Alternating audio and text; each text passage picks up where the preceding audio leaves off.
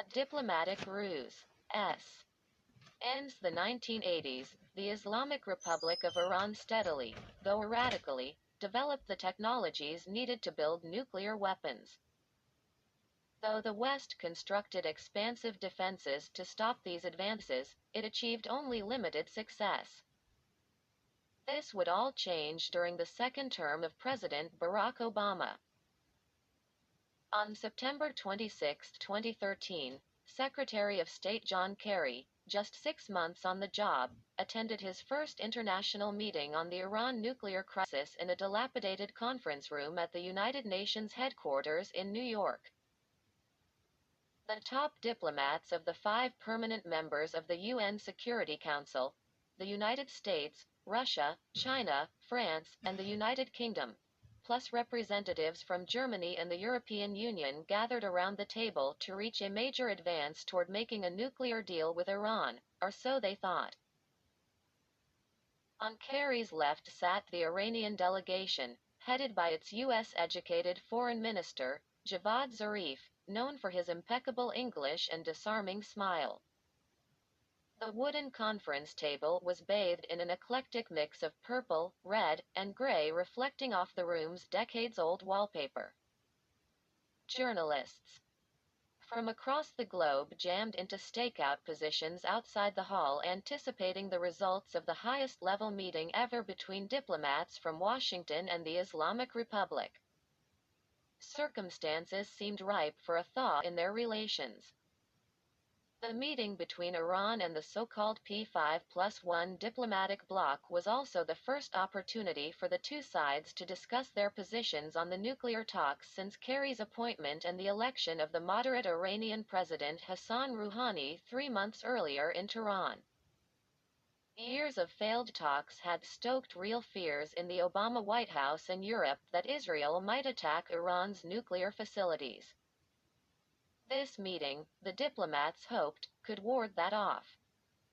The Iranian politician and cleric had won the vote on a pledge to improve his country's ties with the West and end Iran's economic isolation. U.S.-led sanctions, aimed at curbing Tehran's nuclear program by targeting oil profits held in banks around the world, were crippling Iran's economy. The penalties cut Iran's oil revenues in half and diminished the value of its currency, the rial, by 2/3. Aides to Rouhani privately warned the president that their country could run short of hard currency and face a crisis if Tehran wasn't able to quickly get its hands on tens of billions of dollars of oil revenue frozen in Asian, European, and Middle Eastern bank accounts. Iran's Islamic Revolution, which Rouhani had championed since his 20s, was in jeopardy. Zarif didn't let on to the dire state of Iran's finances and made a self-assured presentation to the room, according to diplomats who took part in the meeting. He described the standoff over Iran's nuclear program, which had dragged on for nearly a decade, as a manufactured crisis. He said his government had no intention of developing nuclear weapons and that it was willing to allow international inspectors from the UN significantly more access to Iran's nuclear sites. Tehran was also willing to diminish its stockpiles of nuclear fuel, which included enough medium-enriched uranium for at least 2 nuclear weapons. He said a deal should be easy to put in place. Quote, "We hope to be able to make progress toward resolving this issue in a timely fashion based on respecting the rights of the Iranian people to nuclear technology for peaceful purposes," Zarif told reporters after the meeting. At the same time, we need to make sure that there is no concern at the international level that Iran's nuclear program is anything but peaceful. Kerry and Zarif, however, weren't exactly being straight with the foreign ministers assembled at the meeting or with the media outside, many of whom thought this meeting marked only a first step. The two statesmen, whose countries had been enemies for nearly 4 decades, were collaborating in an elaborate diplomatic ruse for the benefit of their presidents and, they believed, peace. The meeting at the UN was a coming-out party. For more than 2 years already, Kerry had been secretly reaching out to Iranian leaders to attempt a compromise on a nuclear agreement. The former Democratic presidential candidate had started this secret diplomatic work in late 2011, while still serving as chairman of the Senate Foreign Relations Committee. He'd used the position for a range of other diplomatic missions, such as attempting to broker a peace deal between Syria and Israel and mending U.S. ties with the mercurial Afghan leader Hamid Karzai. But his efforts on Iran were particularly high stakes and included secret trips to the Persian Gulf country of Oman, where he discussed building bridges to Iran with Oman's Sultan, Qaboos bin Said Al Said. Oman's monarch was one of the only Arab rulers who had strong ties to Tehran's paramount political figure, Supreme Leader Ayatollah Ali Khamenei. Kerry sent messages to the Ayatollah through the Sultan's offices, indicating that the United States was willing to make significant concessions on the nuclear dispute, which had remained deadlocked since Tehran's vast infrastructure was revealed in 2002. The standoff focused more than anything else on Iran's demands that it had the right to produce nuclear fuel on its soil through the enrichment of uranium. The technology was threatening international stability because it could be used both for powering a nuclear reactor and for producing the core of an atomic weapon. Kerry indicated to Khamenei for the first time that the United States could accept Iran enriching uranium, provided significant monitoring be put in place. Through the Omanis, the politician also discussed confidence-building measures with Iran, such as prisoner swaps and joint efforts to fight terrorism. Kerry wasn't acting alone, nor was he the only American going through Oman. His efforts bolstered President Barack Obama's own secret initiative to have direct talks with the Iranian regime, which began at the start of his presidency in 2009. Like Kerry's meetings, initially behind the backs of the Security Council and the United States' closest Middle East allies, including Israel and Saudi Arabia. In 2012, more than a year before Kerry, Zarif, and the rest of the P5+1 met in the conference room in New York, White House and State Department officials sat down with an Iranian delegation in the Omani capital, Muscat, in the first direct meeting between the United States and Iran on the nuclear issue since the revolution in 1979. Kerry was not present. That encounter was kept secret because of the White House's fears that Israel and the Arab states, and their allies in Washington, might try to upend the diplomacy if they got word. The United States knew that any moves toward rapprochement between Washington and Tehran would be viewed as a threat to these countries, which feared a stronger Iran. This first meeting made little progress. But the escalating U.S. sanctions on Iran and Rouhani's election in June 2013 accelerated the diplomacy to the point where many of the terms of a framework for an accord were already agreed to by the time of the meeting at the United Nations in New York. Zarif hinted at some of the broad outlines of a deal to the P5+1. But neither he nor Kerry let their diplomatic partners know just how far the bilateral track had advanced, or how close they were to an initial nuclear agreement. Quote, "I think all of us were pleased that Foreign Minister Zarif came and made a presentation to us," Kerry told reporters, giving no sign of a larger deal already in the works.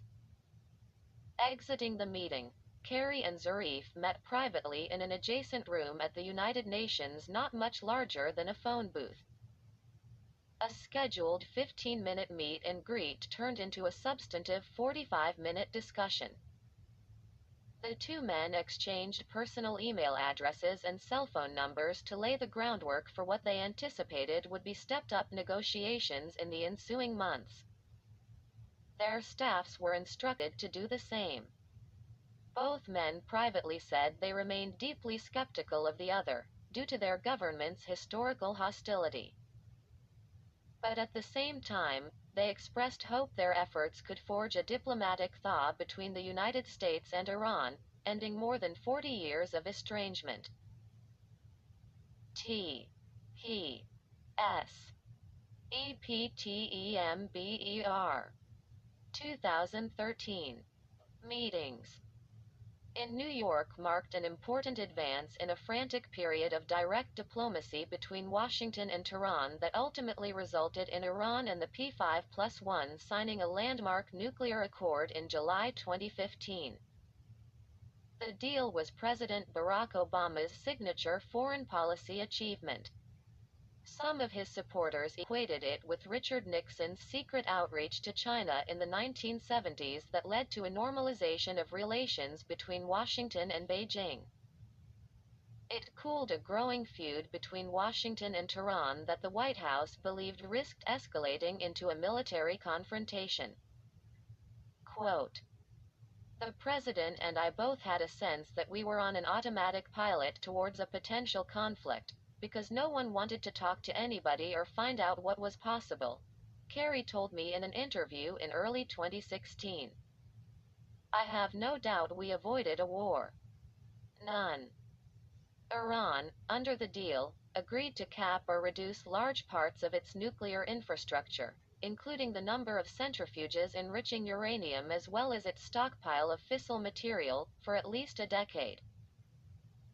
It also agreed to enhance the ability of the UN's nuclear watchdog, the International Atomic Energy Agency, IAEA, to access and monitor Iran's nuclear sites to guard against Tehran secretly developing atomic weapons. In return, the United States and Western countries rolled back the crippling economic sanctions they had imposed on Iran over the past decade. President Obama, from his first days in office, pursued an opening to Iran and Supreme Leader Ali Khamenei with an obsessive commitment. The White House thought a link to Khamenei would be a critical step toward stabilizing the Middle East and avoiding another regional conflict. Tehran and its military proxies had tentacles spread into most Middle East countries, and they posed direct threats to U.S. allies in Israel, Saudi Arabia, and the United Arab Emirates. Obama sent at least 4 letters to Khamenei, called for better relations in speeches and national addresses to the Iranian people, and communicated to Tehran via third-party countries that the United States wasn't seeking regime change in Iran. This marked a sharp reversal of the George W. Bush administration's policy, which largely shunned Tehran and sought to keep it outside the diplomatic tent. Iran, for its part, undermined Bush's major Middle East projects, including the wars in Iraq and Afghanistan and the peace process between Israel and the Palestinians, by backing anti-U.S. militias. Obama viewed détente with Shiite-dominant Iran as crucial to stopping the spread of nuclear weapons, calming the region, and underpinning efforts to counter radical Sunni groups such as the Islamic State and al-Qaeda. He saw Iran as part of a solution. Rapprochement with Iran, the White House calculated, would aid the U.S. effort to pivot away from a foreign policy consumed by the Mideast to one focused more on the booming economies of Asia. Obama's hope for an opening was a first step on the way to the historic Iran nuclear deal, which ranks among the riskiest diplomatic bets made by an American president in modern U.S. history. Indeed, while the United States hopes the nuclear deal will curb the spread of nuclear weapons in the Mideast, there's the threat it could fuel an arms race. Many of the terms of the agreement lapse after a decade, and Iran will then be allowed under international law to rapidly expand its nuclear program and produce weapons-grade fuel. Iran is also developing an expansive ballistic missile program. In preparation for these threats, Saudi Arabia and other Arab countries have vowed to match Iran's nuclear and military capabilities over the next decade. The agreement, what it took to get there, and the tens of billions of dollars now flowing to the Iranian regime could also undermine hopes for a democratic transition in Tehran. Millions of pro-democracy supporters took to the streets in 2009 to protest the allegedly fraudulent re-election of President Mahmoud Ahmadinejad. The political revolt was widely seen as the greatest opening for political reform since the country's 1979 revolution. But President Obama and his advisors offered almost no support for the demonstrators out of fear that backing the protesters would diminish Khamenei's willingness to hold direct negotiations on the nuclear dispute. Communications between the two leaders had already begun by then, and the moment for political change in Tehran passed. There are no guarantees, U.S. officials concede, that the nuclear agreement will breed more moderate Iranian behavior, and it could entrench the hardline regime. The story of the nuclear agreement, and the decade of U.S.-Iranian conflict that preceded it, marked a new era in the annals of U.S. national security and diplomacy. The Obama and George W. Bush administrations deployed weapons never used before against an enemy state. These included sanctions on Iran's entire banking, transportation, and energy sectors and the deployment of cyber weapons, including the Stuxnet virus, which briefly crippled the Iranian centrifuges used to produce nuclear fuel. All of this was aimed at forcing Iran into negotiations on the nuclear issue.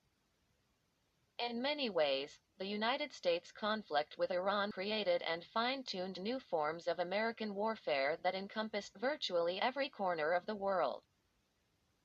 Iran, for its part, unleashed its militias and its elite military unit, the Islamic Revolutionary Guard Corps, against American troops fighting in Iraq and Afghanistan, killing hundreds of U.S.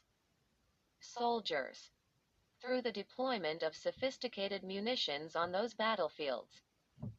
Tehran intensified support for its military proxies in Iraq, Syria, Lebanon, and Yemen in a broader bid to challenge the influence of the United States and its allies.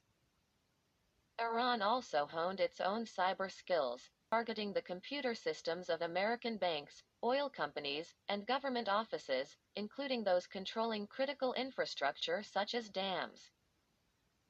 Who won the decade-long feud is up for debate, but certain facts are not.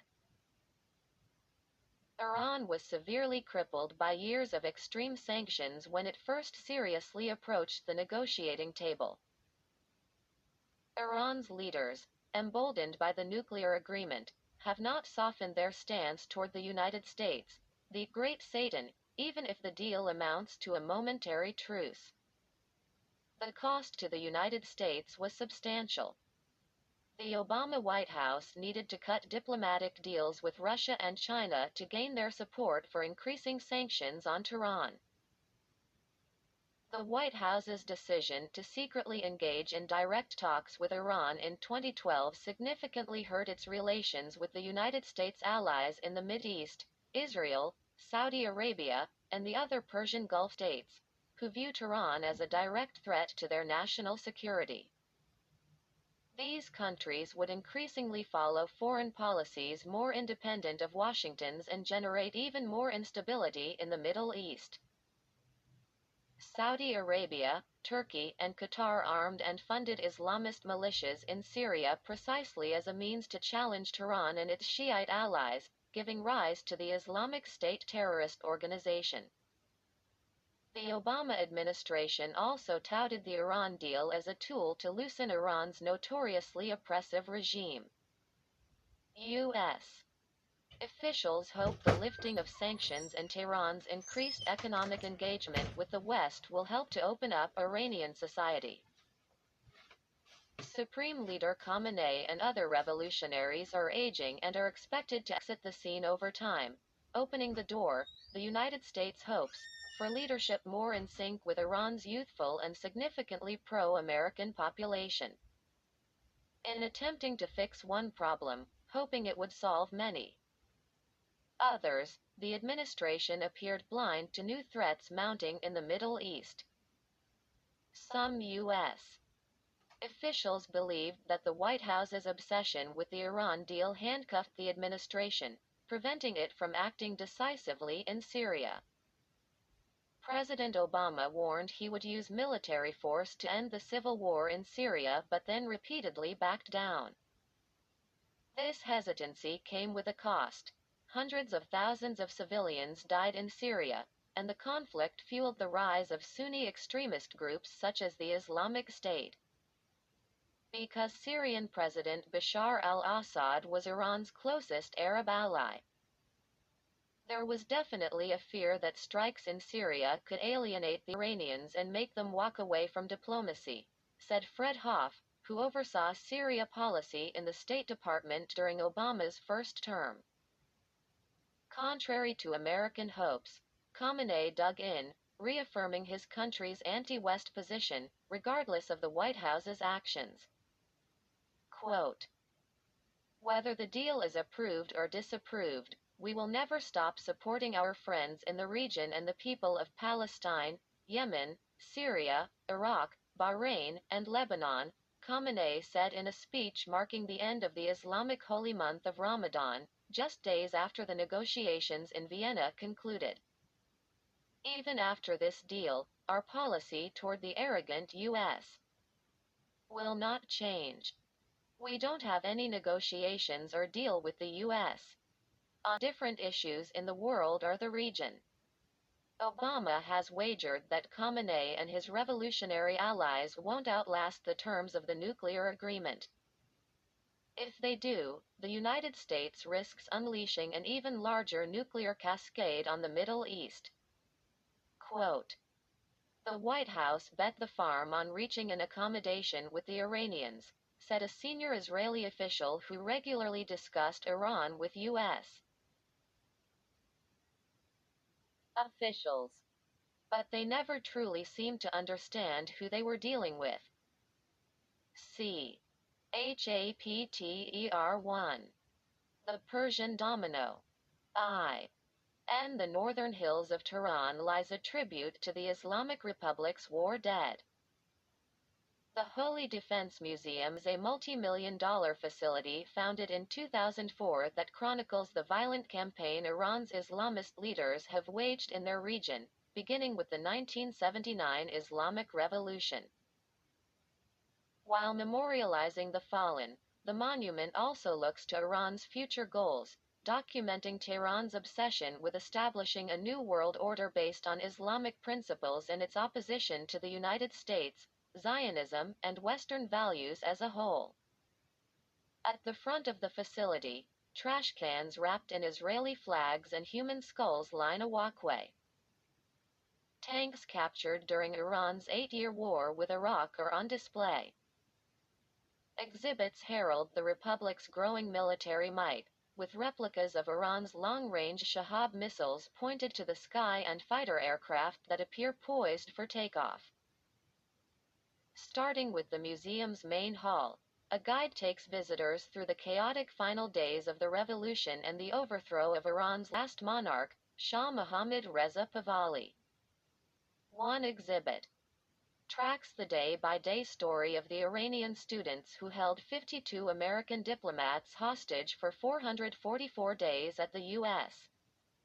Embassy. Galleries vividly recount the lives of the hundreds of thousands of Iranians who died fighting Saddam Hussein's forces during the 1980-88 Iran-Iraq War. Three-dimensional holographs of Iran's martyrs eerily stare down visitors as they pass by. "It's an illustration," says the guide, "that the fallen continue to watch and protect the living." The Holy Defense Museum is a monument to Iranian nationalism, the Islamic Revolution, and the country's historic role as the self-declared greatest historical power in the Middle East. Maps of the original Persian Empire show neighboring countries, such as Bahrain and Azerbaijan, as they are meant to be in the eyes of Tehran, under Iran's writ.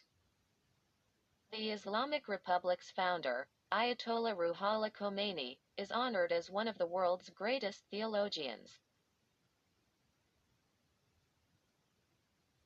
His successor, Supreme Leader Ayatollah Ali Khamenei, seen in photographs and videos, preaches the ideals of the revolution to supplicants and world leaders. Beneath this patriotism, however, the visitor confronts the repeated mantra that Iran has been wronged and persecuted throughout its history, particularly by its Arab neighbors in collusion with the West. A section dedicated to Saddam Hussein characterizes the Iraqi leader as the tyrannical face of the Arabs who were committed to destroying Iran's revolution from its earliest days. A photo of Saddam in his olive green fatigues shaking hands with former U.S.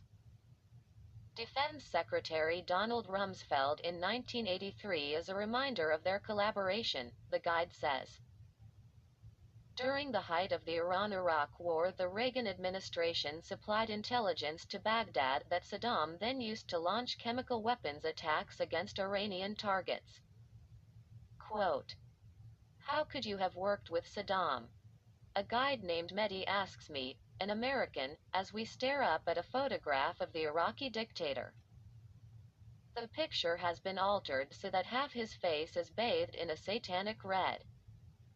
You then had to fight him yourself. Outside, on a concrete strip overlooking Tehran, sits the most chilling exhibit, the ghostly remains of 4 sedans once owned by Iranian nuclear scientists who were blown up or shot by hooded assassins. The cars are wrapped in white shrouds with red dye seeping through the fabric. Red tulips, an Iranian symbol of martyrs, stick out through the windows. Photos of the scientists peer out at visitors. Masoud al-Mohammadi was murdered when a remote-controlled bomb detonated near his car on January 12, 2010, in Tehran. The 51-year-old, according to the gold-plated plaque displayed near his photo and car, was working as a university professor when agents from Israel's intelligence service, the Mossad, killed him. The scientist was devout and never took actions in life without deep understanding and complete study, reads the inscription. Dariush Rezanejad was shot 6 times in his car in 2011 by 2 alleged Mossad assassins, says the plaque. The 34-year-old was a research director in nuclear physics at a Tehran university who was clever and kind and who respected his parents. He died in the presence of his wife and little daughter. Here, Iran's defiance against its enemies through its commitment to its nuclear program is on full display. The head of the Atomic Energy Organization of Iran, a U.S.-educated scientist named Ali Akbar Salehi, inaugurated the Grizzly exhibit when it opened in 2012. A former foreign minister, Salehi was seen as a relative moderate in Iran's theocratic system by American and European diplomats. But the scientist's words underscored his commitment to Iran's revolution and global struggle. The memorial to the innocent nuclear martyrs as an image of honorable victors and chivalric offspring of science and technology, against the cruelty of global arrogance headed by the U.S. and Zionism, he said. T. He diplomacy. B. Eric. O. Obama and John Kerry were pursuing in 2013 was challenged not just by Iran and words such as Salehi's, and not just by opposition from U.S. allies including Israel, Saudi Arabia, and the United Arab Emirates, but by history itself. 35 years of frozen relations since the 1979 Islamic Revolution have created a generation of Americans and Iranians who have known only conflict. In that time, the bureaucracies in both countries have become entrenched and invested in containing the other side. The Iranian Revolution in 1979 altered U.S.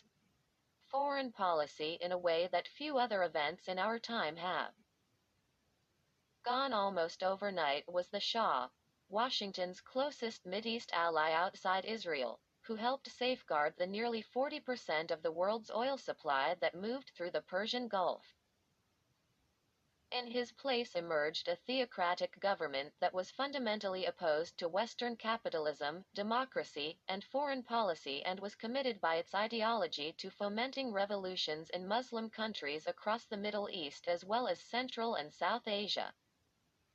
There were parallels in the Iranian threat to that posed by Soviet communism.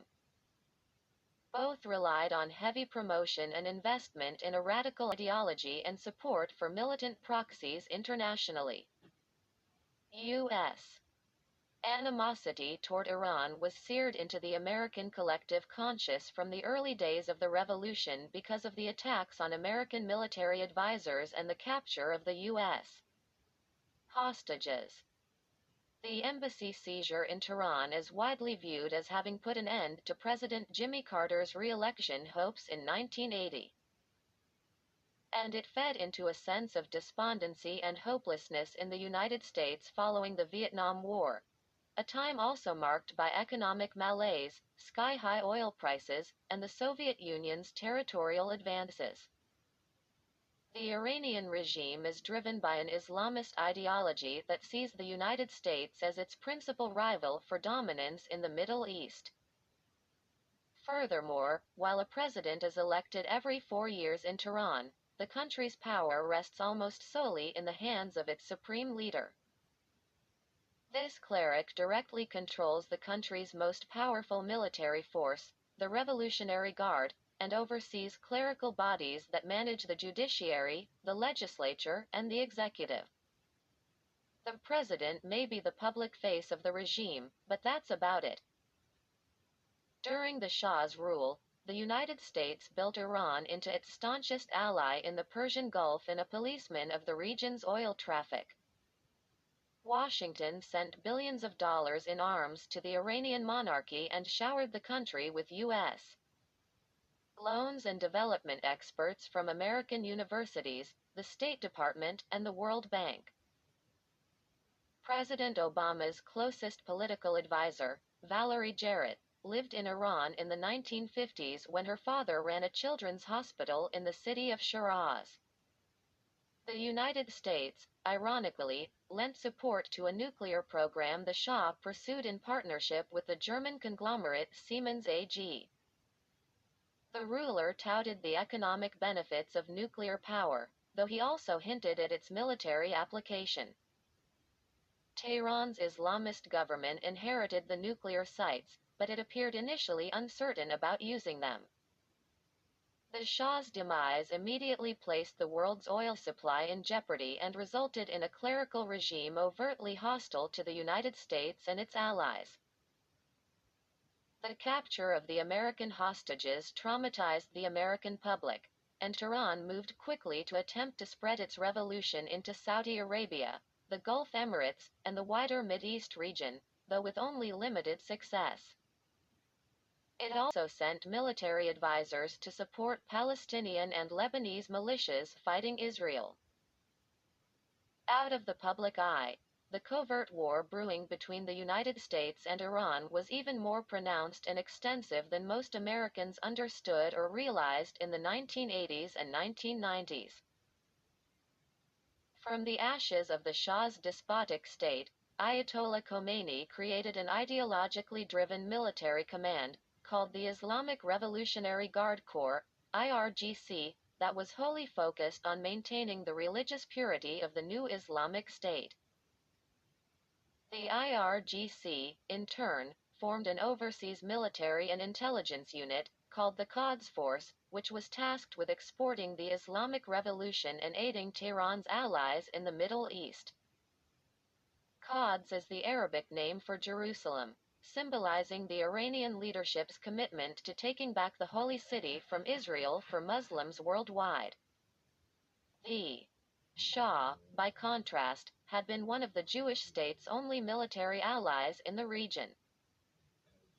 Just 3 years after the Shah's fall, the IRGC also oversaw the creation of the Lebanese Shiite militia Hezbollah, or the Party of God, which in the 1980s conducted a string of kidnappings and suicide bombings targeting American diplomats, military officers, and academics based in Lebanon. Hezbollah's largest attacks were the 1983 bombing of the U.S. Embassy in Beirut and the attack on the Marine Corps barracks there the same year. The strikes killed more than 300 Americans, the largest terrorist attacks against U.S. interests before 9/11. For American security strategists, the Revolutionary Guard and their allies presented an unprecedented security challenge because of their ability to mix radical ideology, military training, and guerrilla warfare tactics to threaten U.S. interests. Hezbollah's use of suicide bombers in Beirut in the early 1980s was among the first times the United States faced a contemporary foe willing to sacrifice its own people to inflict such wide-scale damage. Hezbollah commanders would go on to train al-Qaeda in bombing tactics, according to U.S. intelligence reports. Iran, Hezbollah, and their allies fine-tuned their intelligence capabilities and focused on U.S. and allied targets across the Middle East. The 1983 bombing of the U.S. Embassy in Beirut occurred on a day when, as the Revolutionary Guards and Hezbollah's informants had learned beforehand, more than a half-dozen of the CIA's Mideast officers were assembled in the American diplomatic compound there for a liaison meeting. 8 CIA personnel died, including the agency's top Middle East analyst and Near East director, Robert Ames, and station chief Kenneth Haas. This successful attack marked the beginning of a blood feud between the CIA and the IRGC, which continues today. Indeed, some of the staunchest critics of the nuclear negotiations have been American military and intelligence officers. Former American and Mideast officials argue the United States has not done nearly enough to punish Iran for the attacks in Lebanon. Some in the Reagan administration called for the bombing of Tehran after the attack on the Marine Corps barracks, though no such retaliation occurred. Iran was emboldened, they argue, by the lack of reprisal. Quote, "You both respect them, but also realize that the Iranians will go to almost any end to inflict damage," said Bill Murray, a former CIA operative who was based in both Tehran and Beirut. "You waver on whether they're rational players or not." This profound lack of clarity about Iran's intentions, Tehran's decision-making process, and its willingness to take big military risks vexed the United States' attempts to calculate the regime's future actions. Did Iran really want to strike Israel, as its leaders claimed? Would they be willing to form some sort of accommodation with the West? Would business and economic engagement temper the Iranian leader's revolutionary zeal? The United States just didn't know. Operations by the Quds Force and Hezbollah in Lebanon were followed in the 1990s by equally spectacular global strikes on U.S. and Israeli targets. In 1994, Iran's government employed Hezbollah suicide bombers to blow up the Jewish community center in Buenos Aires, killing more than 150 Jewish Argentines. 2 years later, Iranian-controlled terrorists in Saudi Arabia blew up the United States Khobar Towers military compound in Dhahran, killing 19 Americans and injuring 271. Iran's belligerence has inspired a schizophrenic U.S. strategy toward Tehran over the past 35 years. It has alternated between seeking to woo the regime and trying to overthrow it. Following the onset of the 1980-88 war between Iran and Saddam Hussein's Iraq, the Reagan administration vacillated about which side to support. The United States supplied intelligence and advanced weaponry to Saddam's military in an effort to weaken Tehran in the years immediately after the revolution and the hostage crisis. But by the mid-1980s, the White House, with the aid of Israel, concocted a plan to ship missiles to Iran in exchange for the release of American hostages held in Lebanon. Some officials in Israel and Washington also hoped the deal could support what were believed to be moderate leaders in Iran's revolutionary government by showing the West's goodwill. The scheme became known as the Iran-Contra scandal and nearly led to the impeachment of President Reagan. Some involved in the scandal said the United States never identified any moderate Iranian leaders to begin with. In the months before President George W. Bush's 2000 election, a little-known Middle East strategist named David Wormser wrote a treatise for the American Enterprise Institute, AEI, a conservative Washington think tank. It presaged the U.S. obsession over the coming decade with isolating, weakening, and overthrowing the Islamic Republic of Iran. Wormser's work, Tyranny's Ally, championed the cause of toppling the Iraqi dictator, Saddam Hussein. But the scholar didn't make his case based solely on Baghdad's alleged efforts to develop nuclear weapons or its ties to international terrorism. Rather, Wormser argued, Saddam's fall would drastically remake the Mideast's political and religious map and eventually lead to the removal of a much greater threat to the United States, Israel, and the West, Iran's theocratic government. Iraq had the world's largest Arab Shiite population and was home to Ayatollahs and other religious leaders who directly challenged Tehran's theocratic system, and Supreme Leader Khamenei's claim to speak for the world's Shiites. They were suppressed, however, by Saddam Hussein's Sunni Ba'athist regime. His fall, Wormser argued, would free Iraqis to challenge the Iranian state. Quote, an effective policy on Iraq offers the United States an opportunity to endanger and ultimately triumph over Iran's Islamic Revolution as well, Wormser wrote in the 1999 book, which drew almost no notice at the time. Launching a policy and resolutely carrying it through until it razes Saddam's Baathism to the ground will send terrifying shock waves through Tehran. He argued that Iraq's Shiite population would emerge as a rival to Tehran's government. In a broader sense, this challenge to Iran, Wormser wrote, could lead to the undermining of Tehran's political and religious legitimacy and break apart its regional system of alliances, known as the Resistance Axis, which comprised Syria's Assad regime and the militant groups fighting Israel, Hezbollah in Lebanon and Hamas in the Palestinian territories. Wormser argued that this alliance was among the largest sources of anti-American and anti-Western terrorism and militancy in the world, and Iran was its powerful core. Any weakening of Tehran, he argued, would fray this alliance and serve as the key to a new and stable Middle East, with restored American power. Quote, Lebanon-based terror is a major tool used by Iran and Syria to erode American prestige and regional influence, Wormser wrote. For the United States, any strategy that would compromise the eclipsing influence of Iran's revolutionary clerics would usefully promote American interests. Wormser's short book, written in near obscurity, encapsulated the strategic rationale some in the George W. Bush administration had for invading Iraq, with a weaker Iran as the ultimate goal.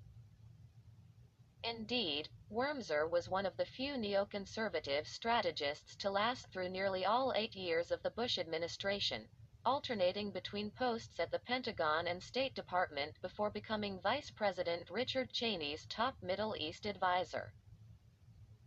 During this time, the conflict he had written about in 1999 played out along the very fault lines he envisaged, though not necessarily with the outcome he predicted. A struggle between the United States and Iran for control of the Middle East was taking place, with hot wars and proxy battles in Iraq, Afghanistan, the Persian Gulf, Lebanon, and the Palestinian territories. These regional conflicts quickly eclipsed Washington's focus on al-Qaeda and Sunni extremism and exposed the limits of American strategic planning. And the years following. September 11, 2001, the U.S. conflict with Iran emerged as the largest national security challenge for both the George W. Bush and Barack Obama administrations, as hundreds of thousands of American troops occupied Iran's neighbors Iraq and Afghanistan.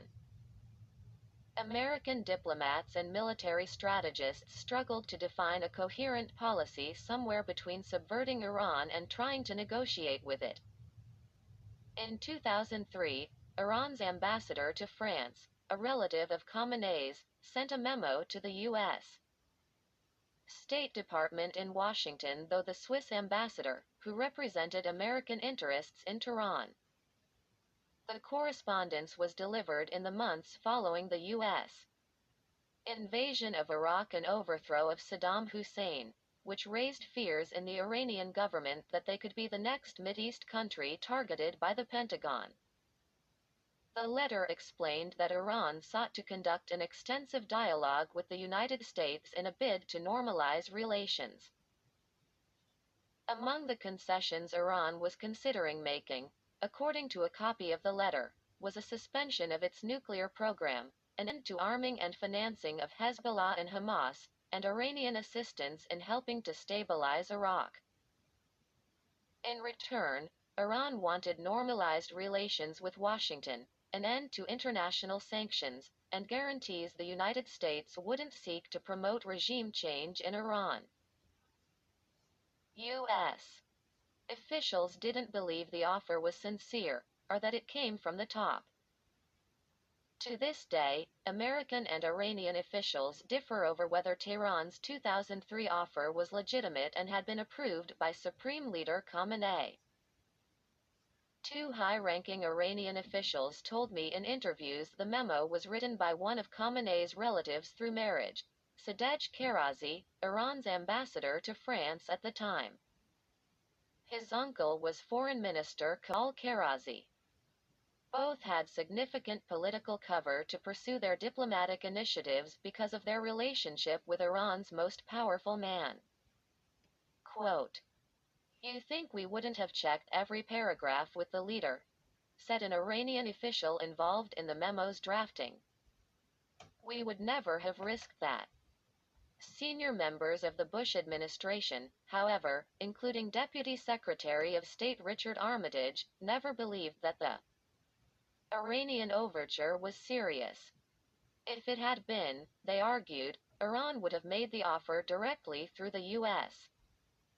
ambassador at the United Nations or via Washington's European allies. Hawks in the Bush administration thought the letter was floated by some Iranian diplomats as a defensive ploy to ward off a possible American attack. The letter was dismissed at the time either as a fake or as a desperate attempt to temporarily relieve U.S. pressure. Quote, "We thought we were being set up." Dealings with Iran had severely damaged both President Reagan and Carter, said Zalmay Khalilzad, a top White House and State Department official in the Bush administration. "We were willing to deal with Iran authoritatively. But this was not taken seriously." He response to the letter revealed how wary the United States had grown over any communications with Tehran. This uncertainty was no help in developing a unified and coherent policy toward Iran. Rather, it exposed deep divisions within Washington's national security establishment and fueled turf wars and ideological fights involving the State Department, Pentagon, White House, CIA, and FBI. At times these clashes produced internal charges of spying and treason, with catastrophic ramifications for the security of the United States and its allies. Nowhere were these divisions more apparent and pronounced than in the build-up to the Iraq War. Hardline and neoconservative strategists in the National Security Council and Pentagon believed conquering Baghdad would weaken Tehran, as outlined in Wormser's book. But many in the State Department and Pentagon, as well as officials in Israel, Saudi Arabia, and Jordan, feared Saddam's overthrow would only empower Tehran regionally, by removing one of its foremost enemies and opening Iraq to Iranian influence. They took the position exactly opposite to Wormser's, arguing that Iraq's Shiite majority would closely align itself with Iran after Saddam's fall, which is, in fact, what happened. Quote, "I never understood the rationale for the war when it came to the challenge of Iran," said Michael Oren, who served as Israel's ambassador to the United States during Obama's first term. "I can remember telling members of Congress that Iran would move much closer to Israel's borders once Baghdad fell." The battle over Iran policy also played out inside Washington's intelligence services. Since 2002, evidence had been mounting that the Iranians were moving quickly toward a nuclear weapon, which could have placed the United States on a path toward war with Iran. But in late 2007, the collective offices of the United States' 16 American spy agencies released a report on the state of Iran's nuclear program. The report, a National Intelligence Estimate, (NI), was requested by Congress and represented the most expansive study to date by the U.S. government on Tehran's nuclear work. Its conclusions stunned the White House and Israel by arguing that Tehran had ceased a coordinated effort to develop nuclear weapons, akin to the United States Manhattan Project, in 2003. The NI, according to U.S. officials, was based in part on intercepted emails and telephone calls made by the suspected head of Iran's nuclear weapons program, a Revolutionary Guard officer named Mohsen Fakhrizadeh. He complained in his communications that the Iranian government had cut off funding for his operations. The NI sent shock waves across the international diplomatic community. Iranian President Ahmadinejad cited the study as a gift from God, and proof that Tehran wasn't secretly developing nuclear weapons. Many White House officials and allies in Israel, France, and Britain, meanwhile, believed the intelligence report ended the possibility that the Bush administration would use military force against Iran during its final years in office. Republicans and some officials inside the White House publicly charged the authors of the intelligence report with launching a policy coup against President Bush. They noted that the authors of the report, former State Department counterproliferation and terrorism experts, had been among the most vocal in challenging the intelligence assessments on Saddam Hussein's alleged nuclear program in the months heading into the 2003 Iraq War. Vindicated after revelations about Iraq that showed no nuclear weapons, these officials were now seeking further payback against the hawks and the so-called neoconservatives in the Bush administration, and trying to prevent another war. Quote, "You couldn't read the key judgments of the report and not assume that this was intended to change policy," said John Bolton, who served as President Bush's ambassador to the UN and the State Department's top counterproliferation official. It shredded the Bush administration policy. B. Eric O. Obama faced no foreign policy issue more pressing than this when he took office in 2009. Despite the NIE's conclusion, Iran continued to expand and refine its ability to enrich uranium, and UN inspectors could see in the course of their regular visits to Iran that it was close to being capable of producing weapons-grade fuel. The debate focused on when, not if, this might happen, and whether Tehran would take the risk of developing actual weapons.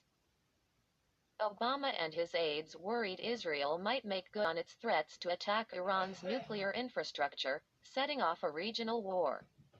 Quote, "We just thought this would be a catastrophe. We thought it would collapse the painstaking international house of cards we built," Benjamin Rhodes, President Obama's deputy national security advisor, told me in a 2016 interview about the potential for an Israeli attack. "It would invite the Iranian response, so we'd be in the worst of all worlds," Tehran's support for militias fighting American forces in Iraq and Afghanistan, meanwhile, placed Iran in the position of being able to either support or sabotage Obama's plans to end the wars in those countries. Obama administration officials say that in their first term U.S. policy toward Russia, China, and Europe was largely viewed through the lens of American efforts to gain these countries' support for sanctioning. Tehran. President Obama shelved missile defense plans in Europe to win the Kremlin's buy-in. American diplomats exhaustively sought to find new energy suppliers for China so that Beijing could wean itself off Iranian oil. Obama's White House planned to escalate sanctions by quietly building on the work begun by the Treasury Department during the Bush administration. The Treasury had already cut off Iran's major banks and financial institutions from the global banking system, but now Washington sought to dry up Iran's global oil exports, which, for most of the past 2 decades, were the second or third largest within the Organization of the Petroleum Exporting Countries, OPEC. The Obama administration expanded this financial war by recruiting every country in Europe, the Middle East, and Asia to block trade with Iran and by targeting every sector of Iran's economy. The growth of Iran's nuclear program, meanwhile, galvanized Washington's and Israel's intelligence services to use cyber attacks to thwart Tehran's acquisition of an atomic bomb. Beginning in 2009, U.S. intelligence agencies covertly inserted a computer virus, called Stuxnet, into the computer systems controlling Iran's uranium enrichment facility in Natanz.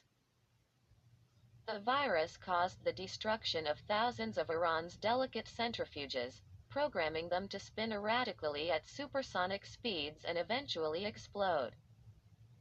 The computer attacks are the first known use of cyber warfare against a sovereign state.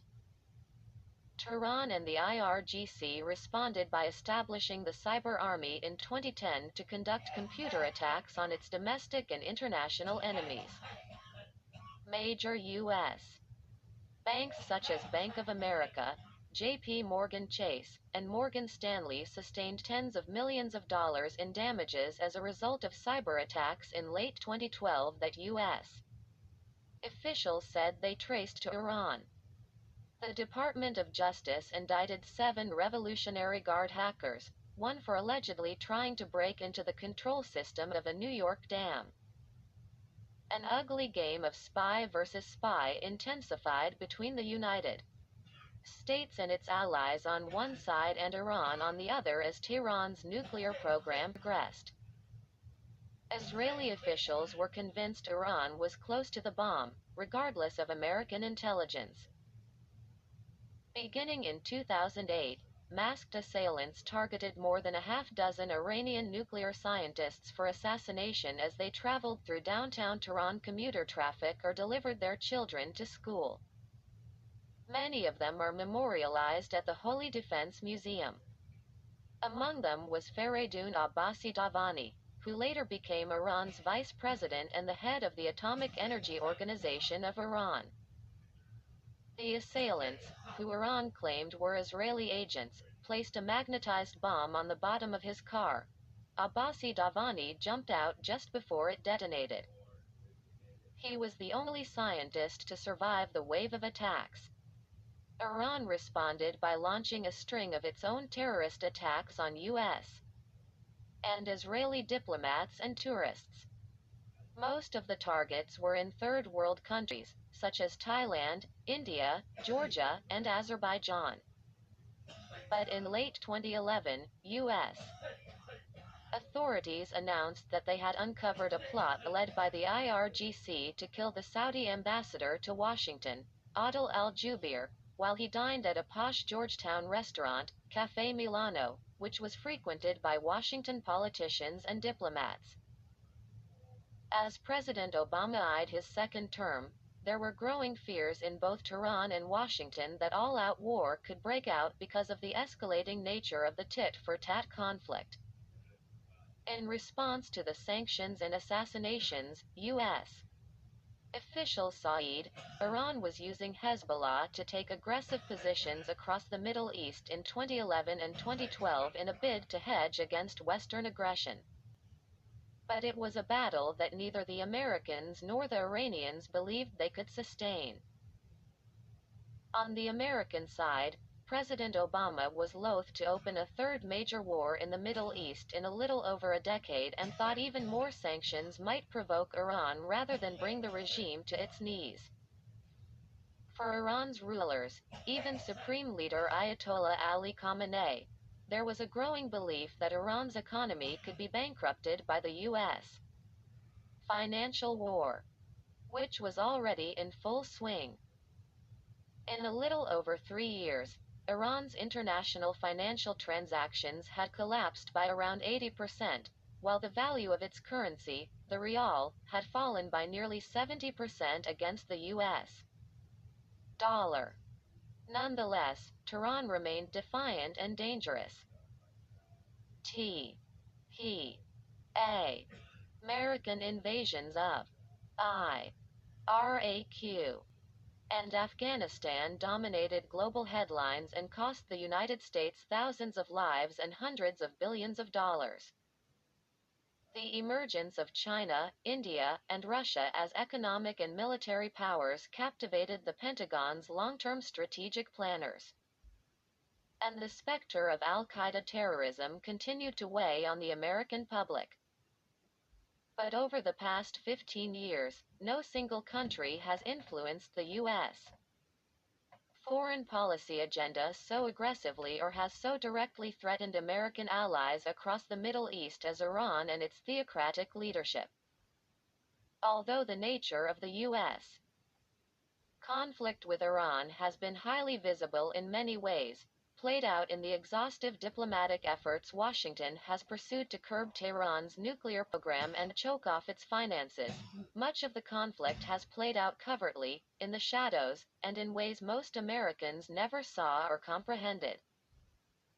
The wars in Iraq and Afghanistan devolved into proxy battles between the United States and Iran, with the two sides overtly and secretly supporting opposing political parties and militias. The wave of revolutions that swept the Middle East and North Africa beginning in late 2010, the so-called Arab Spring, fractured the region and led to a new fight between the United States and Iran for influence in a rapidly shifting political landscape. This competition has played out in Lebanon, Yemen, the Palestinian territories, Egypt, and Bahrain. Nowhere has the fallout from this U.S.-Iranian standoff been more tragic, though, than in Syria, where Iran and the IRGC have propped up and armed President Bashar al-Assad against a nationwide political revolt that's descended into civil war and left as many as 500,000 Syrians dead. The chaos has allowed Sunni extremists, in particular the Islamic State, to fill the power vacuum. Iran's ability to save the Assad government has until now provided Tehran with a major strategic victory over the United States and its allies. The United States, conversely, appeared powerless to stop the carnage in Syria, if not uninterested in doing so, providing only limited supplies to a rebel movement it never entirely trusted. The conflict between the United States and Iran has grown ever more intense and sophisticated over the past decade. This book, based on interviews and reporting trips across the Middle East, Europe, and the United States over the past 5 years, sheds light on just how far Tehran and Washington have gone to combat each other's roles in the Middle East since 9/11. It also shows the enormous costs both sides have borne in a competition that continues to this day. Many in America and Iran are intent on turning the page. But the 15 years of the Iran wars have been an exercise in engaging an enemy we don't fully understand or trust. Negotiating the future of the relationship from a point of such uncertainty, Washington and Tehran face dubious prospects for moving forward peacefully. Quote, "There are two futures. One future will be greater conflict, greater tension, greater mistrust, Basically, more of the same as we had in the past. But more of the same may not be easily manageable, Iran's foreign minister, Mohammad Javad Zarif, told The New Yorker. As the diplomacy with the United States gained momentum in 2014. And it may even get worse and more dangerous. So that's one option, which I hope will not be before us. C. Chapter 2. The Missed Chance. And the weeks after the September 11, 2001, terrorist attacks on New York and Washington, D.C., the people of Iran expressed more sympathy for the United States and American victims than did the citizens of any other Middle East or Muslim county. Iranians held candlelight vigils at universities and public squares to honor the dead. President Mohammad Khatami, a reformist cleric, restated his call for a dialogue among civilizations. Ayatollahs from the holy city of Qom decried the attacks on the United States as a corruption of Islam. Even Supreme Leader Khamenei voiced alarm about the global terrorist threat, though in a speech that managed to counter empathy with blame. Quote, In the final analysis, we doubt the sincerity of the American government's intention to combat terrorism, the Ayatollah said in a speech on September 27, which directly focused on the attacks on New York and Washington.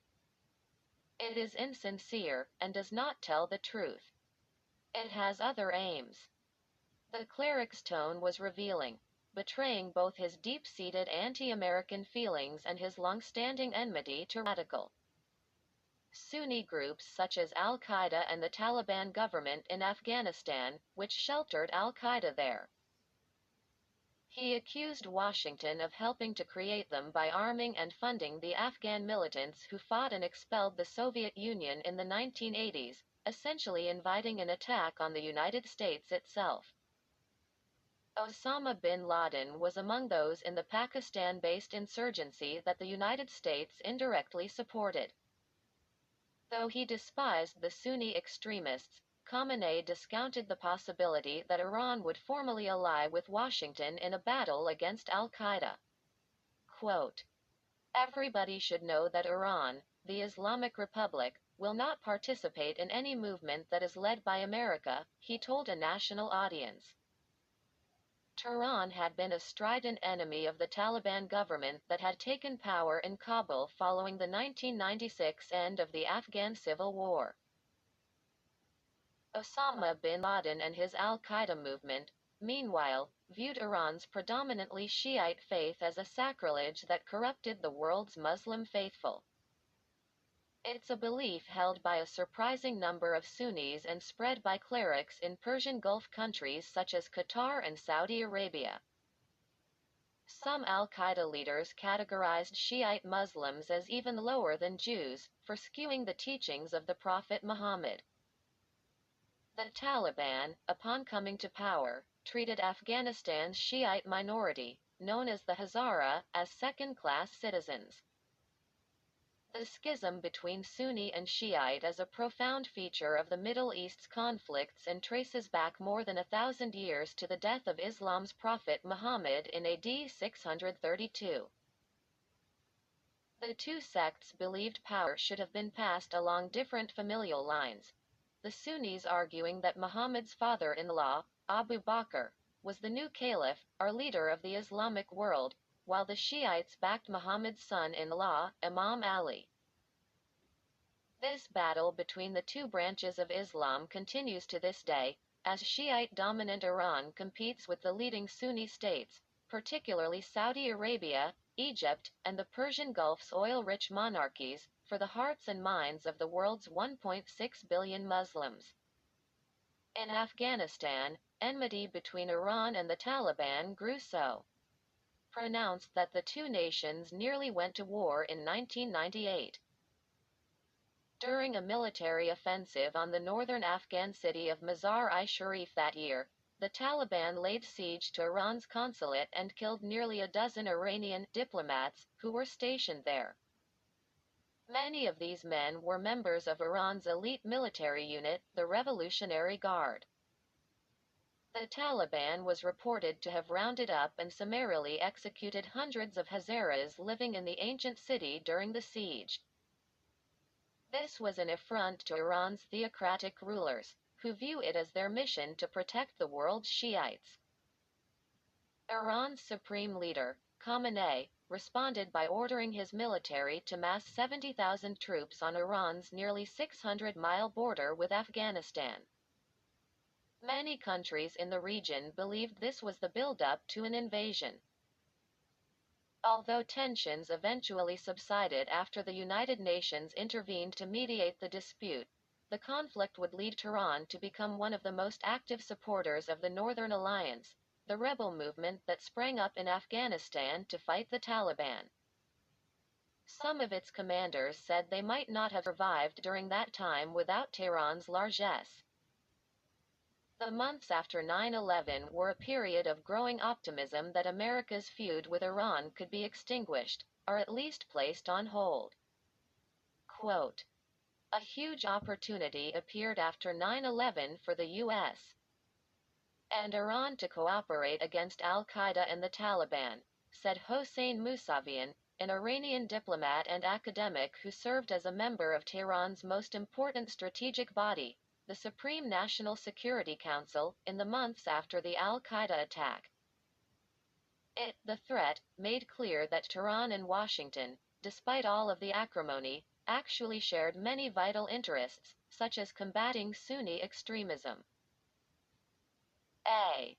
LMOST Immediately after the al-Qaeda attacks, President Bush ordered the CIA to insert a small team of operatives, code-named Jawbreaker, into Afghanistan. Jawbreaker's mission was to link up with the insurgent Northern Alliance, headquartered in the Panjshir Valley, and to plan a joint military operation against the Taliban. The six-man team was specifically tasked with mapping out the battlefield in Afghanistan and guiding U.S. allies in the fight there. Located just 45 miles northeast of Kabul at the foot of the Hindu Kush mountain range, the Panjshir Valley links the capital to northern Afghanistan and Central Asia. Foreign forces have used the Panjshir to insert their armies into Afghanistan dating back to the time of Alexander the Great. It had been a rebel stronghold for the Mujahideen fighters who had successfully driven the Soviet Red Army out of Afghanistan in the 1980s. Its minerals, including diamonds and emeralds, have lured outsiders for centuries. And it was where the Jawbreaker team came face to face with the Quds Force, Iran's most feared military organization.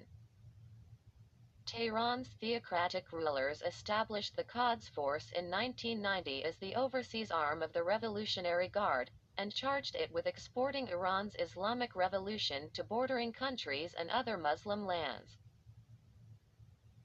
Quds commanders instigated instability in a range of Muslim countries across the Middle East by arming and training proxy groups, either to undermine strategic rivals such as Saudi Arabia and Israel or to promote the cause of fellow Shiites.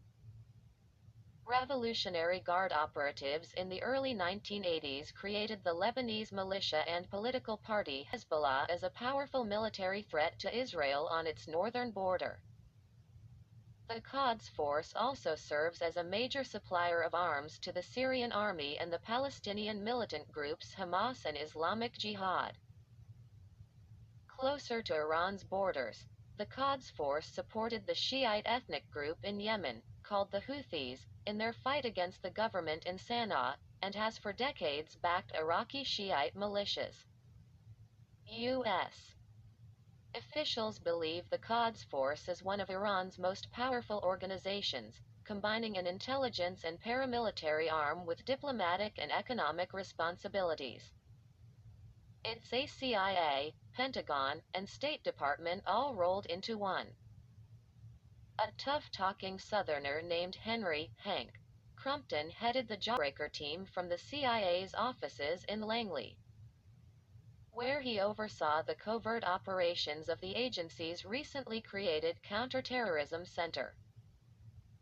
Two of the CIA's most experienced overseas operatives, Gary Schroen and Gary Bernchen, were stationed on the ground, with Crumpton monitoring from Virginia. Each man had experience dealing with both the Afghans and the Quds Force and Iranian intelligence. Schroen had tracked the Iranian movement of arms and cash into the Balkans in the 1990s in their bid to bolster Muslim communities in Bosnia and Kosovo. Bernchen helped U.S. allies in Arab countries fend off efforts by the Quds Force to destabilize their political systems and incite their Shiite populations. Crumpton had been based in Africa, where Hezbollah was active among the expatriate Lebanese Shiite populations there. Jawbreaker's mission was complicated by the fact that the ally they sought, the Northern Alliance, was partially a creation of the Quds Force itself. Throughout the late 1990s, as the Taliban gathered strength in the Pashtun areas of southern Afghanistan, Tehran had transferred weapons, funds, and trainers to the Northern Alliance. Although militias from Afghanistan's minority Tajik, Uzbek, and Hazara populations dominated the rebels' ranks, it was India and Russia, two countries that also feared the rise of a radical Sunni movement in their region, that joined Iran in backing the Northern Alliance. The Iranians, as well as the Russians and the Indians, hoped their Afghan ally could serve as a bulwark against the Taliban spreading their radical ideology outside Afghanistan's borders. Among the United States' principal interlocutors in the Northern Alliance prior to 9/11 was its commander, Ahmad Shah Massoud, an ethnic Tajik. The French-educated soldier had been an on-and-off ally of the CIA during the 1980s and served as defense minister in Kabul after Afghanistan's civil war briefly ended in the early 1990s. Massoud returned to his life as a rebel after the Taliban took power in 1996. He was a fierce opponent of the movement's radical interpretation of Islam and its repressive stance toward Afghanistan's minorities, though he himself was a conservative Muslim. The Iranians and the Americans both saw Massoud as the one Afghan who could unite the country's feuding warlords and clans against al-Qaeda and the Taliban. Tehran particularly felt an affinity for the commander, as Iran shares strong linguistic and cultural ties to Tajikistan and its ethnic community. The CIA even inserted its officers into Afghanistan to support Massoud's men in their fight against Taliban and al-Qaeda militias prior to the 9/11 attacks. The agency's Counterterrorism Center established limited ties with the Northern Alliance in an unsuccessful effort to prevent such a major terrorist strike from happening. Tehran, Moscow, and New Delhi, as well as the Americans, all sought to push back the tide of Sunni fundamentalism that was spreading across Central and South Asia. Their rivals were the Taliban's financiers and arms suppliers, Pakistan, Saudi Arabia, and the Persian Gulf states, such as the United Arab Emirates. Washington was uncomfortably stuck in the middle, allied with the Saudis, but increasingly concerned about the Afghanistan-based activities of one of the Saudi kingdom's most famous sons, bin Laden, who had found safe haven there. The Quds Force, meanwhile, with its experience in funding and training proxy armies, helped strengthen the Northern Alliance with arms and monies. By building a compliant ally from within Afghanistan, as Iran had done in Lebanon, Syria, and the Palestinian territories with Hezbollah and Hamas, Iran's ayatollahs and generals sought above all to entrench their influence in the wider Mideast and reconstitute, in some ways, the vanished power of the Persian Empire. A. S. C. RUMPTON. Single quote. S team made contacts in the Panjshir Valley in late September. The CIA was immediately caught in a shadowy game for influence with Iran's spy agencies. The Americans on the ground didn't trust the Iranians. Many inside the CIA held a deep disdain for the Revolutionary Guard and their proxies, particularly Hezbollah, dating back to Lebanon's civil war in the 1980s. Gary Bernstein began his career at the agency the same week. U.S. officials believe Tehran ordered Hezbollah to blow up the American embassy in Beirut in 1983. The attack killed 9 of the agency's top Middle East hands, including the legendary spy Robert Ames. Quote, "My first day at the CIA was the day the bomb went off in Beirut," Bernstein said. "We really, really hated these people." Crumpton, Bernstein, and other agency staff were fully aware of the presence of Quds Force agents intermixed among the Tajik, Uzbek, and Hazara fighters who constituted the Northern Alliance. But Jawbreaker was instructed to steer clear of any dealings with the Iranians. This placed the Afghans in the middle of 2 rival camps as they geared up to confront the Taliban. Quote, "I told the Afghans, you need to deliver a message to the IRGC. If they approach, or appear anywhere near the battlefield, we will view them as hostile," Crumpton said in an interview after he retired from the agency in 2005. "We knew the Iranians were scared shitless of us." Crumpton claimed the Revolutionary Guard dreaded any direct confrontation with the United States. Bernstein said he was even more blunt. He penned a letter to the Iranians operating in Afghanistan and asked a Northern Alliance intermediary to deliver it. The New York-born Bernstein, now 58, declared in his missive that he would kill any Revolutionary Guard he confronted on the battlefield. Quote, "This horrified the Afghans," he said. "They didn't want to get caught in the middle of a geopolitical feud." The Northern Alliance's leaders made no secret of the fact that the IRGC kept a liaison office in the Panjshir to help coordinate training and battlefield tactics. While wary of the IRGC's actions, the CIA came to see this as an asset and a means to monitor the activities of the secretive Iranians. U.S. intelligence officials had struggled mightily to gain useful or accurate information on Iran, whether on its nuclear program or on its military activities across the Middle East.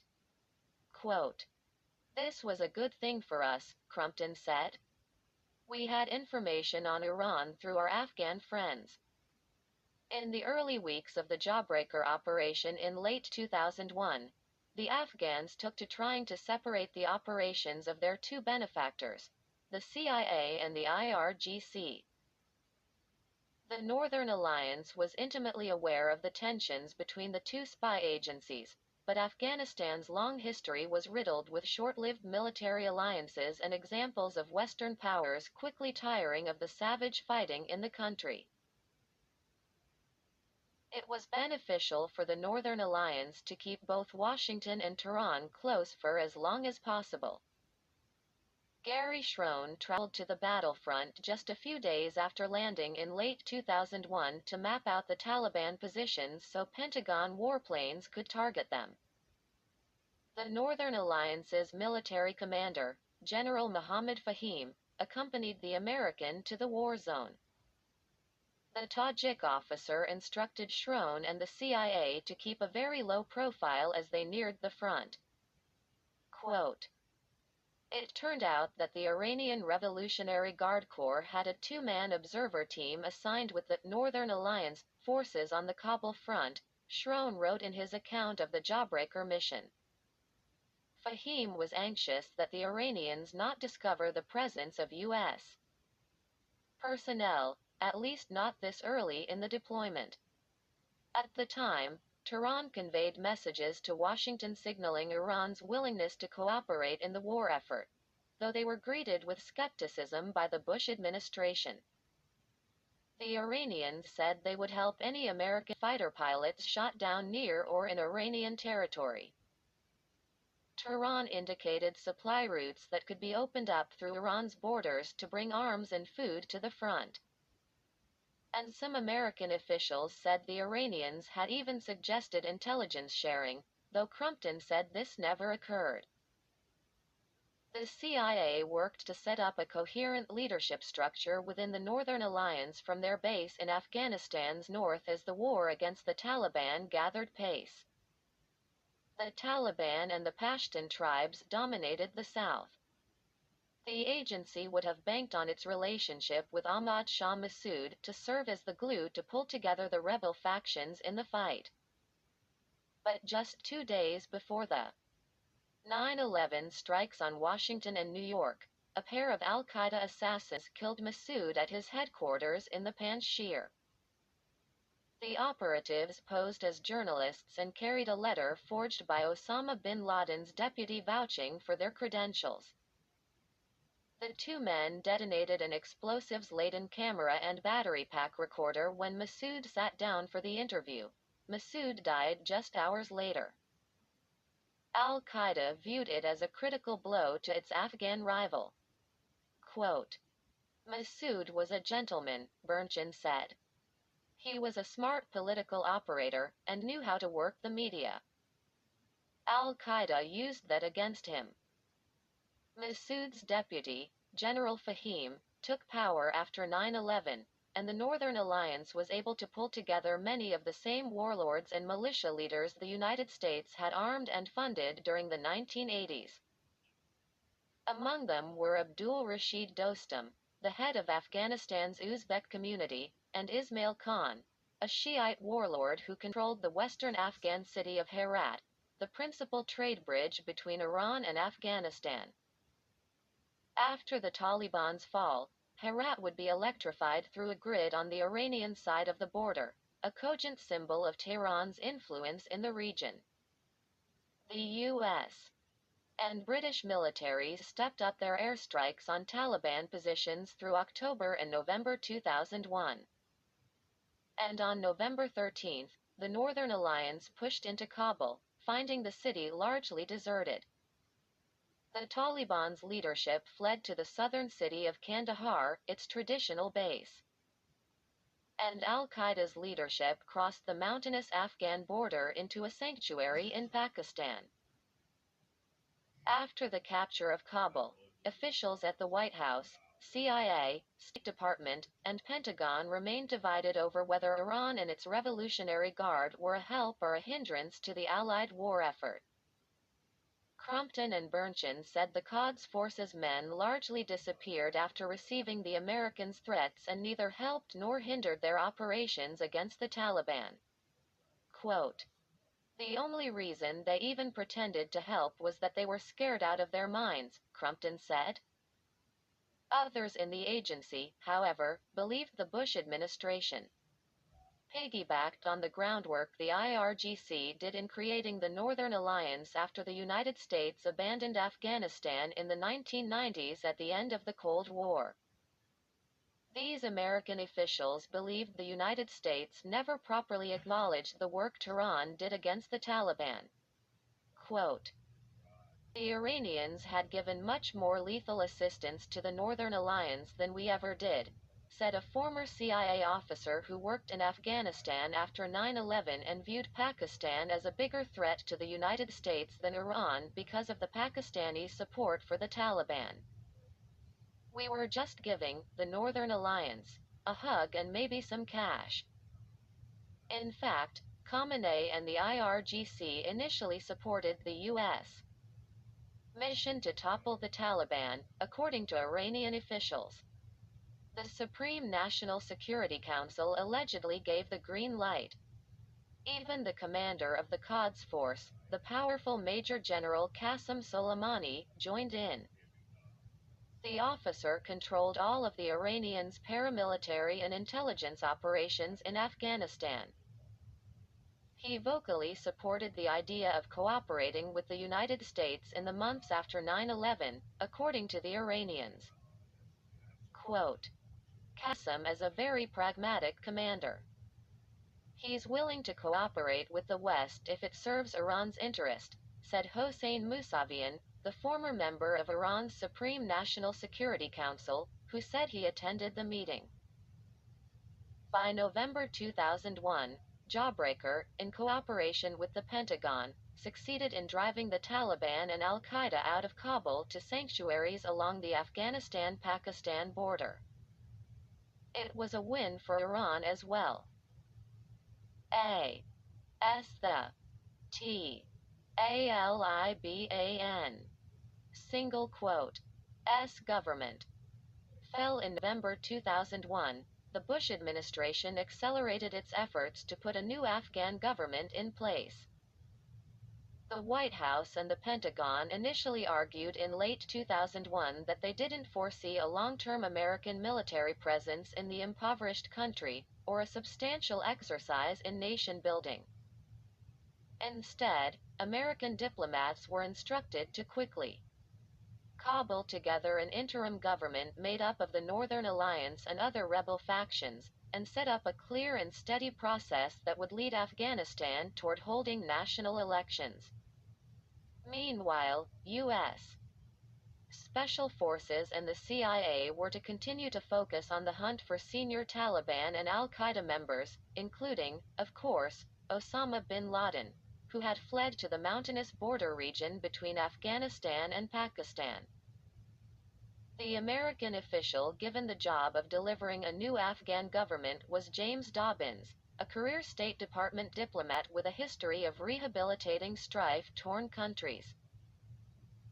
Dobbins, now 73, had worked extensively in the Balkans in the 1990s to end ethnic conflict and establish stable regimes in Kosovo and Bosnia. He had served in Somalia as well as Haiti, following U.S. military operations that uprooted local despots and militia commanders there. Dobbins didn't bring any ideological baggage to his new job as the special U.S.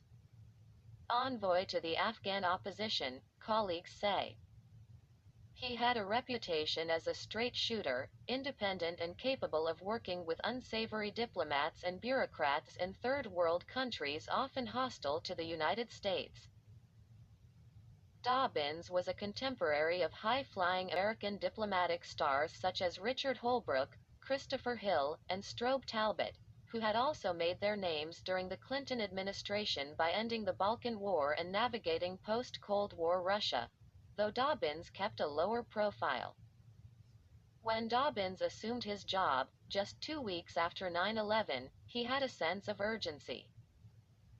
The Taliban and its al-Qaeda allies were weakening militarily at a pace much faster than many in the Pentagon or CIA had anticipated. Afghanistan, as a perpetual battleground for competing regional powers, would soon need the support of its neighbors, principally Russia, Pakistan, India, Saudi Arabia, and Iran, in order to create a new government in Kabul. The State Department envoy needed to bring them all on board, or risk outsiders undermining the political transition. Dobbins's job turned to shuttle diplomacy, some meetings secretive, some not. He traveled from New York to Rome and from Pakistan to Germany in the final 2 months of 2001.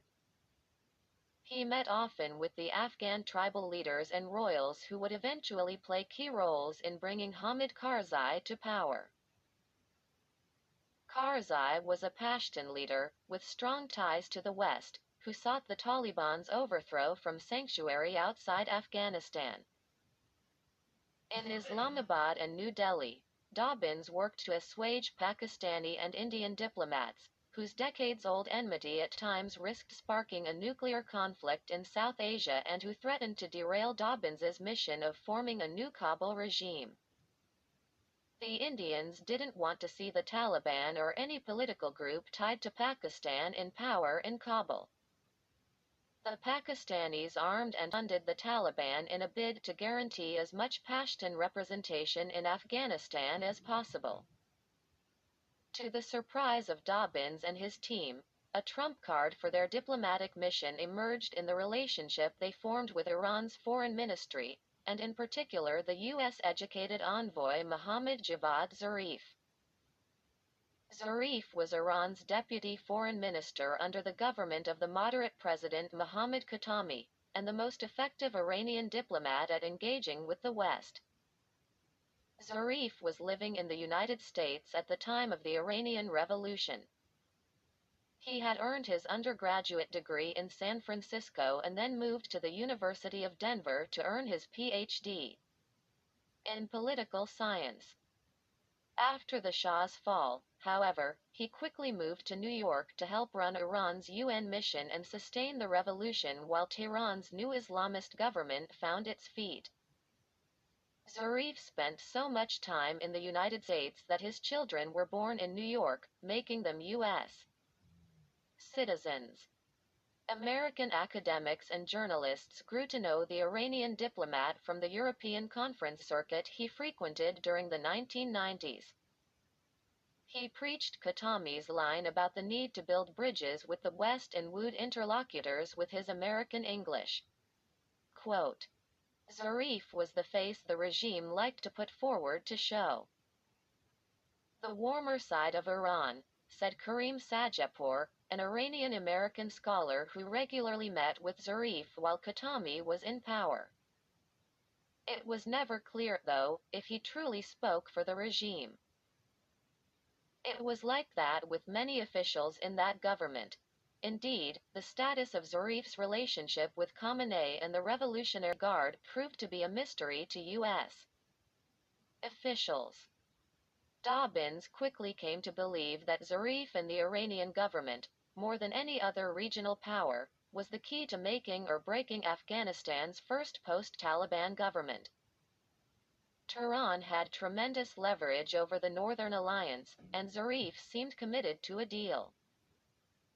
It was through Zarif's media, Dobbins thought, that Iran could build cooperation within the international community for all regional actors to help combat the terrorism and narcotics smuggling that emanated from Afghanistan. Iranian officials regularly reminded Western governments that its population bore the brunt of Afghanistan's instability, as evidenced by the high number of heroin addicts inside Iran who got their drugs from Afghan smugglers. Quote, they were pretty specific that they were willing to work with us on a range of issues, Dobbins told me in multiple interviews after leaving government. We had a crucial opportunity. The Bush administration was initially noncommittal on whether Dobbins was authorized to directly engage Tehran on the Afghan issue. Some of the more hawkish officials in the White House and Pentagon viewed any contacts with the Iranians as a sign of weakness, which would only encourage Tehran to spread its influence into the region's hot spots. Successive U.S. administrations had formally barred any direct contacts with Iranian officials that weren't first cleared by the State Department, colloquially known as Foggy Bottom, after its neighborhood in Washington. But eventually Secretary of State Colin Powell gave Dobbins the green light. The retired general had himself sought to forge common ground with Tehran in the weeks after 9/11. Attending the annual meeting of the UN General Assembly in New York in November 2001, Powell had gone out of his way to shake hands with his Iranian counterpart, Kamal Karazi, who had told the Assembly that Iran stood with the United States in the fight against terrorism. Quote, Powell thought that our interests in Afghanistan were parallel with Iran's, Dobbins said. And we saw this as an avenue for rapprochement with Iran. Weeks of globetrotting by Dobbins and the American diplomatic team culminated in the UN negotiations on Afghanistan transferring from the UN General Assembly in New York to a December conference in the former West German capital, Bonn. A large state guest house, called the Petersburg, housed the mishmash of UN bureaucrats, high-powered diplomats, and Afghan warlords who showed up for the meetings. Between talks about the shape of a new Afghan constitution and government, the envoys peered down on the Rhine River and the vineyards that dotted the German landscape. Dobbins met with Zarif and his staff every morning at 10 o'clock in a large banquet area at the Petersburg.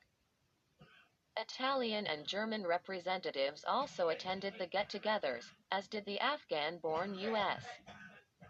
diplomat Zalmay Khalilzad, who would become President Bush's ambassador to both Kabul and Baghdad in the years to come.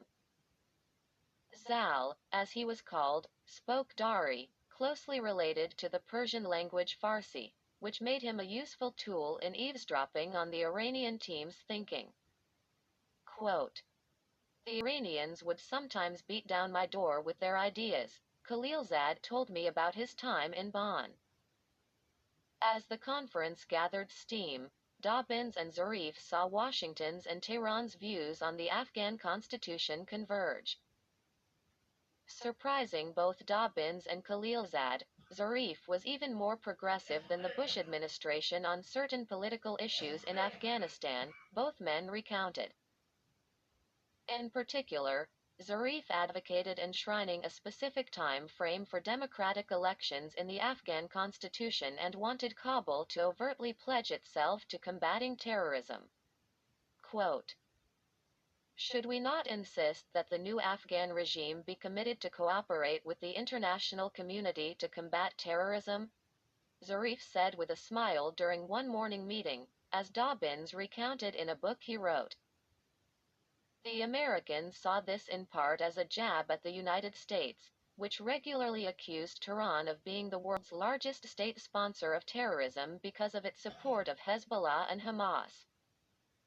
The Iranians claimed these organizations were legitimate liberation movements seeking to end the Israeli occupation of Arab lands.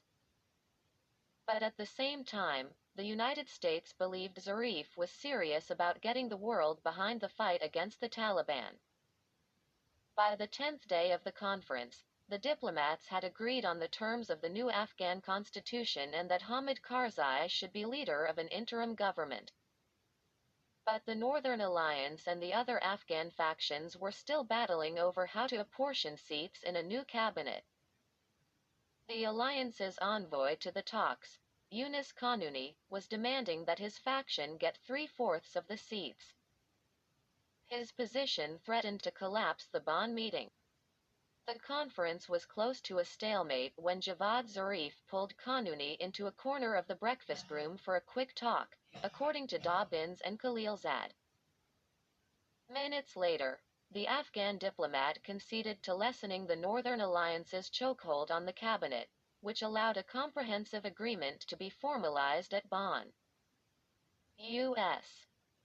officials said Zarif reminded the Afghan warlord how reliant economically the new government in Kabul would be on Tehran, another indication, Dobbins and others believed, of Iran's ability to aid or undermine U.S.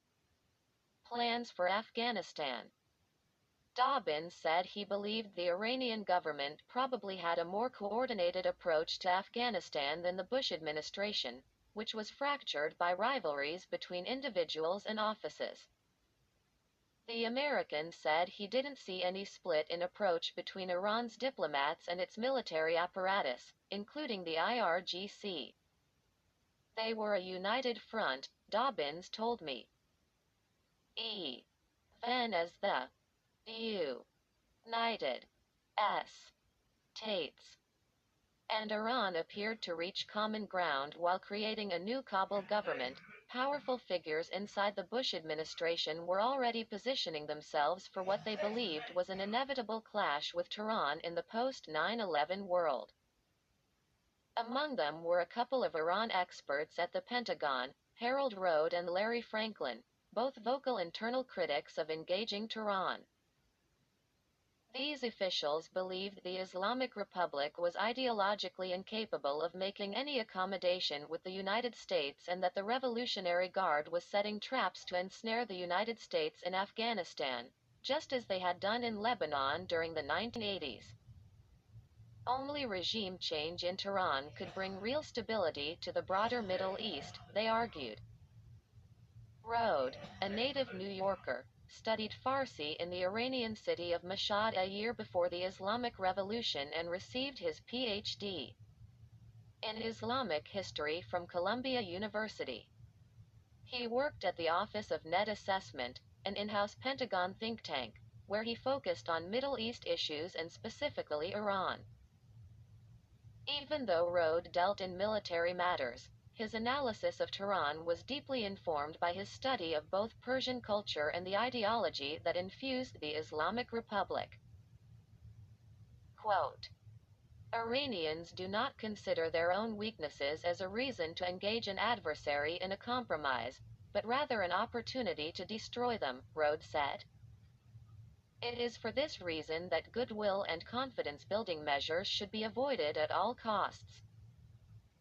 Franklin, a reserve Air Force colonel, acquired his knowledge of Iran through work and self-study, rather than higher education. He taught himself Farsi at night while working as a Middle East analyst at the Pentagon's Defense Intelligence Agency, all while supporting 5 children and a wife who was wheelchair-bound due to spinal disease. His service as the U.S. Defense Attaché in Tel Aviv during the 1990s, meanwhile, exposed him to Iran's ability to project power internationally through its use of proxies, such as Hezbollah, Hamas, and Palestinian Islamic Jihad. As soon as the Bush administration began preparing to topple the Taliban, Franklin was immediately concerned about the IRGC's abilities to target American and coalition forces inside Afghanistan. The incoherence of the U.S. strategy toward Iran became dangerously apparent and threatened the Afghanistan diplomacy. In late December, just as Dobbins was forging the Bonn Agreement, Rode and Franklin secretly traveled to Rome with White House approval to meet with a group of Iranian opponents of the regime, at least one purportedly a high-ranking Iranian intelligence official. The gathering was held in a nondescript residential building near the city's tourist-heavy Piazza di Spagna, famous for the Spanish Steps and high-end boutiques. The office apartment belonged to Italy's main overseas intelligence agency, the Servizio per la Informazione e la Sicurezza Militare, or SISMI. No State Department or CIA officials were invited, which raised alarm bells at State, though participants in the meeting told me that the U.S. ambassador to Rome at the time, Mel Sembeler, was informed. The meeting had been arranged by Michael Ledeen, a former National Security Council official and historian who studied totalitarian movements at a number of prominent conservative Washington think tanks. Ledeen had been a central player in the early machinations of the Iran-Contra scandal, which rocked the Reagan administration in the mid-1980s. He had written a detailed account of the Iranian Revolution, called Debacle. The California native shared Rode and Franklin's deep concerns about Iran and agreed with them about the need to overthrow the Islamic Republic. He believed Iran's Islamist ideology posed a growing threat to the West and its values, not unlike fascism in Europe during the 1930s and 1940s. Ledeen also believed that the Iranian people were ready to topple the mullahs running the government if they received an assist from the West. The former academic and journalist had coordinated with the Israeli government of Shimon Peres in efforts during the 1980s to establish a channel to the Islamic Republic, an initiative that led to the White House shipping arms covertly to Tehran to aid that country's war effort against Iraq. The White House hoped the missile shipments would help secure the release of American hostages kidnapped by Hezbollah in Lebanon. One of Ledeen's sidekicks in the deal was a Persian businessman and one-time intelligence agent for the Shah, Manuker Ghorbanifar. Ghorbanifar resettled in France after the revolution and did a side business swapping information with the CIA and European intelligence services on developments inside the Islamic Republic. The balding, cigar-smoking exile claimed to have maintained high-level contacts in Iran. But by 1984 much of the information he had provided proved inaccurate, according to former agency officials, earning Ghorbanifar a burn notice from the CIA. When senior Reagan administration envoys, including Robert, Bud, McFarland and Oliver North, secretly traveled to Tehran in 1986 to attempt to secure the release of American hostages, none of the meetings Ghorbanifar had supposedly arranged for them actually came to pass. Quote, Ghorbanifar, in the end, was only good at taking care of Ghorbanifar, said George Cave, the CIA's representative on the trip to Tehran, who noted that the Iranian exile still profited from the arms sales to Iran. The CIA veteran called him a con artist of the first kind. Ledeen, however, maintained his ties to Ghorbanifar throughout the 1990s, believing that his information had often been accurate and that his contacts inside Iran remained strong. The American despised the CIA, viewing the agency as incompetent and incapable of appreciating the quality of the intelligence the Iranian exile had passed on. Ledeen also believed the CIA had scapegoated Ghorbanifar for the failure of the Iran-Contra operation.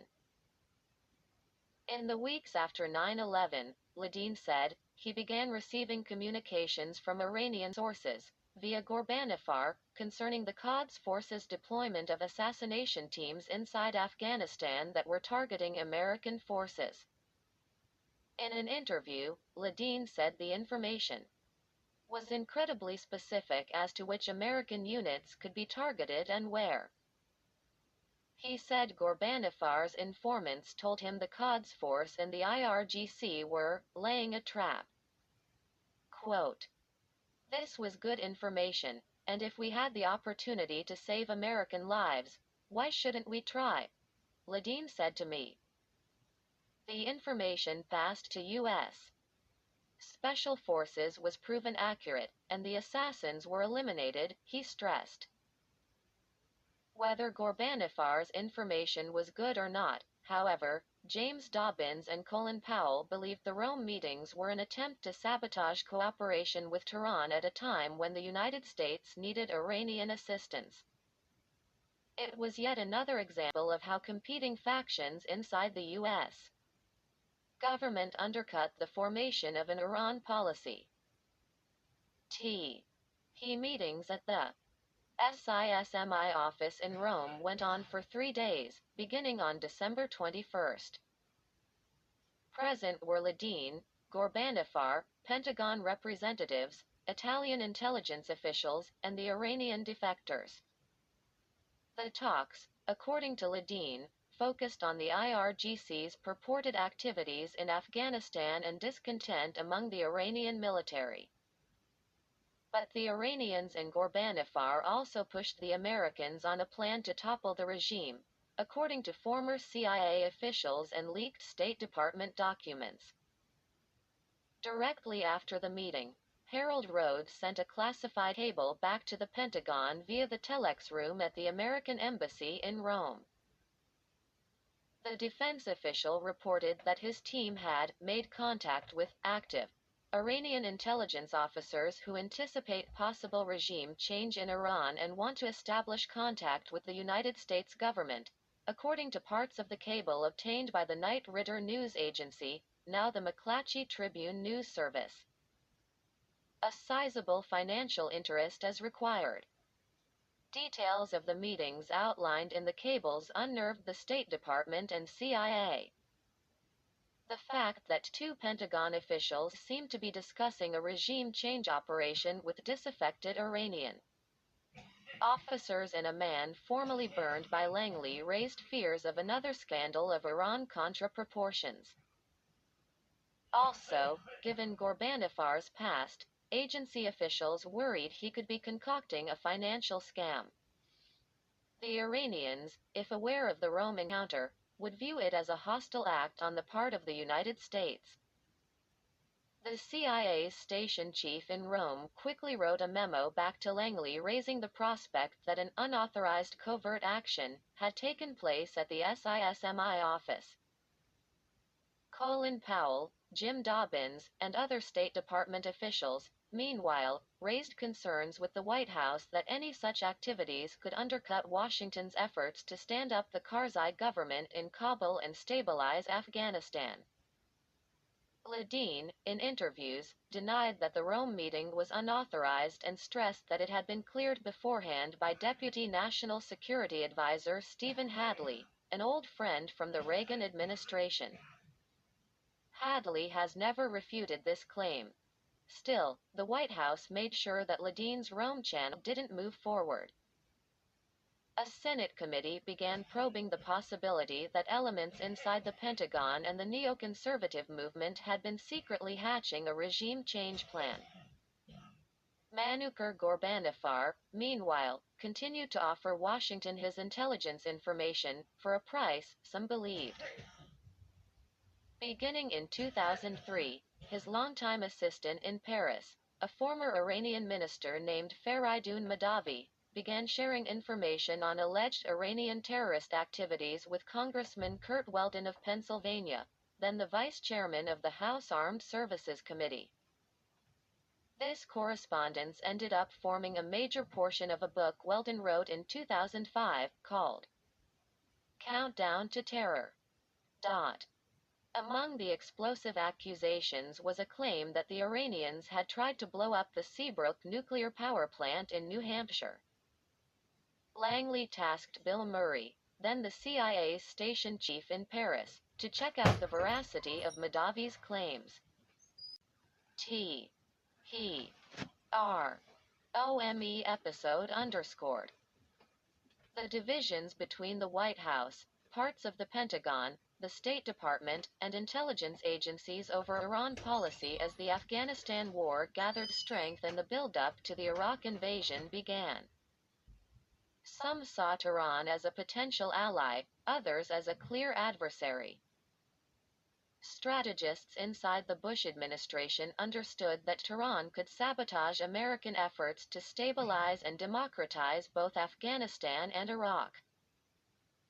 Still, given the history of Washington's secret wars with the Islamic Republic, many in the White House and Pentagon didn't trust Tehran's intelligence services and believed 9/11 offered a unique opportunity to punish the country they viewed as the Middle East's worst actor. Contacts between American and Iranian officials continued nonetheless. In March 2002, just weeks before he left the State Department, James Dobbins met in Geneva with an Iranian delegation that he said included a senior Quds Force general. The conference was focused on developing Afghanistan's security forces. The Iranian military officer, according to Dobbins, offered to build barracks for and train 20,000 Afghan troops, as part of a larger U.S.-led program to help stabilize Afghanistan. This despite the fact that President Bush had just named Iran as a member of an axis of evil, with North Korea and Iraq. Dobbins said his response to the Iranian general was that the United States and Iran might have difficulty conducting joint training exercises because of competing military doctrines. But the American diplomat said he still believed the outreach was a potential watershed moment in U.S.-Iranian relations. Dobbins raised the Iranian overture during a meeting at the White House a few weeks later, which included Secretary Powell, National Security Advisor Condoleezza Rice, and Defense Secretary Donald Rumsfeld. But he received no formal response, and said that Rumsfeld was particularly suspicious of Tehran's intentions. Quote, "This was a remarkable moment that we failed to seize," Dobbins said. "We should have at least accepted their offer in principle, and seen what we could make of it."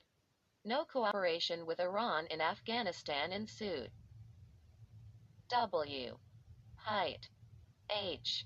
House Envoy. Z. Almay.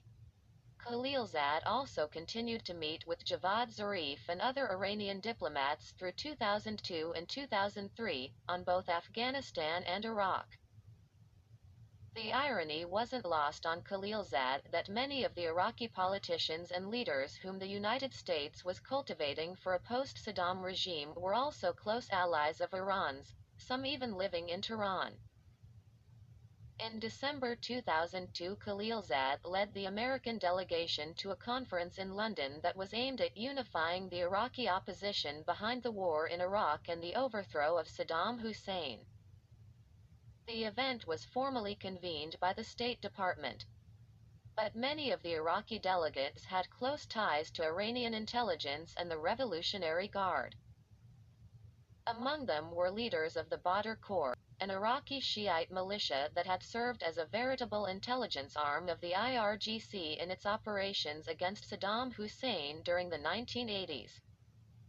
Javad Zarif headed the Iranian delegation at the London meeting. In ways reminiscent of the diplomacy on Afghanistan, he supported the U.S. plan to quickly assemble a government to replace Saddam, Khalilzad said. Iraq's population was more than 60% Shiite and hostile to the Sunni elites who had run their country for decades. The Iranians believed any free election in Iraq would naturally bring to power a Shiite government committed to strong ties with Tehran. Quote, "The Iranians were very supportive in London," Khalilzad said. "They wanted to move as quickly as possible toward a government formation in Baghdad." Khalilzad had 3 more meetings with Zarif and other top Iranian officials in Geneva as the countdown to the Iraq invasion ticked down. Zarif was fixated on purging any new Iraqi government of members of Saddam's Ba'ath Party. It was a position Khalilzad said he knew could be destabilizing for Iraq and deepen splits between Sunnis and Shiites. But that was the policy the Americans eventually pursued over the objections of many U.S. administration officials. Zarif was pushing for things we eventually did, Khalilzad said. It was ironic. Washington's engagement with Tehran on Iraq, however, like its efforts on Afghanistan and most previous diplomatic encounters, eventually ground to a halt because of mutual suspicions.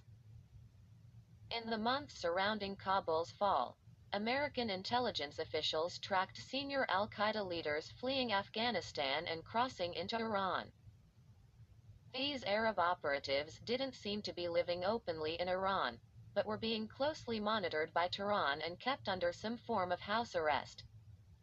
U.S. officials believed Iran's leaders were holding the men both as insurance against al-Qaeda launching attacks on Iran and as future chips in Tehran's conflict with the United States. The al-Qaeda fighters could simply be released to plot new attacks against the West if U.S.-Iranian relations deteriorated. Among the al-Qaeda leaders in Iran were Osama bin Laden's son Saud and the senior al-Qaeda military commander, Saif al-Adil, according to U.S. officials. Abu Musab al-Zarqawi, who would become the commander of al-Qaeda's military operations in Iraq, used Iran as a transit zone through which to enter Iraqi Kurdistan, where he set up training camps for Islamist fighters preparing to fight coalition forces inside Iraq. The United States pressed Iran to hand over the al-Qaeda leaders. Such a move would be seen as concrete evidence of Iran's interest in working with the United States. And Washington didn't see that Iran would pay any political price. After all, it had openly announced its support for the campaign against al-Qaeda. The Iranians, however, were hard bargainers, and wanted something concrete in return. Access to the Iraq-based camps of the Mujahedin-e-Khalq, or MEK, an Iranian opposition group from the 1970s that the United States had designated as a terrorist organization. The MEK had aligned with Saddam against Tehran, and the Pentagon planned to control its facilities after deposing Saddam. Iran's leadership was committed to apprehending and trying, or executing, the movement's leadership, in particular its Iraq-based chief, Masoud Rajavi, for a string of attacks they had launched against the Iranian government going back to the 1980s. Zarif and others said Tehran viewed the transfer of the MEK members as its own yardstick through which to judge the Bush administration. The United States feared that handing them over would violate international statutes due to the likelihood that some would be executed. Some in the Pentagon also saw the mech as potentially useful intelligence assets. As Khalilzad was set to meet Zarif and an Iranian delegation again in Geneva in May 2003, a series of bombs ripped through 3 compounds in Riyadh, Saudi Arabia, that were housing American and British military contractors training the Saudi National Guard. The blasts killed more than 30 people, including 9 Americans, and injured 160. American intelligence officials said they traced the attack's planning back to al-Qaeda leaders based in Iran, including the military commander, Saif al-Adil. Though there were disagreements inside the Bush administration over how much advance knowledge the Iranian government had of the attack, it was another example of how little the United States understood of Iran's relationship with the Sunni terrorist group. Iran's government at the time formally denied any knowledge of the attack and reiterated its commitment to fighting al-Qaeda. But the diplomatic track between Tehran and Washington, and the possibility for close cooperation in Afghanistan and Iraq, largely ended at this stage. The hopes held by some in Washington and Tehran that 9/11 and shared interests could lead to a rapprochement between the rivals were evaporating, and the two countries were again marching directly into renewed conflict. Quote, "We felt like we couldn't keep this going if they were hosting senior al-Qaeda members," Khalilzad told me, though he said he did keep open some communication lines with Iranian officials while serving in Kabul, Baghdad, and New York. The trust between the two sides had broken down. Many in Washington believed Tehran was willing to cooperate with the United States on security issues, at least on its eastern border. Afghanistan had long been a source for the opium that flooded Iran's markets and produced the world's largest population of heroin addicts. Afghanistan was also not technically the Middle East, where Iran sought to lead the Islamic world in its campaign against Israel and its American backers. Still, there remained doubts that Khamenei or the IRGC could ever really form a common front with Washington. These doubts would linger as the United States entered Iraq and risked a confrontation with Iran. C. Chapter 3. The Shiite Crescent. A. S. The U.S. military began steadily massing its forces in the Persian Gulf in early 2003. Saddam Hussein's military intelligence services were warily watching developments on Iraq's eastern border. With war nearing, Baghdad was in many ways more concerned about the intentions of Iran than the United States. Going back to the Iran-Iraq War in the 1980s, Iran's Islamist government and the Revolutionary Guard had invested heavily in recruiting and training Shiite allies from Iraq, employing them for sabotage operations, intelligence gathering, and propaganda purposes against their sworn enemy in Baghdad. Many of Iraq's top Shiite politicians and clerics relocated to Tehran in the years after the 1979 revolution to avoid imprisonment or execution. Among them were future Iraqi Prime Ministers Ibrahim al-Jafari and Nouri al-Maliki and Shiite religious leaders such as Muhammad Baqir al-Hakim. Hundreds of thousands of Iraqi Shiite refugees fled with them into Iran. These became military assets for Tehran during its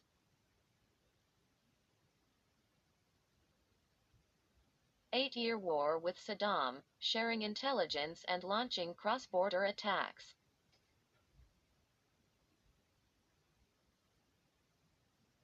Iran's government nurtured pro-Iranian political movements such as Dawa and the Islamic Supreme Council of Iraq, SCIRI, to give voice to their country's Shiites, who made up at least 60% of Iraq's Muslim population. The Sunnis make up around 20%. Dawa and SCIRI supported Iran's battle against Saddam, both inside Iraq and in the wider Persian Gulf region. The Revolutionary Guard trained these Iraqi proxies at camps along the Iran-Iraq border. They plotted terrorist attacks against the United States and Arab states in retaliation for their support of Saddam in the war.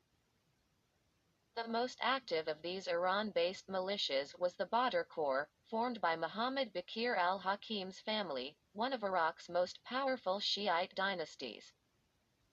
The stronghold of the Badr Corps inside Iraq was in Najaf. The city is considered the holiest in Shiite Islam because it is home to the Imam Ali Mosque.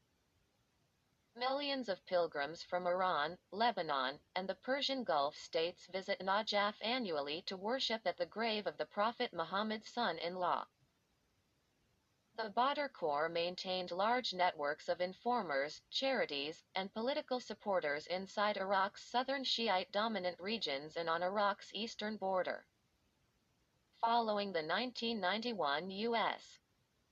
invasion of Iraq during the First Gulf War, the militia had played a key role in rallying Iraq's Shiite majority to try to overthrow Saddam and his Ba'ath Party, with the encouragement of the George H. W. Bush administration.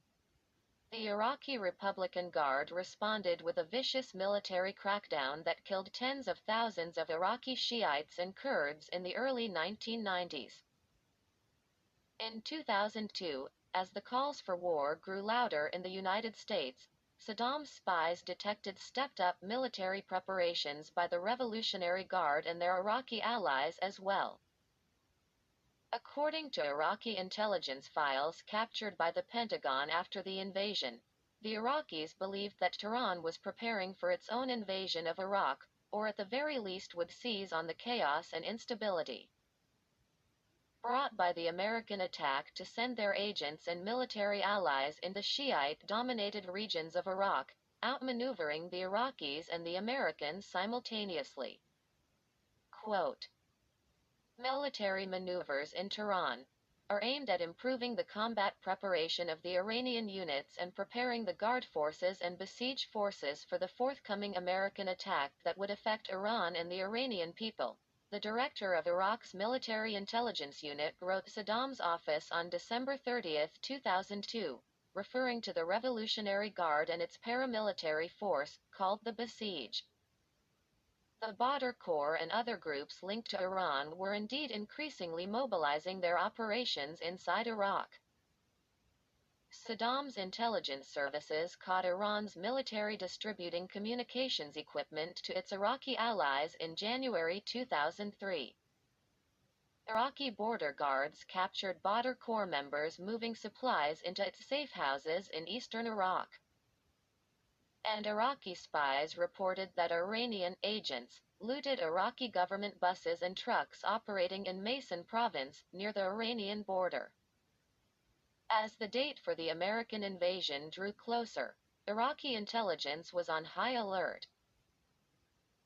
Of particular concern to Baghdad was intelligence showing that leaders of the Badr Corps and SCIRI had been liaising with senior Bush administration officials in Washington, Europe, and the Middle East ahead of the invasion of Iraq. Though U.S. officials knew of SCIRI's close ties to Tehran, Washington still sought to cultivate its leaders, including its chairman, Muhammad Baqir al-Hakim, and his brother, in an effort to forge a unified Iraqi government in Baghdad after Saddam's fall. According to Baghdad spies, Iran's supreme leader, Ayatollah Ali Khamenei, personally signed off on Badr's Washington contacts, suggesting to Baghdad an unprecedented and secretive alliance between Washington and Tehran. Bush administration officials, however, publicly spoke of wooing these Iraqis away from Iran in the months before the invasion. These conflicting messages and intelligence only underscored to the United States Arab allies the incoherence of U.S. policy, and it heightened their fears that Saddam's overthrow would strengthen Khamenei. Quote, During his visit to Kuwait, Muhammad Bakir al-Hakim agreed to send elements of the Badr Corps there in order to guide the American forces when the aggression against Iraq begins. God forbid. Read another January 2003 dispatch from Iraq's military intelligence unit to Saddam Hussein's office. The U.S. invasion commenced weeks later, and Saddam and his forces were powerless to stop the American onslaught. He quickly ceded Baghdad to the U.S. coalition and retreated to the Sunni-controlled areas in central and western Iraq, where his forces began planning a lethal insurgency. The Iranians began to activate their networks inside Iraq as well. He. B. USH administration sold war in Iraq as a campaign of necessity, urgently required to stop Saddam Hussein from developing nuclear weapons and to sever his regime's links to international terrorism, including Al-Qaeda. President Bush and some of his strategists at the Pentagon, including Paul Wolfowitz and Douglas Feith, talked of the nobility of helping to establish a democratic foothold in the heart of the Middle East, which would then provide the impetus for the spread of progressive values and free markets beyond Iraq's borders. Some Bush administration veterans would later claim they did in fact achieve this end, admittedly a few years after the invasion, when political rebellions surged across the Arab world from Tunisia to Syria in early 2011. There was evidence to support the idea that Saddam's demise altered the mindset of the Arab Street by uprooting one of the main obstacles for political change in the region. Quote, "We certainly sought to shake things up by removing Saddam," Feith said in an interview in 2012. History will still judge the greater fallout from the Iraq War, but the cost of fueling this change would be immense, and Iran was the best positioned to profit from it. A less publicly stated, or debated, aim of Saddam's overthrow, according to Bush administration strategists, was to increase the military and political pressure on Iran's clerical rulers, and to a lesser extent on Syrian President Bashar al-Assad's government. It was the dynamic laid out in David Wurmser's writings heading into the Iraq War, embraced by some in the Bush administration, that a U.S. takeover of Iraq would isolate Iran. A popular refrain repeated by U.S. government officials in the days after the invasion was, "Today Baghdad, tomorrow Damascus, and then on to Tehran." But the level of Iranian influence in Iraq was not well understood in Washington. And, as evidenced in Saddam's intelligence files, Iran was actually lying in wait for the invasion to begin. The presence of hundreds of thousands of American troops on Iran's eastern and western borders in Afghanistan and Iraq would hem in Tehran's ability to threaten its neighbors and destabilize the Persian Gulf, many American officials believed. And they thought that the sight of Iraq's majority Shiite population voting in open elections and choosing a government not ruled by clerics would galvanize the Iranian citizenry, which was seen as perhaps the most pro-American population in the Middle East outside of Israel. To some extent, they would be proven right.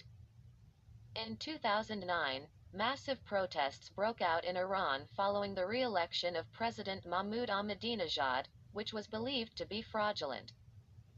But Khamenei and his forces would brutally put down the revolt. The key in the long term, U.S. officials believed, was freeing the Iraqi city of Najaf, traditionally the most powerful and important center of Shiite learning, from Saddam's repressive rule.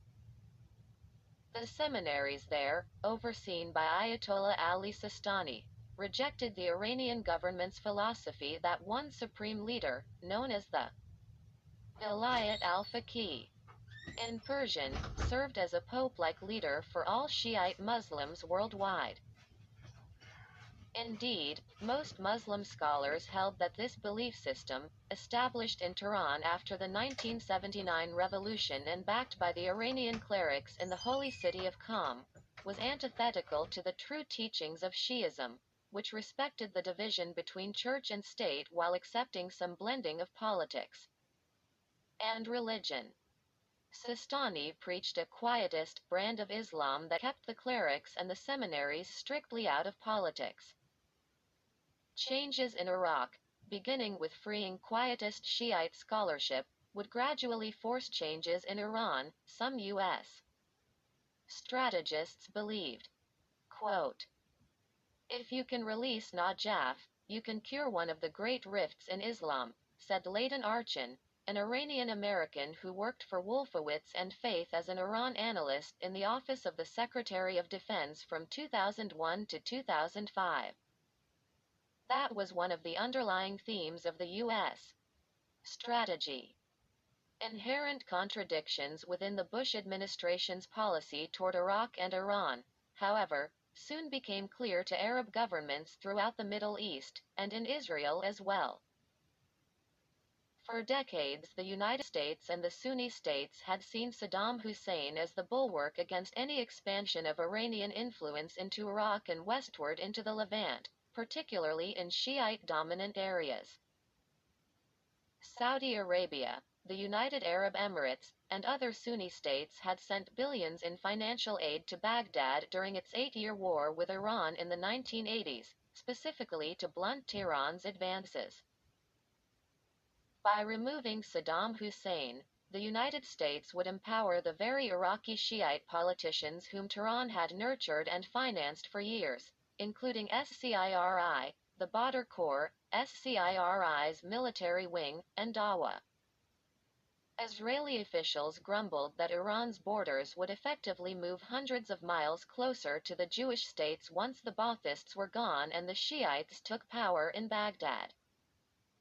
As co-religionists with Iran, Iraq's new government would naturally sympathize and cooperate with Tehran.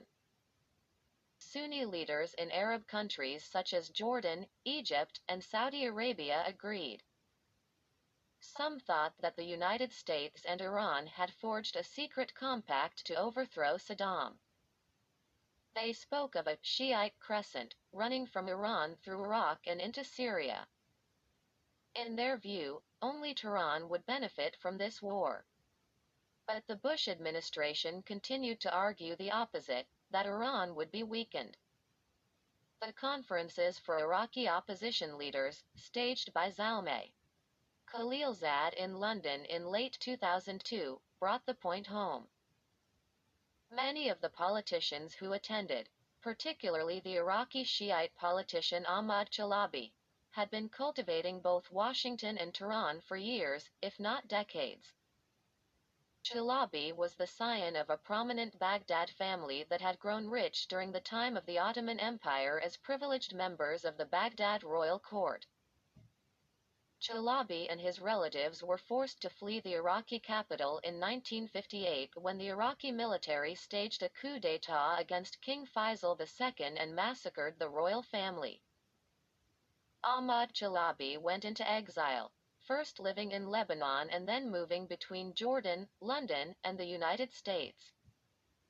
A brilliant mathematician, Chalabi received his Ph.D. at the University of Chicago, which had also produced some of Bush's top advisors, including Paul Wolfowitz and Khalilzad. He eventually grew close to many conservative politicians and strategists in Washington and shared intelligence with the CIA. Many in the White House and Pentagon in 2003 had hoped Chalabi could emerge as Iraq's first democratically elected president after Saddam's fall. But while living in Beirut and London in the 1990s, Chalabi had also maintained an office in Tehran for his political organization, the Iraqi National Congress, INC, which was solely focused on galvanizing international support to unseat Saddam. The U.S. Congress was providing the INC with $25 million per year, even though lawmakers knew some of these funds were going to pay for the offices in Iran. The organization secured a special waiver from the U.S. Treasury to allow the aid to legally go into Tehran, despite American sanctions that prevented the U.S. government from conducting any business with Iran. This was not an insignificant achievement, given the hostility toward Iran on Capitol Hill. Weeks before the invasion, Chalabi traveled to Tehran to meet with Iranian leaders and give them insights into Washington's plans, according to his aides. Among those he met with was Major General Qasem Soleimani, commander of the IRGC's Quds Force.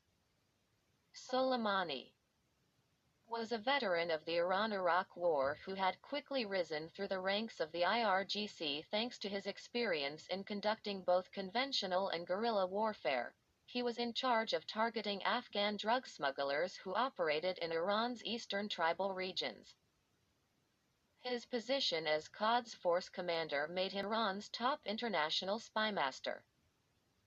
But his power went beyond that, according to Iranians who worked with him.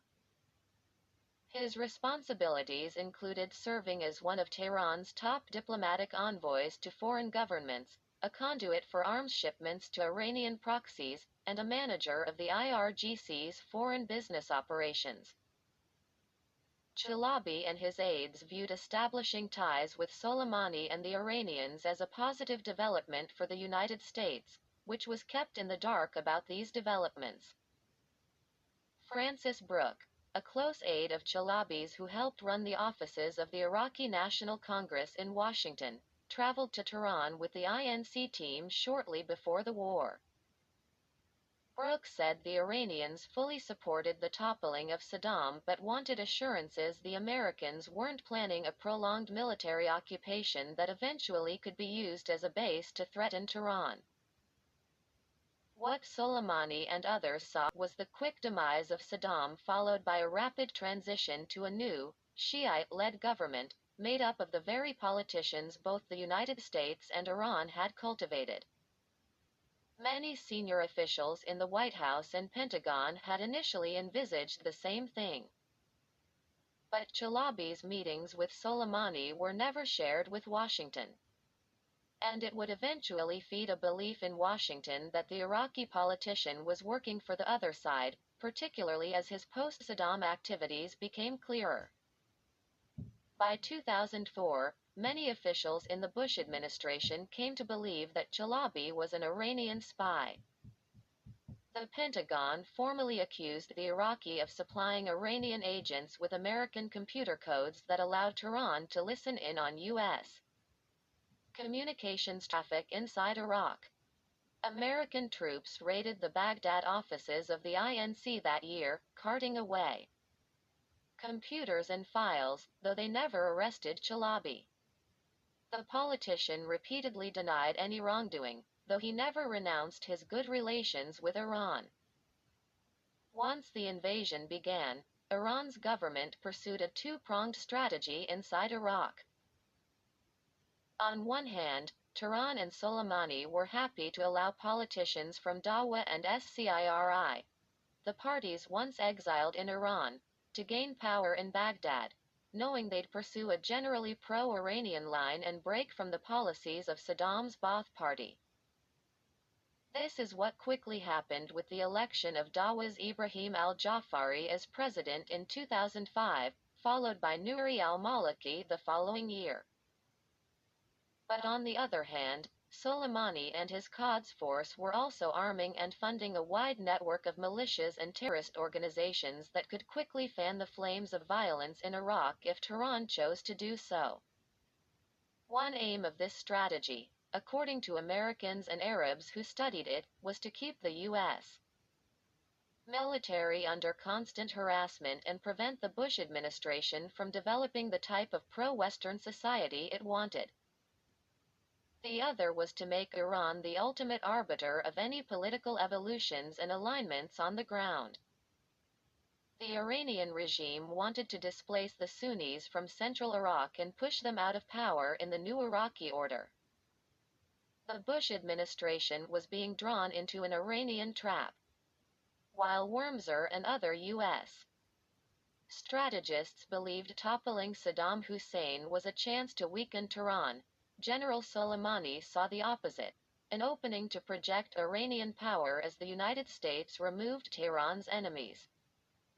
It was the outcome many Arab and Israeli officials had predicted.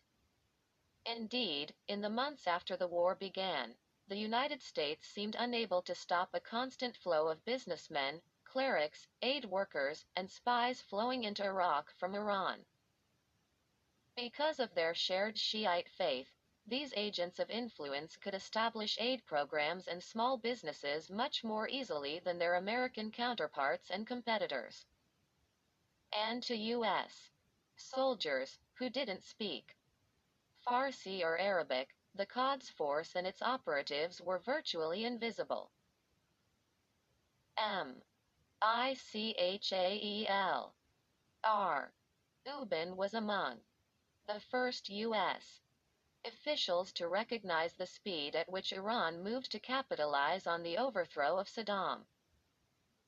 Rubin, just 31 years old in 2003, was one of the directors of the Pentagon's Office of Iran and Iraq, which reported to Secretary of Defense Donald Rumsfeld.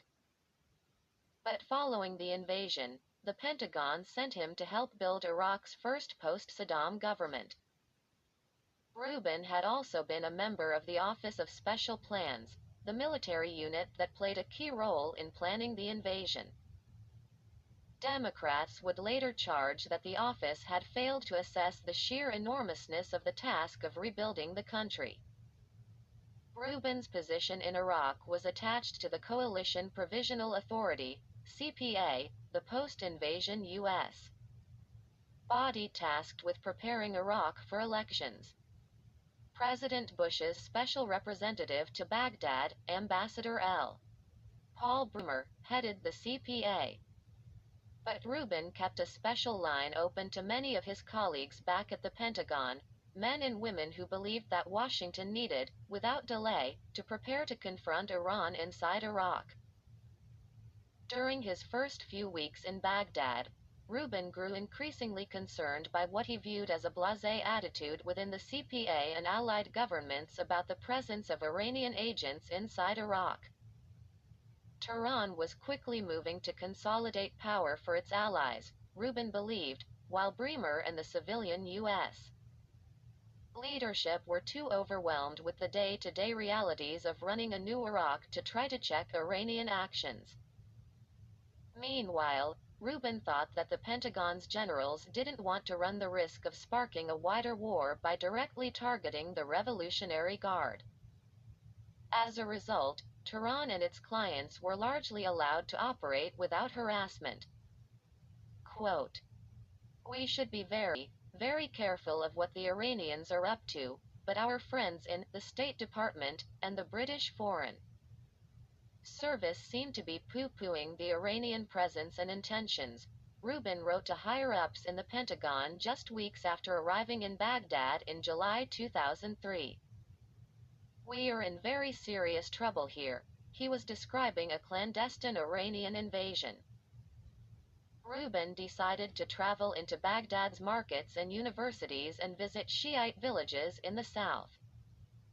He relied heavily on Iraqi sources he'd cultivated in Kurdistan and Europe during Saddam's reign. Moving without American military personnel, he rose at 3 or 4 in the morning and drove while it was still dark to mitigate the effects of traveling in 120-degree heat and to avoid detection by insurgents. He soon saw that Iranian consumer products had flooded into Iraqi households. Tehran's merchants had beaten America's to the market, another indication of the growing Iranian influence. Iraqi students in Shiite cities such as Najaf and Karbala had raised portraits of Iran's two supreme leaders, Ayatollahs Ruhollah Khomeini and Ali Khamenei, on their universities' gates. And Iranian-backed radio stations, newspapers, and television networks had begun distributing Tehran's message, often speeches by Khamenei, almost immediately after Saddam was deposed. Najaf was a key barometer for gauging Iranian influence. Rubin visited Najaf in August 2003 and had the uneasy feeling that the Iranians were lying in wait.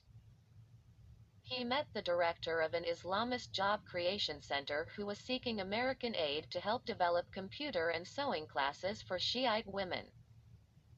It was the sort of project Rubin believed the Americans should be funding.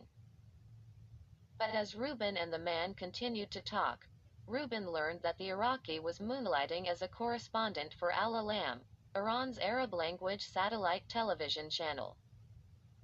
The man said he'd been contacted by the Iranians shortly before the U.S. invasion and given a car, a salary, and a videophone so that he could roam and report. Quote, "It seems like the Iranians knew exactly who to hire, went out and did it," Rubin reported back to his Pentagon counterparts. "My informal sense from visiting numerous houses is that 90% of the people who watch regular broadcast television choose Al-Alam over the U.S.-sponsored Iraqi media network. Iran was beating the Americans to the punch in the propaganda war and selling their vision of post-Saddam Iraq." Rubin began to look at the activities of SCIRI and its militia, the Badr Corps.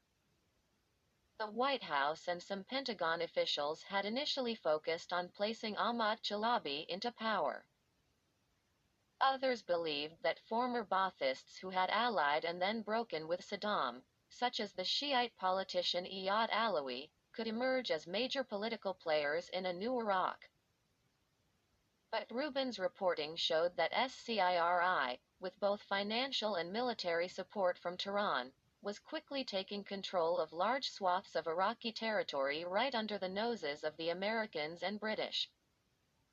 Their political power would give Iran tremendous influence in running Iraq. In the southern Iraqi city of Al-Amara, Rubin saw that SCIRI had already virtually taken over the place.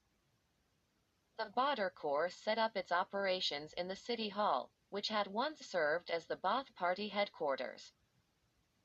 Covering the building's walls were slogans such as "Death to America" and "Death to Sharon," referring to Israel's prime minister at the time, Ariel Sharon. The Shiite Sheikh Mohammed al-Abadi was a member of SCIRI and with the help of the party and its militia was Al-Amara's de facto ruler. Rubin sought an audience with the cleric at his house on the banks of the Tigris River. Members of the Badr Corps ushered him into the living room, where a picture of Ayatollah Khomeini hung on the wall. The American reported back to the Pentagon that the sheikh had said, "The U.S. would not have peace in Iraq, even if we stayed here 18 years.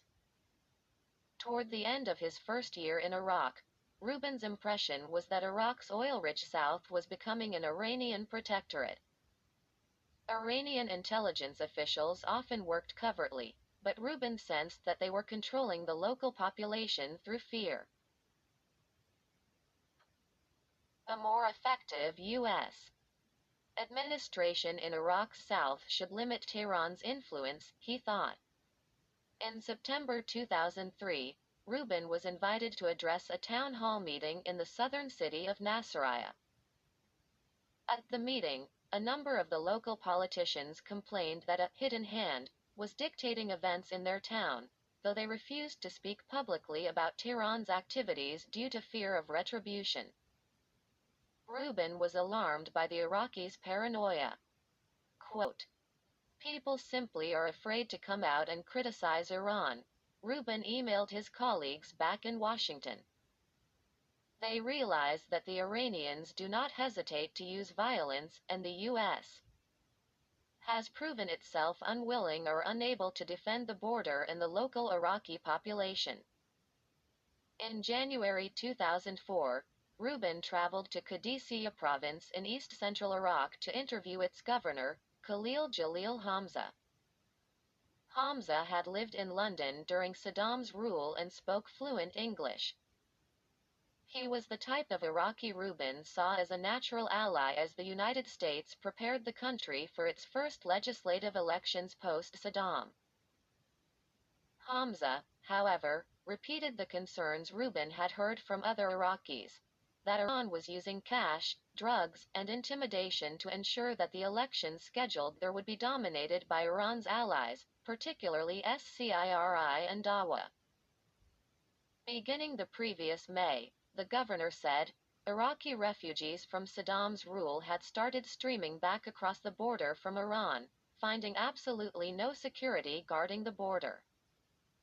Iranian intelligence agents joined in this convoy. In the ensuing months, Iran's political allies appeared to receive a stamp of approval from the U.S. government in Bremer, Hamza said. The CPA in Bremer chose Mohammed Bakir al-Hakim of SCIRI and Ibrahim al-Jafari of Dawa for seats on the interim governing council in Baghdad.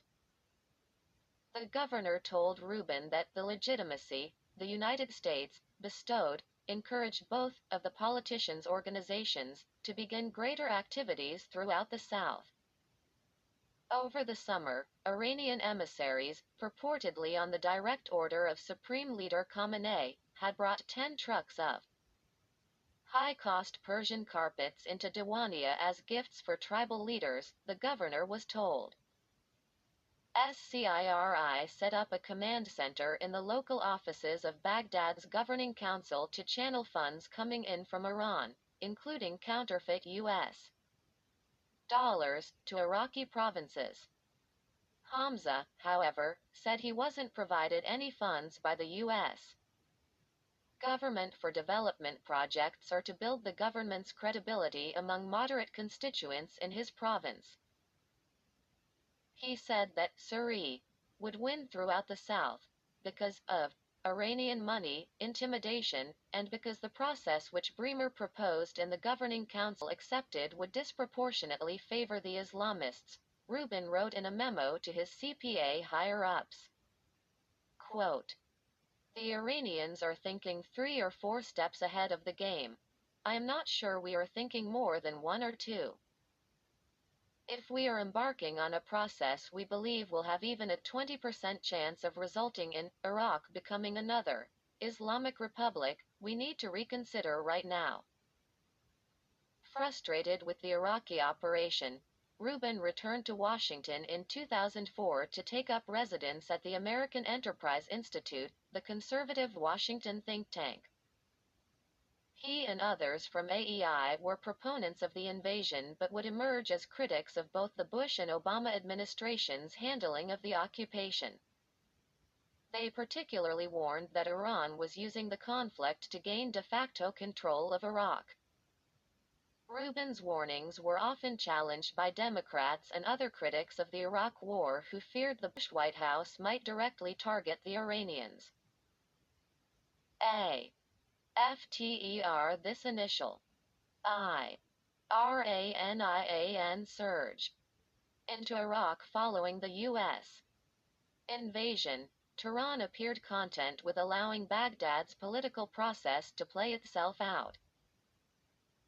The first 2 democratically elected governments in Baghdad in 2005 and 2006, headed by Ibrahim al-Jafari and Nouri al-Maliki, promoted good relations with the Islamic Republic in a sharp break from the confrontational foreign policy of the Ba'athist governments. Diplomats in Baghdad at the time said, "Neither man was just an Iranian stooge." Iraqi Arabs, even Shiite ones, were wary of Persian domination, they said. For example, Maliki pursued military operations against the Iranian-funded Mahdi army, headed by the radical cleric Muqtada al-Sadr, when his militias sought to control parts of Baghdad, Najaf, and the southern city of Basra. Still, Maliki aligned Iraq closely with Iran on key regional strategic issues, such as oil pricing by OPEC and diplomatic support for Shiite populations in Lebanon, Bahrain, and Yemen. Post-Saddam Iraq also began providing huge business opportunities for Iranian companies in everything from consumer products to banking and construction. Many of these companies were tied to the IRGC. Trade between Iran and Iraq would go from virtually zero during Saddam's rule to billions of dollars annually. Iran and the Revolutionary Guard began to intensify their military involvement inside Iraq, both through their intelligence activities and via support for Iraqi militias, following the election of Iranian President Mahmoud Ahmadinejad in 2005. A one-time mayor of Tehran, he was elected to replace the reformist cleric Mohammad Khatami as president and had been backed by the IRGC in the vote. Tehran subsequently took an increasingly confrontational stance toward the United States and the West on issues ranging from Iran's nuclear program to the Arab-Israeli conflict. Ahmadinejad was a former officer in the IRGC's paramilitary wing, the Basij, and didn't share any of his predecessors' desires for reconciliation with the West. Rather, he wanted to challenge it. Ahmadinejad quickly reversed some key foreign policy initiatives promoted by the Khatami government.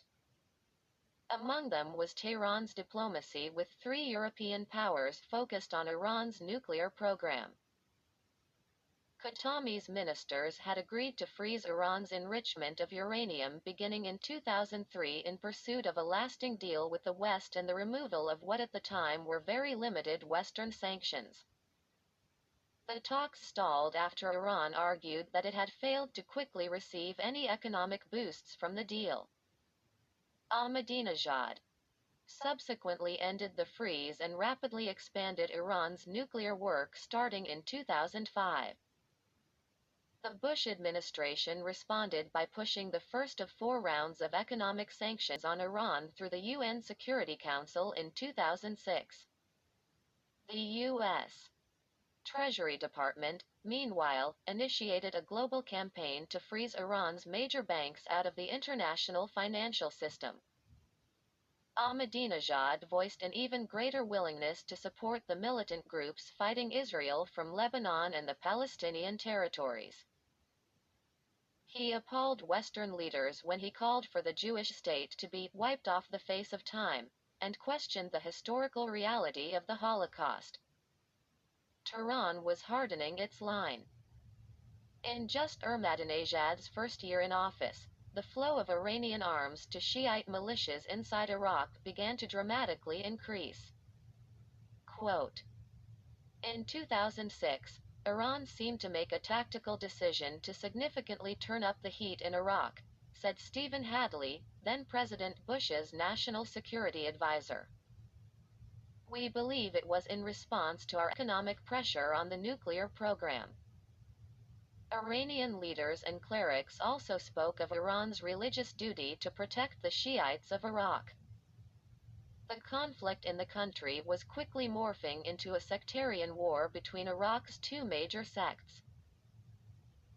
This was fueled by al-Qaeda's assassinations of Shiite leaders with whom the United States had sought to cooperate, such as SCIRI chief Mohammed Bakir al-Hakim in Najaf, and the slaughter of tens of thousands of Shiites in mass bombings throughout the country.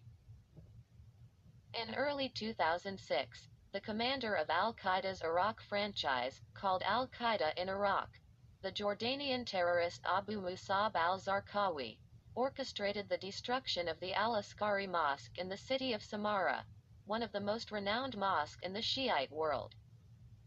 Many Shiites took this as a call to war. Zarqawi spoke of wiping out the Shiites on the way to maintaining Sunni dominance in Iraq. His position was so extreme that al-Qaeda's leaders, such as Ayman al-Zawahiri, warned him that too much violence could alienate Muslims, including Sunnis. As the violence in Iraq intensified, Major General Qasem Soleimani inserted himself more aggressively into the conflict. And he greatly changed the direction of the war, earning a nearly mythic status among American, Israeli, and Arab intelligence officers.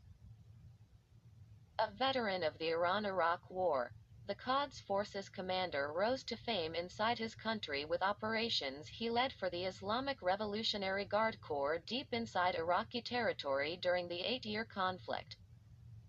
Iranian media described him as a deeply devout Muslim who courted his own martyrdom against Saddam's forces.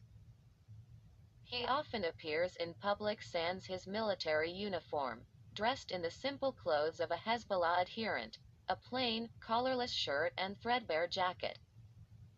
He also sports a graying, closely cropped beard, a standard fashion among Iran's revolutionary leadership. Soleimani, who was in his early 20s at the start of the Iran-Iraq War, moved up the ranks of the IRGC in the mid-1990s by overseeing military operations against Central Asian narcotic smugglers and by cultivating the Quds Force's military proxies in Afghanistan, Lebanon, and the Palestinian territories. Born in Iran's southeast Kerman province, he was raised in a tribal society where the Iranian government had only a limited presence and very little control. Growing up in such an atmosphere made Soleimani adept at rallying Islamist militias, tribal warlords, and Arab businessmen far from Iran. Quote, Soleimani can be brutal or cunning, depending upon what's required, said Muwafaq al-Rubai, who served as the Iraqi government's national security advisor for 6 years under Prime Minister Maliki.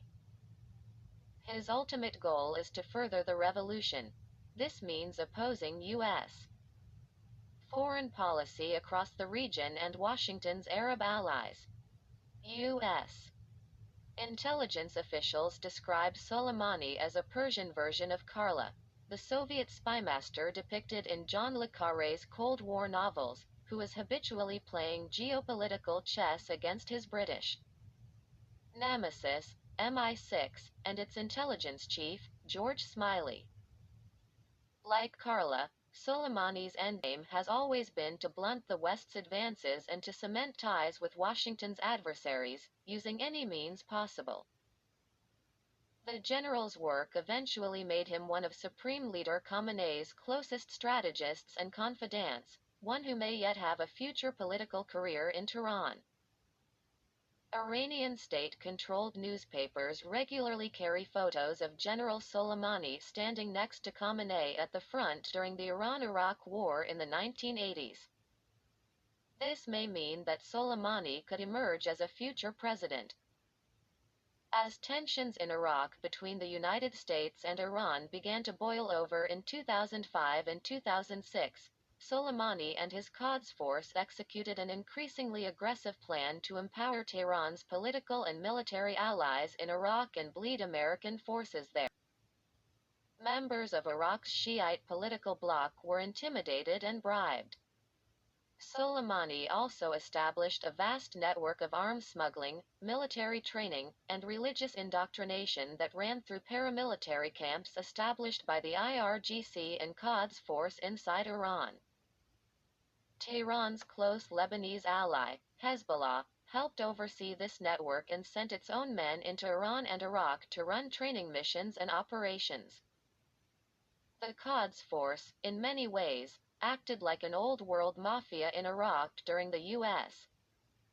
military occupation, keeping a close watch on local politicians who threatened Tehran's interests and objectives. Persian officers were generally, but the threat of violence lurked just below the surface. They made it clear to the Iraqis that Tehran was the dominant power in the region. Even Iraqi Shiite leaders and parties would be targeted. Iraq's autonomous Kurdish region became a central area of conflict between the United States and Iran. Kurdistan has long been a fault line between the Middle East's Arab, Kurdish, and Persian peoples. The United States became the region's protector after the First Gulf War, policing its borders with American aircraft. The Kurds in northern Iraq were in a political bind because of their close ties to both Washington and Tehran. Both countries wanted the autonomous Kurdish region as their ally. The Kurdish politician Noshirwan Mustafa reported angrily to Americans that two senior officers in Soleimani's Quds Force had come to his home in the Kurdish capital and warned him and his party against running in local parliamentary elections scheduled to be held that May. What you are doing is very dangerous, and the situation might become very dangerous for you, Mustafa told the Americans. Soleimani also gained leverage over Iraq's affairs by investing in competing political factions. Tehran's ties to Prime Minister Maliki and his Dawa party traced back decades to the party's formation in Iraq. But later in the U.S. occupation, Iran also began funding and training fighters from Muqtada al-Sadr's Mahdi army, which was a competitor to Dawa. Sadr hailed from one of Iraq's most beloved and powerful Shiite families, which never left Iraq during Saddam's rule and therefore was hailed for its bravery, martyrdom, and nationalist ethos. Indeed, despite being Shiite, the Sadrist movement was historically suspicious of Iran, if not actually hostile to it. The Mahdi army, however, quickly became a central force in the Shiite insurgency against the United States. Despite its anti-Iranian position, its fighters increasingly received training and funding from Tehran. Sadr's forces became so powerful that they directly challenged the Iraqi government for control of Najaf and parts of Baghdad, leading to a virtual state of war between the Iraqi government and the Mahdi army. U.S. officials watched incredulously as General Soleimani sought to be the only international official capable of brokering a truce between the two sides, largely because the Quds force had been arming both the government and the militias, while the Americans had less leverage with either. Indeed, General Soleimani would travel into Baghdad's so-called Green Zone, the U.S.-controlled seat of the Iraqi government, to meet with government officials, sometimes behind the Americans' back. But in April 2006, the U.S. embassy and military intercepted communications showing that the Quds force commander planned to meet Iraqi Prime Minister Ibrahim al-Jafari ahead of key Iraqi elections. According to the U.S. ambassador at the time, Zalmay Khalilzad, the Bush administration decided to let Soleimani travel into Baghdad unhindered because intelligence showed he was going to ask the Iraqi leader to stand down. The United States sought the same goal because it believed that Jafari, a Shiite politician, was incapable of healing the political rift between Sunni and Shiite that was fueling the internal conflict in Iraq. Quote, "He came to get rid of Jafari in the spring of 2006, Khalilzad said of General Soleimani. He thought we didn't know." Around that time the Pentagon, with coalition and Iraqi forces, began piecing together the magnitude of the training and arms smuggling network established by Soleimani and the Quds force to empower their Iraqi allies. Up until that year, the United States had detected only a relatively small influx of arms and roadside bomb technology coming in from Iran, though the Pentagon and CIA were aware of the Quds forces' links to the Badr Corps and Mahdi army. The Americans' primary focus in Iraq at that point had been the Sunni insurgents and al-Qaeda. But now the death toll of American troops attributable to Iranian-supplied bombs was skyrocketing. In the last quarter of 2006, the Pentagon concluded, these munitions were responsible for nearly 20% of the deaths of coalition forces in Iraq. Soleimani and the Quds force, the U.S. and Iraqi militaries learned, had created a virtual underground railroad for Iraq's Shiite fighters to get training inside Iran, Syria, and Lebanon. The Iranians had established at least a half-dozen military training camps, some centered around Tehran and others close to the Iran-Iraq border. Recruits were taught the religious philosophy of the Islamic Republic's founder, Ayatollah Ruhollah Khomeini. U.S. military intelligence also learned that Hezbollah operatives from Lebanon were playing a central role in the Quds forces' operations. Many of the Iranian military trainers couldn't speak fluent Arabic and relied on these Lebanese Arabs to communicate with the Iraqis. Hezbollah had extensive experience in conducting guerrilla warfare from its 20-year conflict with Israel and had become expert in the use of roadside bombs, suicide attacks, and snipers. The U.S. military and Iraqi security captured and interrogated dozens of Shiite fighters beginning in 2006. They described remarkably similar paths that took them to training camps both inside and outside Iran. American officials began calling these pro-Iranian militias special groups, due to their focus on military attacks rather than political maneuvering. The experience of one Iraqi captured by coalition forces in 2007 outlined the extensive networks Iran and its allies in Syria and Lebanon had established to fight the war against the Americans in Iraq.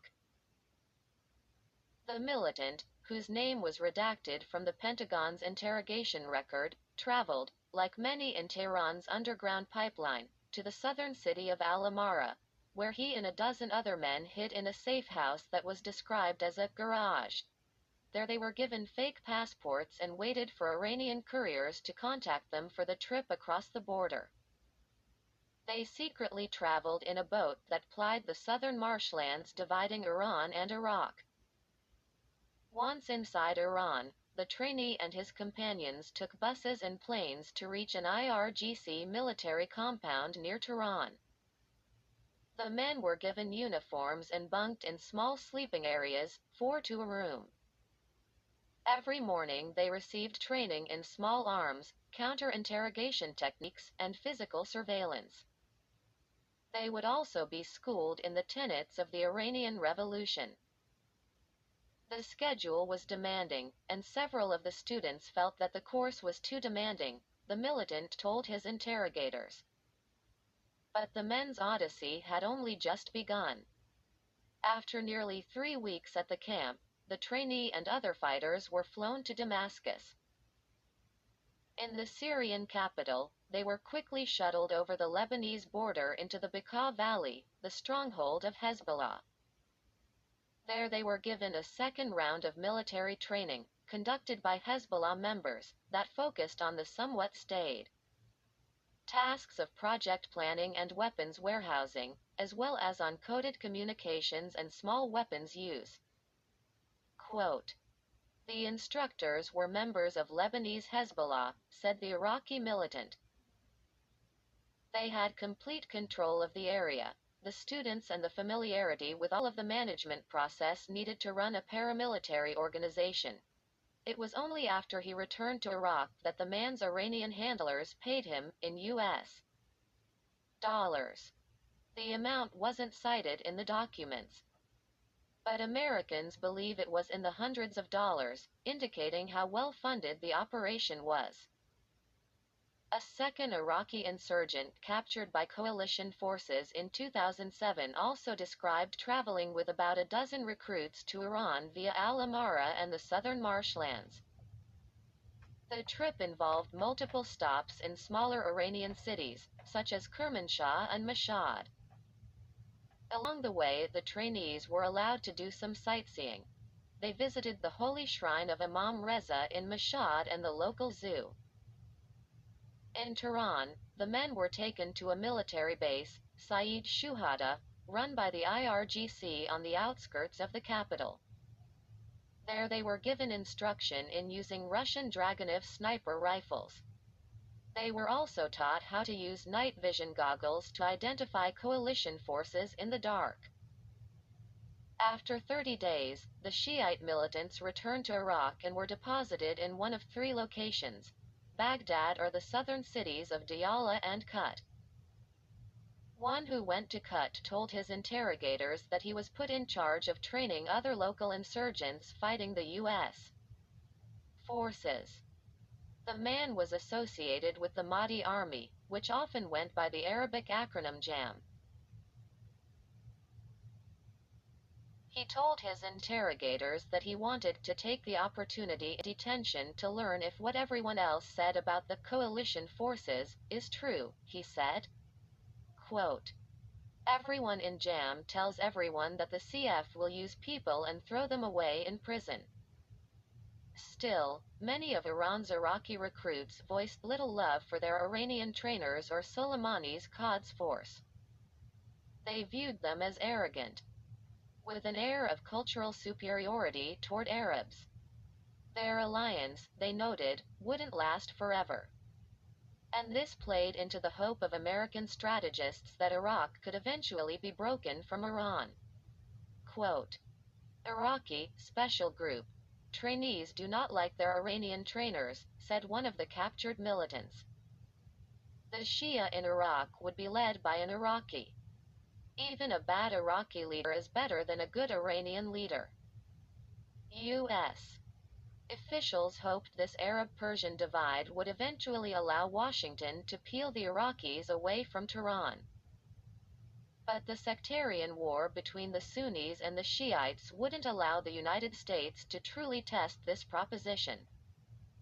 Some Americans believed Tehran was intentionally fueling this conflict as a way to ensure their control over any reconciliation efforts. SOLEIMANI.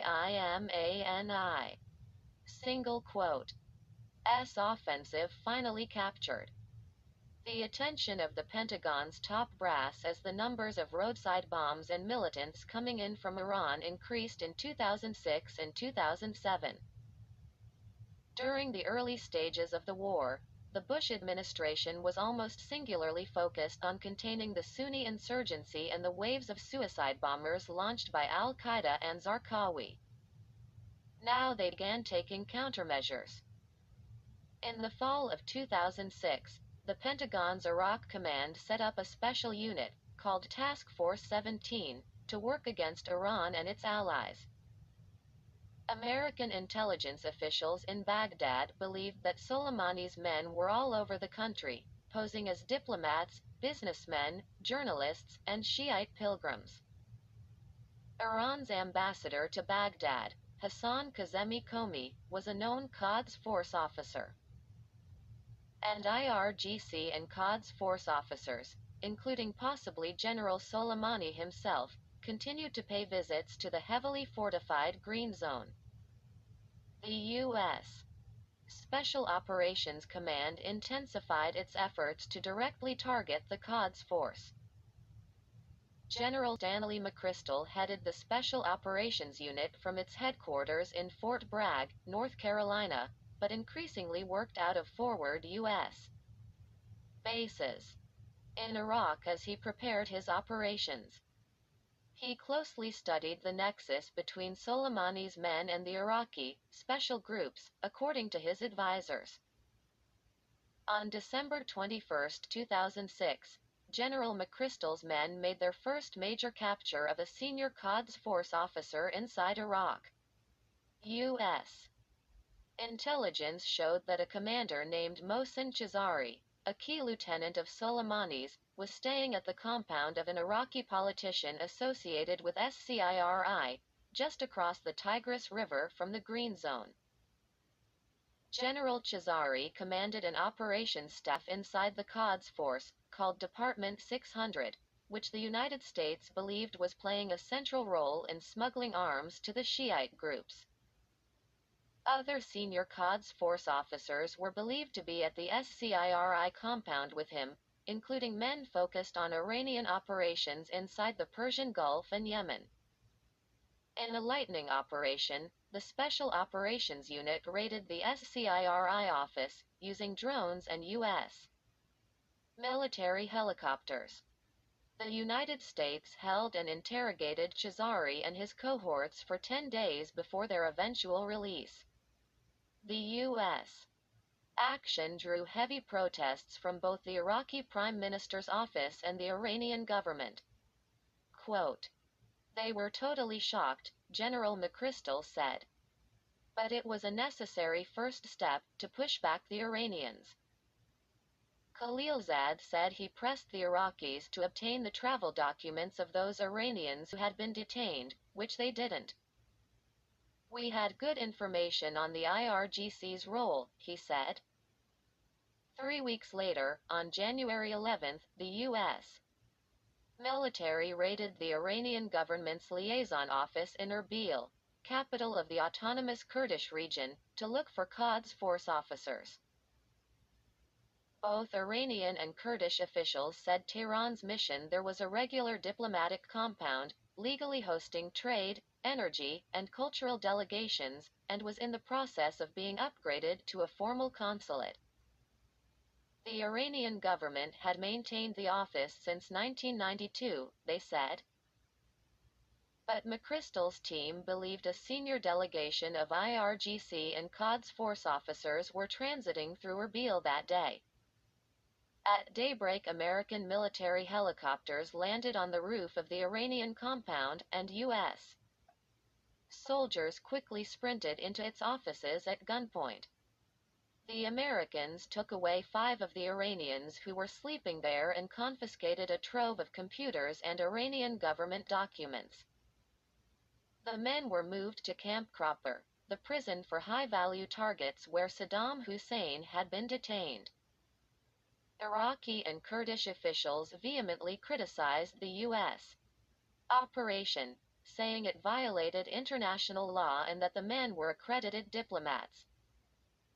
Masoud Barzani, president of the Kurdistan Regional Government, said the Americans had actually captured the wrong men. Quote, "The Americans came to detain this delegation, not the people in the office," Barzani said. "They came to the wrong place at the wrong time." The Americans, however, learned that the men they had detained were traveling with fake civilian identification papers. General McChrystal and other Americans insist that at least 3 of the men detained were senior Quds Force officials and that they provided the United States with substantial intelligence following their capture. The Iranians retaliated. On the evening of January 20, 2007, a dozen armed insurgents raided a joint U.S.-Iraqi military command in the city of Karbala. The militants were dressed in American combat uniforms and carried U.S.-made weapons. Iraqi guards later said they waved the men through in their suburban vehicles because some spoke English. The squads used concussion bombs to enter the barracks housing the Americans. 1 U.S. soldier was killed in a firefight at the base. But the commando team kidnapped 4 other Americans and fled the scene under pursuit by U.S. military attack helicopters, apparently trying to get back to the Iranian border. 2 of the U.S. soldiers were found dead in the back of a Suburban abandoned by the assailants, shot in the chest and head execution style.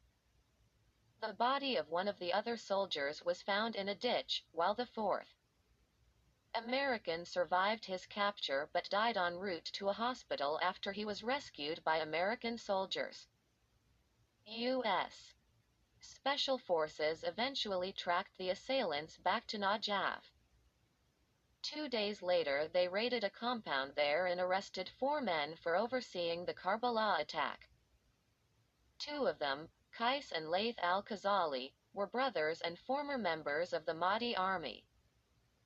In 2006 they had established a much more radical splinter group, called Asayb al-Haq, or League of the Righteous, which U.S.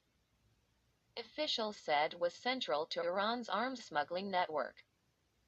Another man, Ali Musa Dakduk, was identified as a senior Lebanese Hezbollah member whose activities inside Iraq had been approved by the Shiite movement's senior leadership. During lengthy interrogations, both Qais al-Khazali and Dakduk provided detailed information on the Quds Force's role in the attack. Dakduk initially refused to talk to his captors, pretending to be mute. But after weeks of detainment and interrogation, he eventually talked. The Quds Force had developed detailed intelligence on the Karbala military structure and the movement and shifts of the U.S. troops based there, which they passed on to the attack team. The Iranians had also assisted by acquiring the American uniforms and arms used in the deception. Quote, Dakduk contends that the Iraqi special groups could not have conducted this complex operation without the support and direction of the Quds Force, Brigadier General Kevin Bergner, a spokesman for the multinational force in Iraq, said at the time. General McChrystal added during that interview that the Karbala attack might well have been the most dangerous incident inside Iraq in terms of possibly sparking a direct conflict between the United States and Iran, saying, "They did a very good job of doing a lot of damage." INJANUARY 2007 G. ENERAL. David Petraeus became the top U.S. military commander in Iraq and quickly moved to refocus the Pentagon on Iran's role in fueling the insurgency. Petraeus's star was rising in the Pentagon and Washington thanks to the performance of forces under his command in Sunni-dominated areas in northern Iraq during the early stages of the war. He had been able to pacify the area by forming alliances with Sunni tribesmen, often using cash, to fight against al-Qaeda and insurgents. His operations were viewed as a model for the later efforts to fight al-Qaeda in Iraq with an influx of troops, known as the Surge. Petraeus fixated on the Quds Force and General Soleimani, for whom he developed a personal hatred because the Iranian targeted American personnel and seemed to want to destabilize Iraq. Petraeus was furious that the Iranians publicly assured the world that they were promoting stability in Iraq while covertly funneling arms and trained militants across the border and buying off Iraqi politicians. Petraeus and Soleimani communicated with each other via the Iraqi politicians who courted both Washington and Tehran. In early 2008, according to U.S. military officials, Soleimani sent an electronic message to Petraeus in Baghdad via Jalal Talabani, the Kurdish politician and Iraqi president. The message arrived as U.S. forces were supporting an Iraqi government crackdown on the Mahdi army in Baghdad's largest Shiite slum, called Sadr City. Soleimani stressed to Petraeus that stability in the Iraqi capital could only be achieved with his involvement. Quote, "General Petraeus, you should know that I, Qasem Soleimani, control the policy of Iran with respect to Iraq, Lebanon, Gaza and Afghanistan," the electronic message read, according to the officials who saw it. Petraeus answered that the Iranian commander should know that the United States and the Western world were aware of what the Quds Force was doing inside Iraq and that this was only going to further isolate Tehran economically and diplomatically. Quote, General Petraeus mentioned that we continue to see on average one rocket and one armor-piercing bomb attack daily, a State Department diplomat in Baghdad wrote to Foggy Bottom in a cable, recounting a recent meeting between the American general and Talabani. The next time Talabani spoke to Qasem Soleimani, he might pass along that we are concerned about Iranian actions, Petraeus told Talabani, according to a recounting of the conversation to Washington. Petraeus sent another message to Soleimani in 2008, this time using an Iraqi Shiite militia leader close to Tehran. At the time, American forces were being targeted by a particularly lethal munition called an Aram. The Pentagon's intelligence networks showed the Revolutionary Guard was providing Theses bombs to its Iraqi allies and training them on their use. Quote, "If we sustain casualties from one of these IRAMs, there's going to be a very significant response," Petraeus told Soleimani via Hadi al-Amiri, a leader of the Badr Corps and future lawmaker. The Americans didn't see another Aram attack for 12 to 18 months. The Iranians would have had a death wish if they wanted to go head-to-head with the United States, Petraeus believed. They always stopped short of this. But now, 5 years after the invasion, it was clear that Washington's strategy had backfired in Iraq in regard to curbing Iran's influence. Rather than weakening Khamenei and the state, the war had empowered Tehran to spread its power and influence farther into Arab lands. Iran could target American troops in Iraq at will, and U.S. allies were even more vulnerable. And Iran would be able to use this leverage against the United States and Europe, particularly on the nuclear issue. C. HAPTER 4. The Axis of Resistance. T. P. Training and arming of Shiite insurgent fighters by Iran hamstrung the U.S. military in Iraq as the war intensified.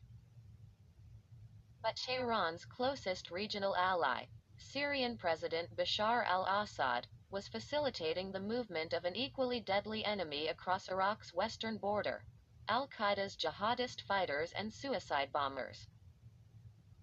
Iran and Syria, to the horror of the United States and Baghdad's leaders, were backing competing sides in Iraq's civil war: Shiite militias and Sunni insurgents, in an effort to sabotage the Bush administration's ambitious Middle East project.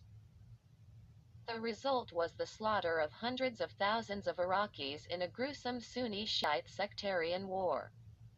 Quote, "It was a very cynical alliance in every respect," said Muwafaq al-Rubai, a long-serving national security advisor to Iraqi Prime Minister Nouri al-Maliki, describing the Syrian-Iranian strategy. Assad publicly signaled Syria's preparations to undermine U.S.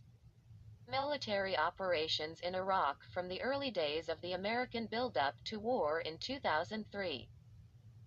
The Syrian dictator and his government were convinced that any American campaign to topple Saddam Hussein would invariably also seek to destabilize, if not overthrow, the Ba'athist regime in Damascus at a later stage. Assad and Saddam were hardly allies. In 1991, the Syrians joined a U.S.-led coalition in 1991 that drove Iraqi troops out of Kuwait. But the two Ba'athist states shared an ideology based on terrorism and state-sanctioned violence, particularly political assassinations, connecting them in the West's eyes in the years after 9/11. Assad felt particularly vulnerable at the time of the Iraq invasion, according to his presidential aides, because he was still in the process of consolidating power after succeeding his father in 2000. Bashar didn't trust the old guard of his party and military, and he feared they would link up with the United States and other Western powers to unseat him. Subverting the U.S. project in Iraq, Assad believed, was a preemptive move. Quote, "The United States and Britain will not be able to control Iraq. There will be much tougher resistance," Assad told Lebanon's As-Safir newspaper after the invasion started in March 2003. "But if the American-British designs succeed, and we hope they do not succeed and we doubt that they will succeed, there will be Arab popular resistance anyway, and this has begun." Syria's Grand Mufti, Sheikh Ahmad Kuftaro, the highest-ranking Sunni Muslim in the country, publicly called for martyrdom operations against coalition forces in Iraq in a 6-point statement he put out at the time. He also called on Muslims worldwide to disrupt the U.S. war effort in Iraq. Quote, "Muslims must use all possible means to repel the aggressors, including martyr operations," he announced. Muslims all over the world must boycott American and British products and those from coalition forces. Damascus International Airport emerged as the primary pipeline for al-Qaeda fighters and other Sunni militants traveling to Iraq from all over the Middle East. Syrian government officials repeatedly denied to the Bush administration that they had the ability to control the movement of these jihadists or to seal Syria's border with Iraq. Assad also stressed that his government was among the most committed in the region to fighting Sunni extremists, including al-Qaeda, citing his father's war in the 1980s against the Muslim Brotherhood, a global Islamist movement, which killed tens of thousands of Syrians in the western city of Hama. The Assad family was a member of Syria's minority Alawite sect, an offshoot of Shiite Islam, which many Sunni clerics considered heretical. These religious ties bonded the Assad regime even more closely with Iran and alienated them from the region's Sunni Arab powers, particularly Saudi Arabia. But the Pentagon and U.S. intelligence agencies didn't buy the Syrian line that it was committed to the fight. The Assad family regime, often in collaboration with Iran, had for decades manipulated extremist groups, terrorists, and militias to control Lebanon and to fight Israel. Assad's brother-in-law, Asef Shawkat, headed Syria's military intelligence unit and was a master of using proxies to fight Damascus's battles. Shawkat and Iran's Revolutionary Guard were central players in building up Hezbollah and Hamas, even though the latter didn't share the Shiite faith. Damascus's and Tehran's intelligence services became intertwined in the 2000s. U.S. officials grew convinced that Shawkat either turned a blind eye to the sophisticated smuggling networks being established by al-Qaeda in his country or directly ran them. His intelligence apparatus inside Syria was so pervasive that Shawkat couldn't be unaware of the movement of Sunni fighters across his borders, American officials believed. Damascus made little effort to hide its support for the Iraqi insurgency as the war in Iraq gathered steam in 2003 and 2004. Directly across the street from the U.S. embassy in the Syrian capital, in the upscale suburb of Abu Rumaneh, Iraqi Sunnis opened a recruitment office to lure young Arab men, both Syrians and foreigners, to the fight. The facility was guarded by Syrian intelligence and military officers 24 hours a day, according to eyewitness accounts. The recruits quickly boarded buses that took them directly to Baghdad and other Iraqi cities where the insurgency was intensifying. The recruitment became so overt that Washington's ambassador to Syria in 2003, Ted Katouf, repeatedly filed protests with the Syrian government, demanding they break up the human smuggling operation. Syrian authorities first responded by denying these activities were taking place and then simply moved the recruitment center to Damascus's fairgrounds, at the center of the capital, where the transfer of foreign fighters to Iraq continued unabated. Quote, "The Damascus fairgrounds are owned and operated by the government of Syria," said David Schenker, a former Pentagon official who oversaw U.S. defense policy toward Syria during the first George W. Bush administration. There's no way the regime couldn't have been involved in overseeing these types of activities. Iran's and Syria's joint efforts to undermine the American war effort in Iraq strengthened their axis of resistance, as Iranian and Syrian officials called it. This alliance included other movements and militias across the Middle East committed both to fighting Israel and to challenging U.S. foreign policy. These included Hezbollah, Hamas, Palestinian Islamic Jihad, and Shiite militias in Iraq, Yemen, and Afghanistan. The resistance axis would only strengthen as American involvement in their region grew, with disastrous consequences for U.S. interests. D. AMASCUS, under. P. Resident. B. Asher al. A. SSAD. Single quote. S. Leadership, became the forward operating base for Iran's axis of resistance during the 2000s. The Arab capital, considered the world's oldest continuously inhabited city, had maintained its sophisticated Levantine culture, architecture, and cuisine.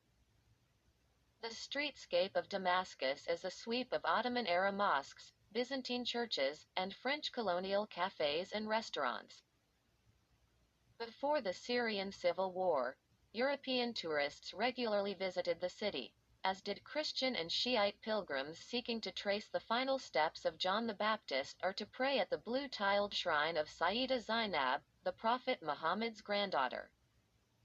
Owing to Syria's history of Arab nationalism and economic socialism, Western brands and products were almost non-existent inside the city's walls, except for the elite. The anomalies were a Four Seasons hotel and a Kentucky Fried Chicken tucked inside a diplomatic enclave.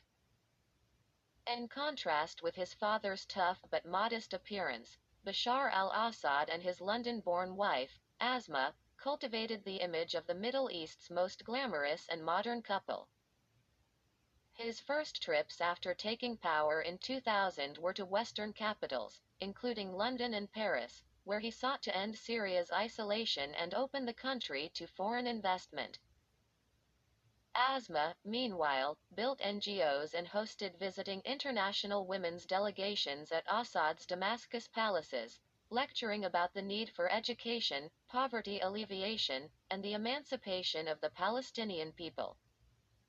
Vogue famously called her a rose in the desert in a 2011 hagiography, which was eventually pulled from Condé Nast's website after civil war broke out in the country later that year. In that article, she talked about her designer shoes and the fairy tale life she lived. The Assad's progressive, Western-friendly veneer, however, was belied by the presence in Damascus of key players in the axis of resistance. Senior members of the Quds Force and Hezbollah, who coordinated the supply of arms into Lebanon and the Palestinian territories, kept military offices in the city. The political leaderships of Hamas and Palestinian Islamic Jihad, both designated as terrorist organizations by the United States and the European Union, were based in nondescript homes in the quiet backstreets of Damascus. North Korean engineers and arms traders were active in the Syrian capital, intimately involved in developing the Assad regime's ballistic missile and chemical weapons programs. The North Koreans were also secretly building a nuclear reactor in the eastern deserts of Deir ez-Zor province, behind the backs of the Western powers. The plant was a virtual carbon copy of the heavy water plant North Korea built in the city of Yongbyon to secretly produce plutonium for nuclear weapons. Bashar al-Assad's leadership was characterized by his desire to court and bridge two distinctly different worlds. An ophthalmology student in London during the 1990s, Bashar took power at just 34 and fueled hopes of modernizing and opening up Syria. During the short-lived Damascus spring of 2001, Bashar took steps to free up Syria's media and political parties, and later he allowed foreign companies to take ownership stakes in local banks and finance firms. He also flirted with pursuing a peace agreement with Israeli leaders, which would have given control of the Golan Heights back to Syria and lifted U.S. economic sanctions on the regime. In return, theoretically, Bashar would end Syria's support for Hezbollah and other militias fighting Israel and sever Damascus's ties to Iran. Israeli officials, however, were skeptical he would ever follow through. Despite these overtures, Bashar soon proved to be as brutal as his father, and even more erratic. Many Arab leaders were stunned to see the new Syrian leader proudly photographed alongside Hezbollah's Secretary General, Hassan Nasrallah, and Hamas's political boss, Khalid Meshal. Hafez al-Assad had viewed such militia commanders and politicians as below his status and purposely kept them at arm's length. Bashar also deepened Syria's relationship with Iran beyond what his father had desired. The presence of the Revolutionary Guard and its Quds force grew much more pronounced in Damascus. On posters, Bashar appeared next to Ali Khamenei, Iran's supreme leader, while his father had sought to balance his relationship with Iran and Syria's Arab neighbors, maintaining his unique regional influence. The younger Assad, in contrast, appeared reliant on the members of the resistance axis for his security and regional influence. The older Assad had had a clear understanding of Israel's red lines and had never sought to recklessly cross them. He was at times admired, ironically, by the international community for sticking to the commitments his government made, even as he ran one of the world's most repressive states. But Bashar, unsure of his political footing, pursued a schizophrenic policy of growing more dependent on Iran for his security needs while concurrently trying to appear as a reformer to attract Western support. He wanted it both ways. A major threat to Bashar al-Assad's nascent leadership and regional power, as well as Iran's, emerged in the mid-2000s in neighboring Lebanon under the leadership of Rafiq al-Hariri, a billionaire businessman and on-and-off prime minister. A close ally of both Saudi Arabia and France, Hariri was Beirut's richest man, having earned billions of dollars from construction contracts in Saudi Arabia, building hotels and office towers for the royal family. His success made him a force across the Arab world. Hariri returned to Lebanon in the early 1980s, entered politics, and became the leader of the Sunni community, overseeing the rebuilding of central Beirut following the end of Lebanon's disastrous 15-year civil war. By 2004, the politician had redirected his energies from business to an aggressive challenge of Syria's political and military domination of Lebanon, which had grown suffocating to most Lebanese. Beirut's thriving financial sector fed the Syrian economy and made Assad uncomfortably dependent on Hariri. The mustached politician grew to become a symbol of Lebanon's cultural and economic rebirth, as well as its independence. The Assad family, like virtually all of Syria's elite, never accepted Lebanon as an independent country, thinking of it as an integral part of a greater Syria that was disbanded following the breakup of the Ottoman Empire after World War I. Damascus believed its writ extended to pre-colonial borders that included Lebanon and parts of Turkey and Israel. The Assad saw pro-Western governments in Beirut, Baghdad, and Jerusalem as existential threats to their country, while Hariri saw the Europeans and the United States as his natural allies. The two men were on a collision course. Hariri's plan was to regain power in Beirut by winning legislative elections scheduled for summer 2005 and pushing initiatives to weaken Syria's hold on Lebanon. This included an international agreement, known as the Taif Accords, which called for the withdrawal of thousands of Syrian troops stationed across Lebanon as well as Damascus's omnipresent intelligence service. To do this, he needed to block the re-election of Lebanon's pro-Syrian president, Emil Lahoud, to another three-year term. Assad saw Lahoud as Syria's de facto viceroy in Beirut. His removal would undermine Syria's entire power structure in Lebanon. Hariri also aggressively worked to weaken Assad by plotting with his close friend Jacques Chirac, the French president, and with the Bush administration in 2004. This included passing UN Security Council Resolution 1559, which required Syria to withdraw its remaining 7,000 troops from Lebanon. Hariri sought to use the UN resolution to force Hezbollah to disarm and disband its militia, which was deployed across Lebanon and backed by Syrian and Iranian intelligence.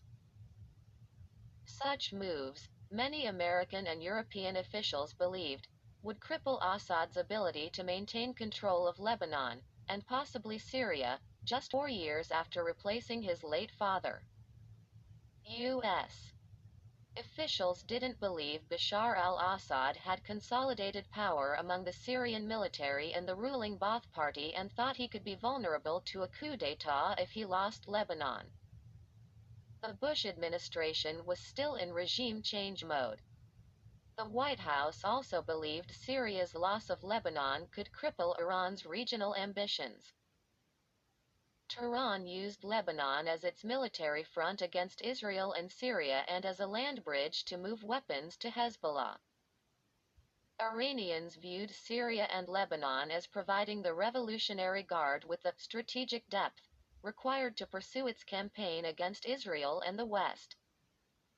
The pipeline of Iranian arms and influence into the Levant could be shut down if Hariri succeeded with his plan.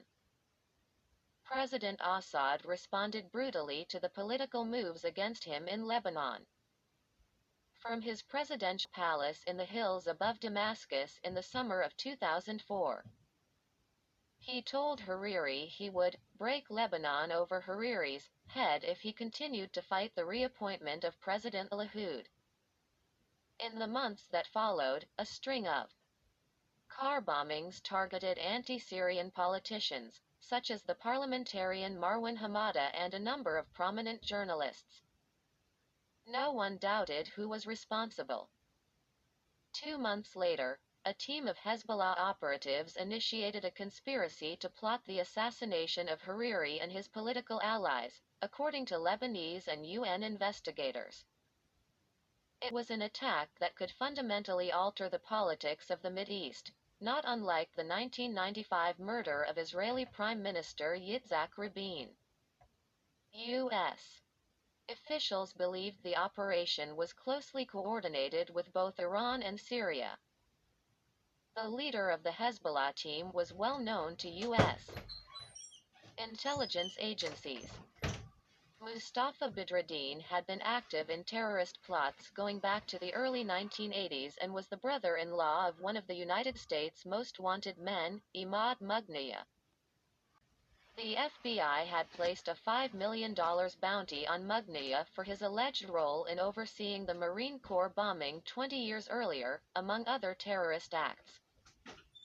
Badreddin had actually been captured in Kuwait in 1984 while overseeing yet another plot to bomb the U.S. and French embassies there. He was held for nearly a decade in a Kuwaiti prison before Saddam Hussein's forces unwittingly freed him in 1991 as they emptied the country's prisons at the start of the Gulf War. The Hezbollah operative quickly returned to Beirut to team up with Mughniya and strengthen the organization's power in Lebanon. Both men had trained in military camps established by Iran's Revolutionary Guard and were devout followers of the Ayatollah Khomeini and Iran's revolution. Under their leadership, Hezbollah became a virtual unit of the Revolutionary Guard. Iranians named a street after Imad Mughniya to honor his role in fighting Israel and its backers. In December 2004, Badreddin and 3 other Hezbollah men began regular surveillance of Hariri as he moved between his home, Lebanon's parliament, and the offices of his political allies. 4 logistical support teams were established to back up the assassins. In January 2005, Badreddin's team purchased a Mitsubishi minivan from a showroom in the northern Lebanese city of Tripoli. They loaded it with a massive bomb and recruited a local Sunni youth and militant to publicly claim credit for the forthcoming attack and to falsely link it to al-Qaeda sympathizers. Badreddin's team trained and instructed a suicide bomber to position the Mitsubishi at a key intersection on the Corniche Road in West Beirut at close to 1 p.m. On February 14, the unidentified bomber detonated the explosives-laden Mitsubishi just as Hariri's 6-car convoy passed the St. George Hotel, a Beirut landmark that had stood since the days of French colonial rule. The blast left a 20-foot crater in the road and was estimated by Lebanese police to have contained roughly 2,200 pounds of TNT. 20 people, in addition to Hariri, were killed instantly, and nearly 300 were injured. Hariri's assassination led to massive street protests across Lebanon that fomented the so-called Cedar Revolution, referring to the cedar tree on the country's national flag. Bashar al-Assad, under intense international scrutiny for his suspected role in the bombing, pulled his remaining soldiers out of Lebanon, and Rafik al-Hariri's son Saad was elected prime minister in Beirut. The UN followed by establishing a special court to investigate the attack, which ultimately led to the indictments of Mustafa Badreddin and other Hezbollah leaders.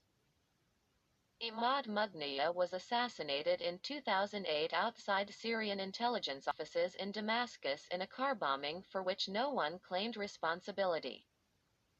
Badruddin was killed in Syria in 2016. But Hezbollah and its Syrian and Iranian backers took the tumult as only a temporary loss. Hezbollah's month-long war with Israel in the summer of 2006 solidified the militia and political party as the kingmaker in Lebanon. And Iran and Syria quickly resupplied Hezbollah with tens of thousands of rockets after the conflict with the Israelis ended. The international community, while convinced of Assad's role in the Hariri murder, never moved to indict him or his top generals. The conflict between the United States, Iran, and their respective allies was spreading like wildfire as the Middle East quaked in the years following Saddam Hussein's removal. The Bush administration sought to remake the region into a pro-Western bulwark in response to the extremist threat. But Tehran, Damascus, and their axis of resistance weren't lying down, as evidenced in Lebanon. They were going to reshape the region on their own terms. As the battle in Iraq continued, the flow of jihadists and foreign fighters intensified, with the majority coming through Syria, under the close watch of the Assad regime. Late 2007. The Pentagon captured a massive cache of al-Qaeda's logistical files in the Iraqi city of Sinjar, which sits on the country's northern border with Syria. Two al-Qaeda affiliate groups operating inside Iraq, called the Islamic State of Iraq and the Mujahideen Shura Council, compiled the documents. They catalogued the travels of nearly 700 foreign nationals who had entered Iraq to fight coalition officials between August 2006 and August 2007. Most of the men, who ranged in age from 17 to 50, were logged as martyrs, suicide bombers, in al-Qaeda's files. Only a small number were categorized as regular militia fighters or men performing logistical or clerical jobs for the insurgency. They came to fight from across the Arab world. The largest contingent, more than 40%, hailed from Saudi Arabia. But another 20% came from Libya, and others were recruited from Morocco, Yemen, Syria, and Algeria. The arrival of North Africans into Iraq particularly worried Western intelligence agencies because of their original proximity to Western Europe. There was a concern these fighters would become more radicalized in Iraq and then take their fight to France, the United Kingdom, and Germany, a fear that became all too prophetic. The journeys of these fighters into Iraq were remarkably uniform. A 17-year-old Libyan national named Muhammad Anwar Rafia Yahya was among those who made the trip to Iraq through Syria to conduct a suicide bombing mission, according to a file compiled by the Islamic State of Iraq in April 2007. The high school student came from the Libyan coastal city of Derna, which was one of the largest recruitment centers for foreign fighters joining the Iraq Jihad. The Libyan traveled to Cairo and then flew to Damascus, where he was assigned to an al-Qaeda coordinator named Abu Abbas. He left home with just 700 Libyan dinars, about $508, but then deposited his funds with one of his al-Qaeda handlers before heading over the border to Iraq to fight. Almost all of the fighters flew into Damascus International Airport, where they were met by al-Qaeda recruiters or coordinators, normally referred to by Arabic honorifics, such as Abu Umar or Abu Abbas, rather than formal names. The jihadists then made their way by bus to Iraq, mainly through the eastern Syrian province of Deir ez-Zor. Al-Qaeda and other insurgent groups preferred this route because the Arab tribes in the province had relatives on the other side of the Syrian-Iraqi border and largely sympathized with the campaign against the United States, easing the movement of the fighters. Once at the border, the fighters were forced to surrender their passports and cell phones to the al-Qaeda smugglers and travel with only the equivalent of a few $100s to the front. Pentagon and counterterrorism experts who monitored the Assad regime's interactions with al-Qaeda and its foreign fighters realized it was a tense and suspicious relationship at best. Unquestionably, Syrian intelligence officials sought to penetrate these groups and utilize them to bleed American forces inside Iraq. But Damascus also wanted to track the fighters and make sure they didn't stay inside Syria, where they could potentially turn against the Assad regime itself. Syrian officials knew there was latent support for Sunni fundamentalists inside their country. Quote, Syria has an interest in keeping the US-backed regime in Iraq off balance, but it must also fear a backlash from jihadi groups, many of which despise Alawite apostasy as much or more than the United States. West Point's Combating Terrorism Center wrote in a detailed 2007 report on the Sinjar documents. For Syria, supporting jihadi groups is at best a double-edged sword. Al-Qaeda leaders themselves detailed their conflicted attitudes toward the Syrian regime in a multitude of writings posted on jihadi websites after 9/11.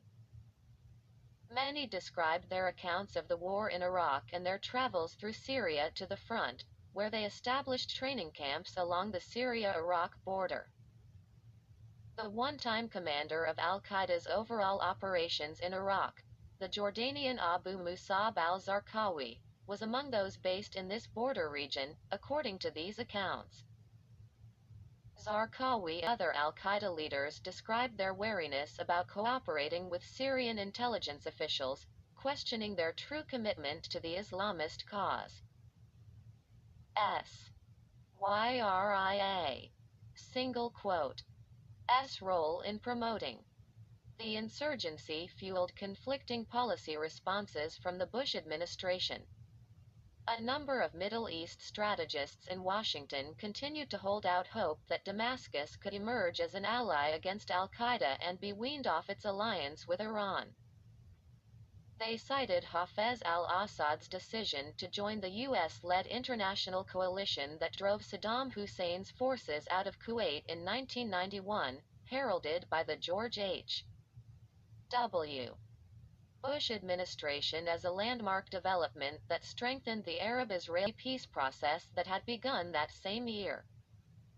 And at times Syria's intelligence services even cooperated with the United States. In the year following the September 11th attacks, Damascus had provided American security forces with information on Mohammed Haydar Zamar, later identified as a key planner of the al-Qaeda strikes on New York and Washington, who had been taken into Syrian custody after he was extradited from Morocco. Damascus also gave information to U.S. authorities on an al-Qaeda plot to bomb an American naval unit in Bahrain, which proved so useful that a senior administration official told a congressional panel in 2002 that the cooperation the Syrians provided in their own interest saved American lives.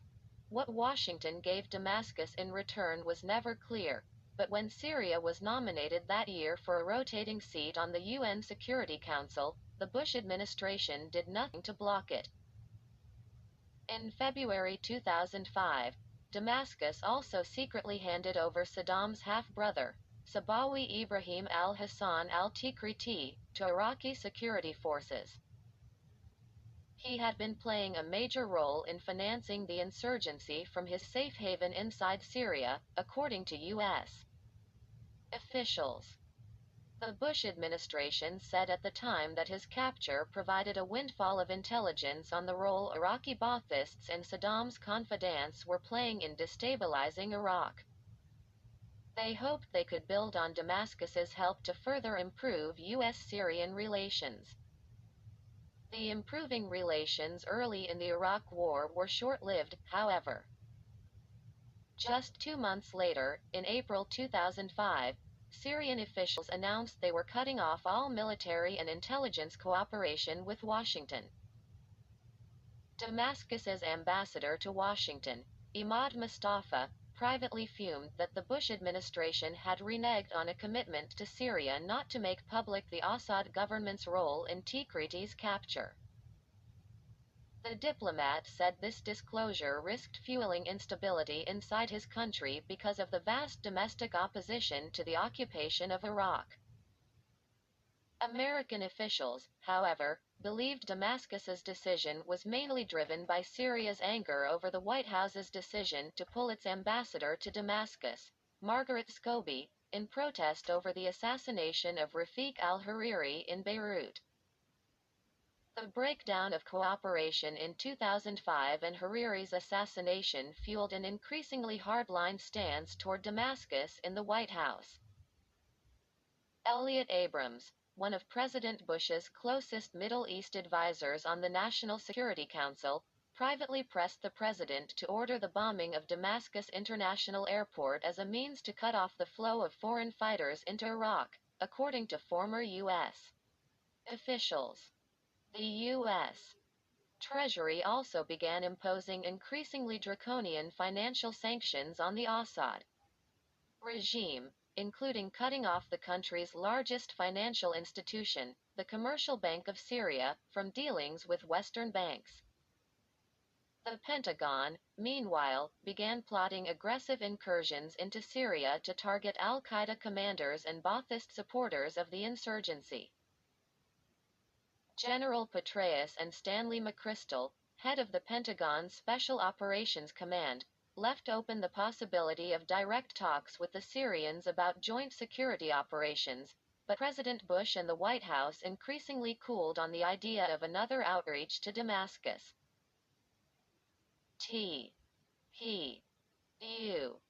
United States tried again to woo President Assad after the election of Barack Obama in 2009.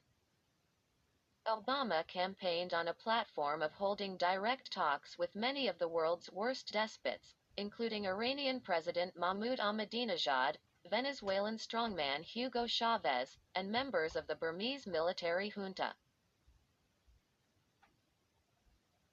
This approach was intended as a direct rebuke of the Bush administration's diplomatic tactics, which Obama considered too rigid and shaped by a black-and-white view of the world. The new president sincerely believed his outreach could significantly cool tensions in the Middle East and Asia and help end the wars in Iraq and Afghanistan. President Assad emerged as a central target of Obama's new diplomacy, the idea being that the Syrian leader could be wooed away from his military alliance with Iran, Hezbollah, and Hamas. As Obama's election appeared more and more certain as the summer of 2008 progressed, the candidate's Mideast advisors, including Princeton professor Daniel Kurtzer and former State Department negotiator Dennis Ross, held secret meetings with Syrian officials, including Foreign Minister Walid al-Muallim and Buthaina Shaban, one of Assad's political advisors, to set the table for an improved relationship. Ambassador Imad Mustafa, meanwhile, sensing an end to Syria's diplomatic isolation, appeared at diplomatic functions in Washington's upscale Kalorama district and began attending local think tank events focused on Obama's new Mideast policy and Syria's potential role in it. In his meetings with journalists and academics, Mustafa appeared triumphant, recounting Assad's successful 8 years of weathering the Bush administration's financial, diplomatic, and intelligence war on Damascus. Syria's waiting game, he said, appeared to be working. And American officials were now knocking on his door.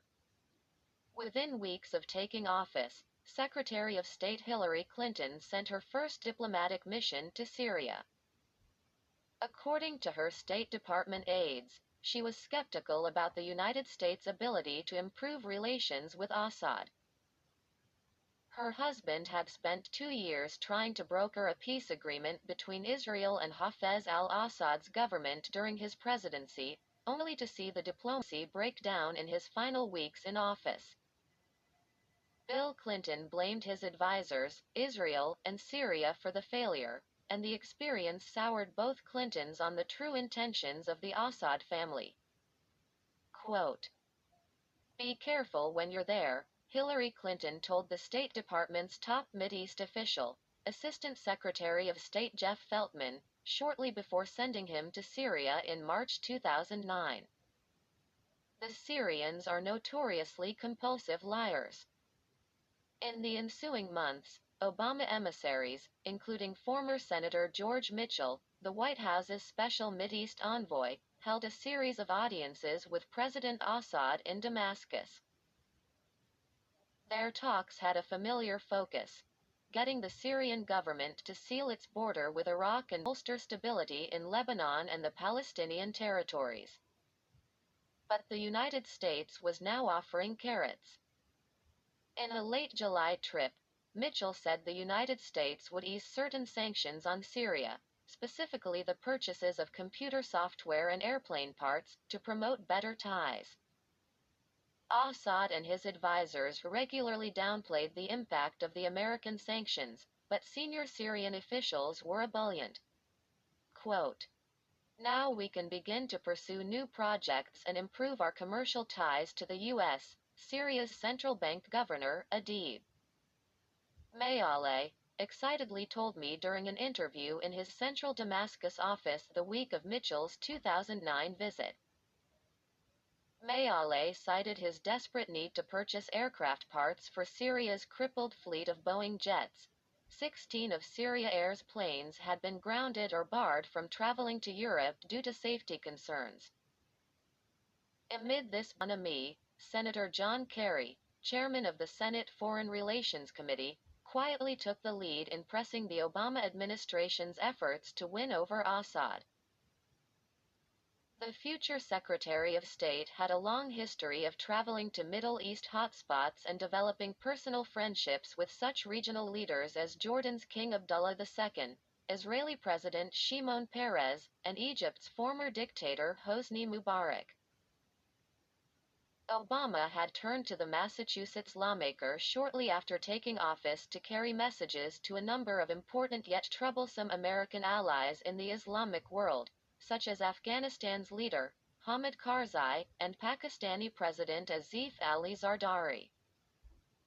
Now it was time to see if Kerry could deliver a bigger diplomatic prize. Kerry's entree to Assad was Ambassador Mustafa, who had already met with the senator during the starker diplomatic days of the Bush presidency to press Syria's case for engagement. Kerry strongly backed the sentiment of many Mideast experts and independent panels such as the Iraq Study Group, which concluded that the U.S. mission in Iraq could be saved only through cooperative relationships with Iran and Syria. Mustafa had also told Kerry that Assad was prepared to resume direct peace negotiations with Israel. Back in 2006, Kerry had defied the Bush White House and traveled to Damascus for a meeting with the Syrian leader, heading a delegation that included Democratic Senators Chris Dodd and Bill Nelson.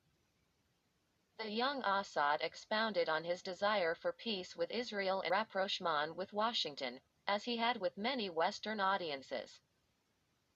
Now, 4 years later, Kerry was eager to build on that encounter and his relations with Mustafa, and he soon initiated an extensive dialogue with Assad that would last for 2 years.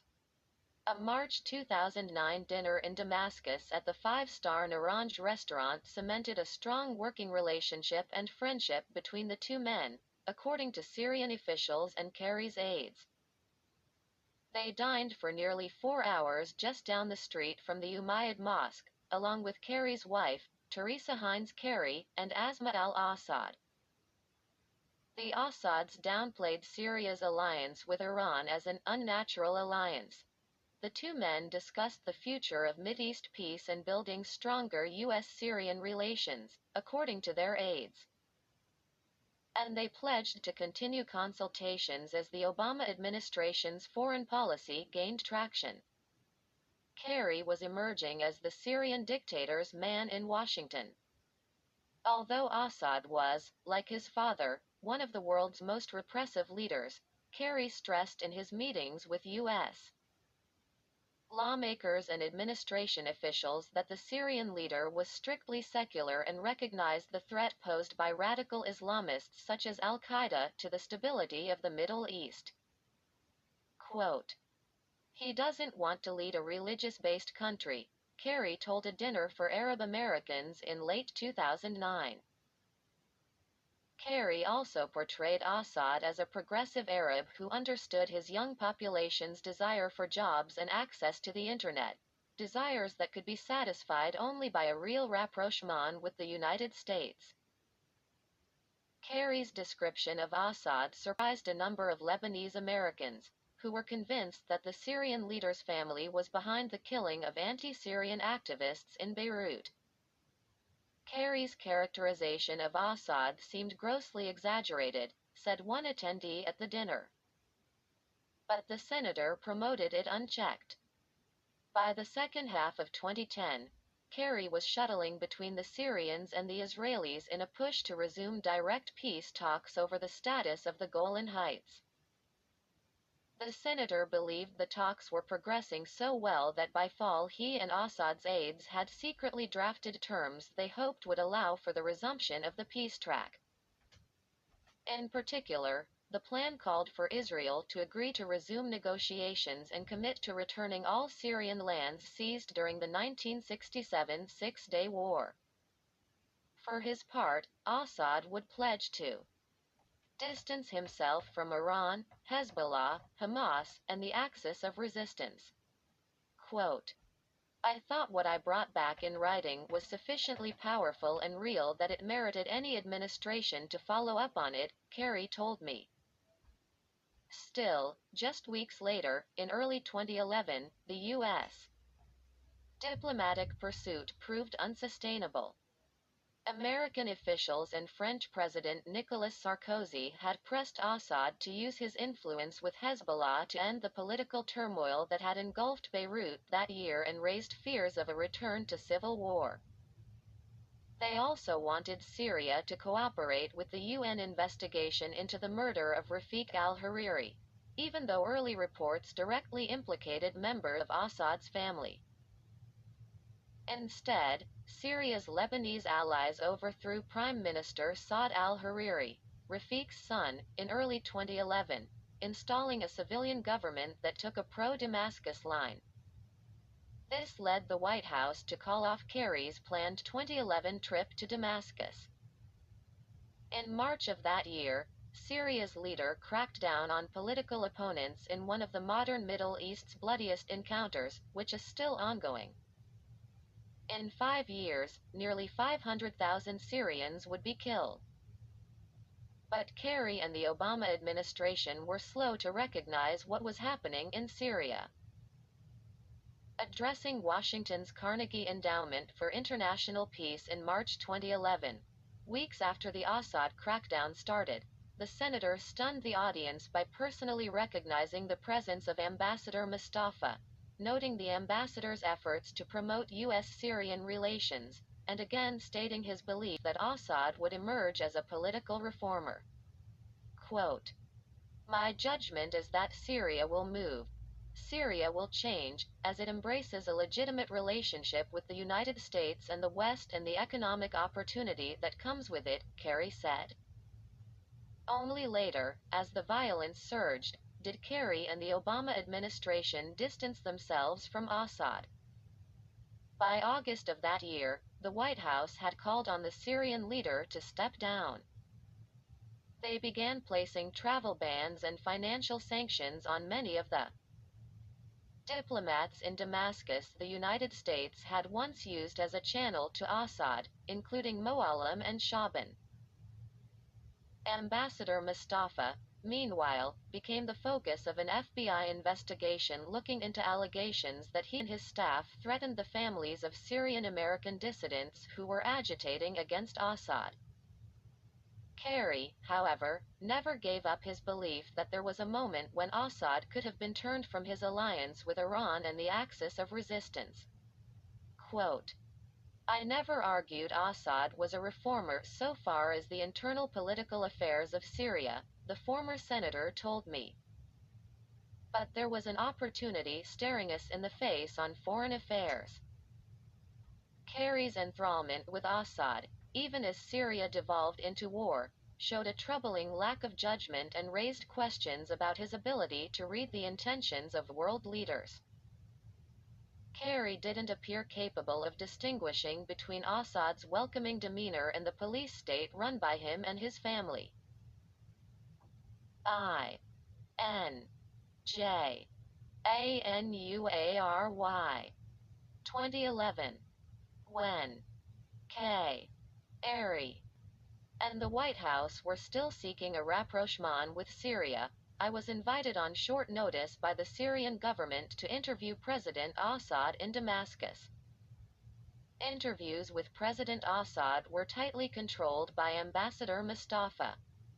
The diplomat was an anomaly in Washington's post-9/11 world, although U.S. government officials had come to view him as a pariah. Mustafa was still a star on the diplomatic circuit and among the American press. He was the only foreign official in George W. Bush's Washington who could speak to what members of the Axis of Resistance thought about the war on terror, and he was sharply critical of the White House. Mustafa engaged in a crafty diplomatic dance with Israel's supporters in Washington and with American Jews in general. He was quick to lambaste Israeli policies, claiming they were at the heart of virtually every problem in the Middle East.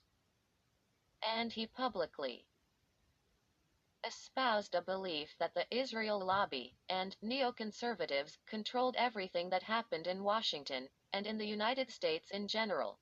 He regularly appeared on CNN and described allegations of Syrian malfeasance, such as its alleged nuclear weapons program, as lies concocted by Syria's enemies and the Israel lobby. But he'd regularly meet with Jewish academics, diplomats, and journalists at the Syrian embassy in Washington, stressing that Damascus was anti-Israel, not anti-Semitic. He embodied the Assad regime's double dealing from his mansion in the Kalorama district. On a table in his meeting room there he kept a cookbook that detailed the Syrian city of Aleppo's history of great Jewish cuisine and which, apparently, demonstrated his own admiration for the Jewish people. He also kept a blog on which he mixed his interest in Arabic poetry and Syrian art with political observations from his active Washington social life. Mustafa's diplomatic efforts were both entertaining and disturbing. On one hand, he was charming and always open for a lunch or a phone conversation. But he was such a tried and true regime loyalist that virtually anything he said needed to be discounted or scrutinized. But Mustafa, who had both family and business ties to Assad, served as a conduit to the Syrian leader. And Mustafa seemed to have concluded that if Assad wanted to communicate to Washington's leaders, he might as well talk to me, a Jewish reporter from the Wall Street Journal, the newspaper seen as most closely aligned with American conservatives and hawkish pro-Israel interests.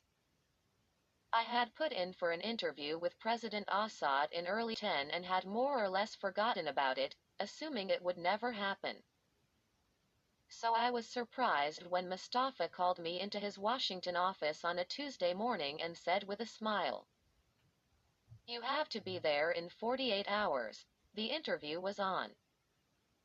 I was picked up at Damascus International Airport by the president's handlers and dropped off at the city's premier hotel, the Four Seasons, exhausted.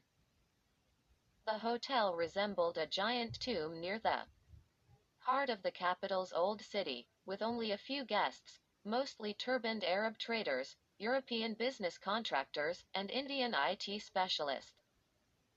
U.S. Senator John Kerry would have arrived at the hotel that same evening had the White House not canceled his trip.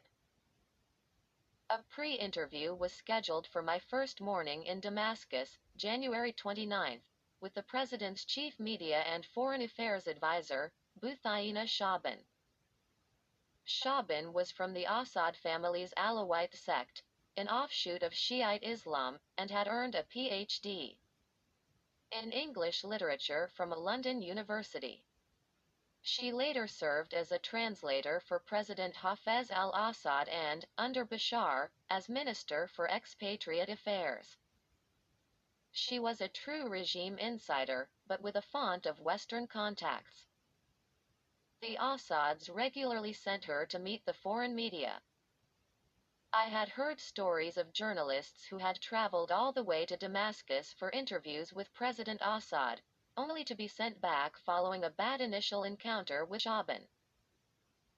I decided I'd narrowly focus my meeting with her on the prospects for better relations between the United States and Syria, knowing this was one of Assad's main objectives in courting the Western press.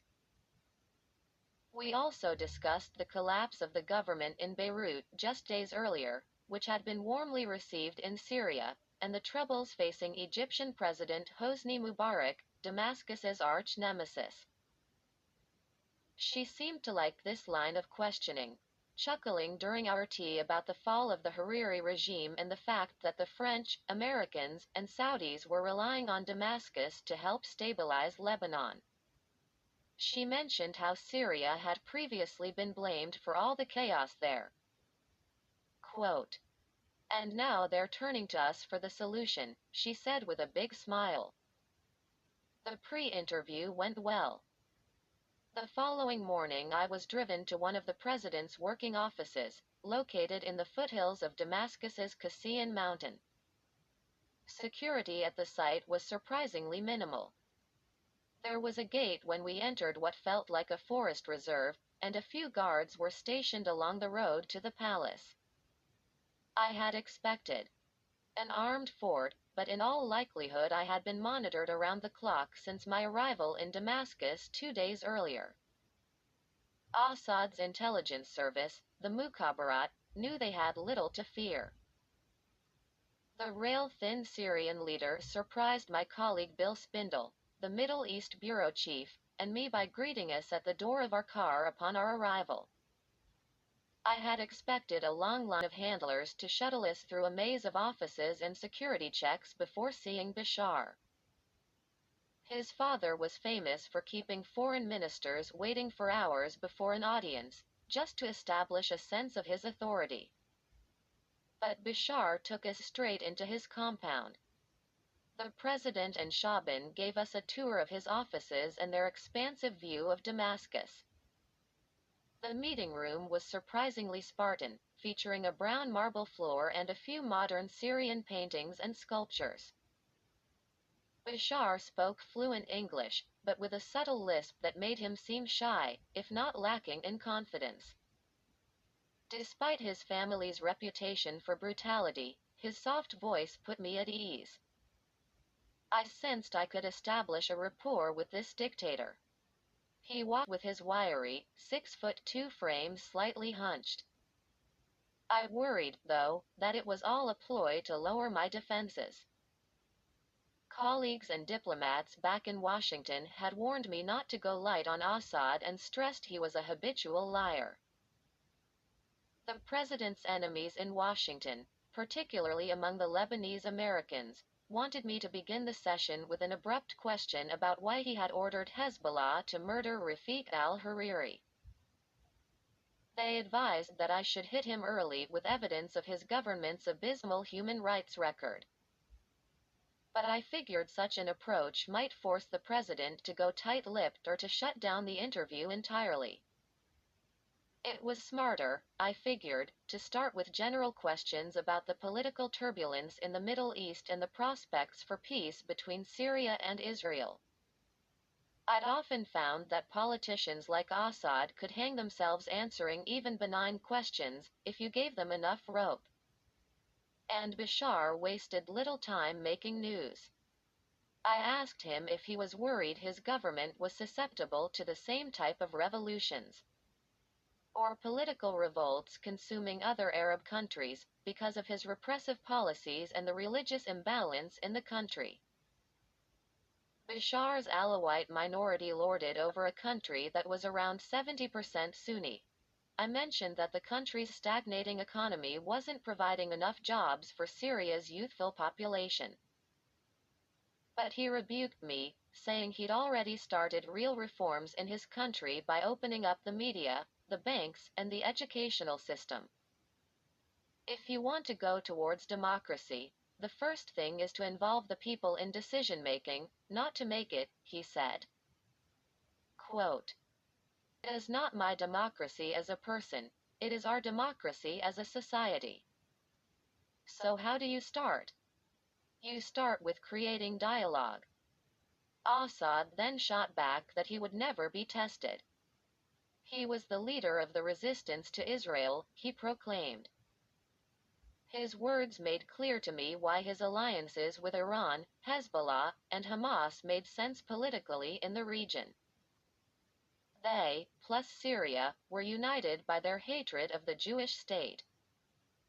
Indeed, he described himself as a bulwark against Zionism and the West, even while he courted the United States.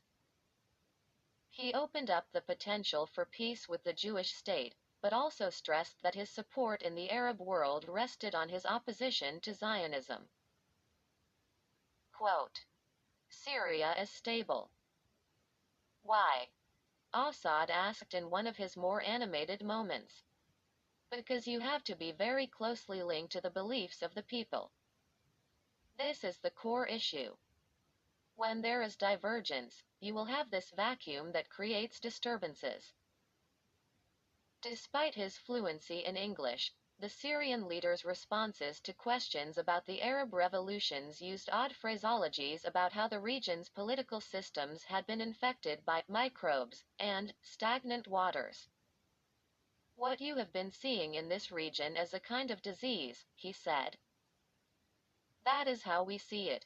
His language seemed to be informed by his years of studying ophthalmology in London and Damascus.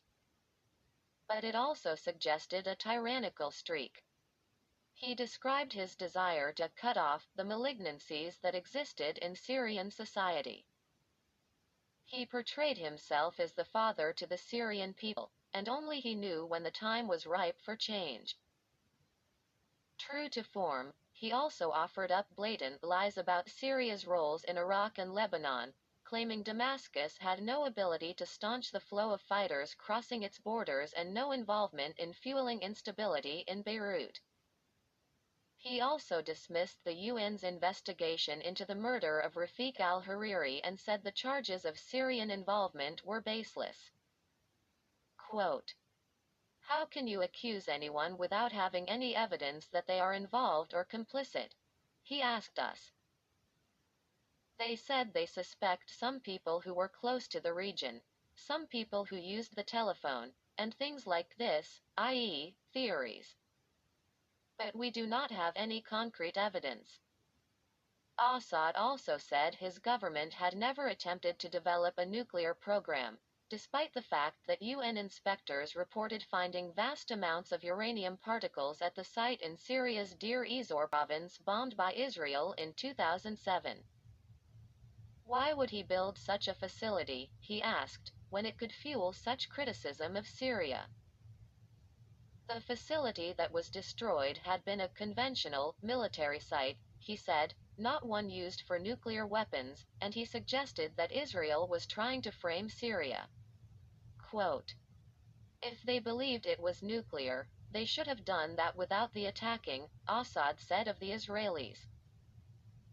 If they want to create a problem for Syria, they could tell the IAEA, "Look, we have the satellite images, go to Syria and Syria will be cornered." Assad, however, clearly wanted to send a message to Washington that he was a man who could be trusted and engaged.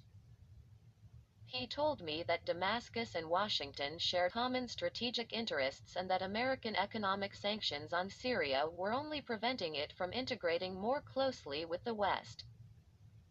He saw Iran and Syria were not natural allies, as his government was avowedly secular while Tehran's was Islamist. And he stressed that peace between his government and Israel was still possible. Quote, "We need to have normal relations. Peace for us is to have normal relations, like between Syria and any other country in the world, Assad said, sitting slightly back on his couch.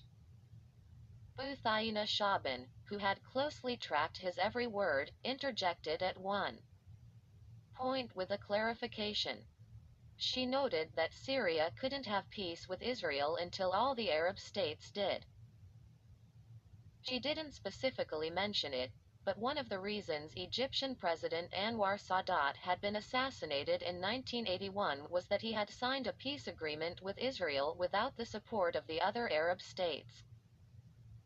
So having a peace treaty only with Syria could be only one step, but cannot be peace, Assad clarified.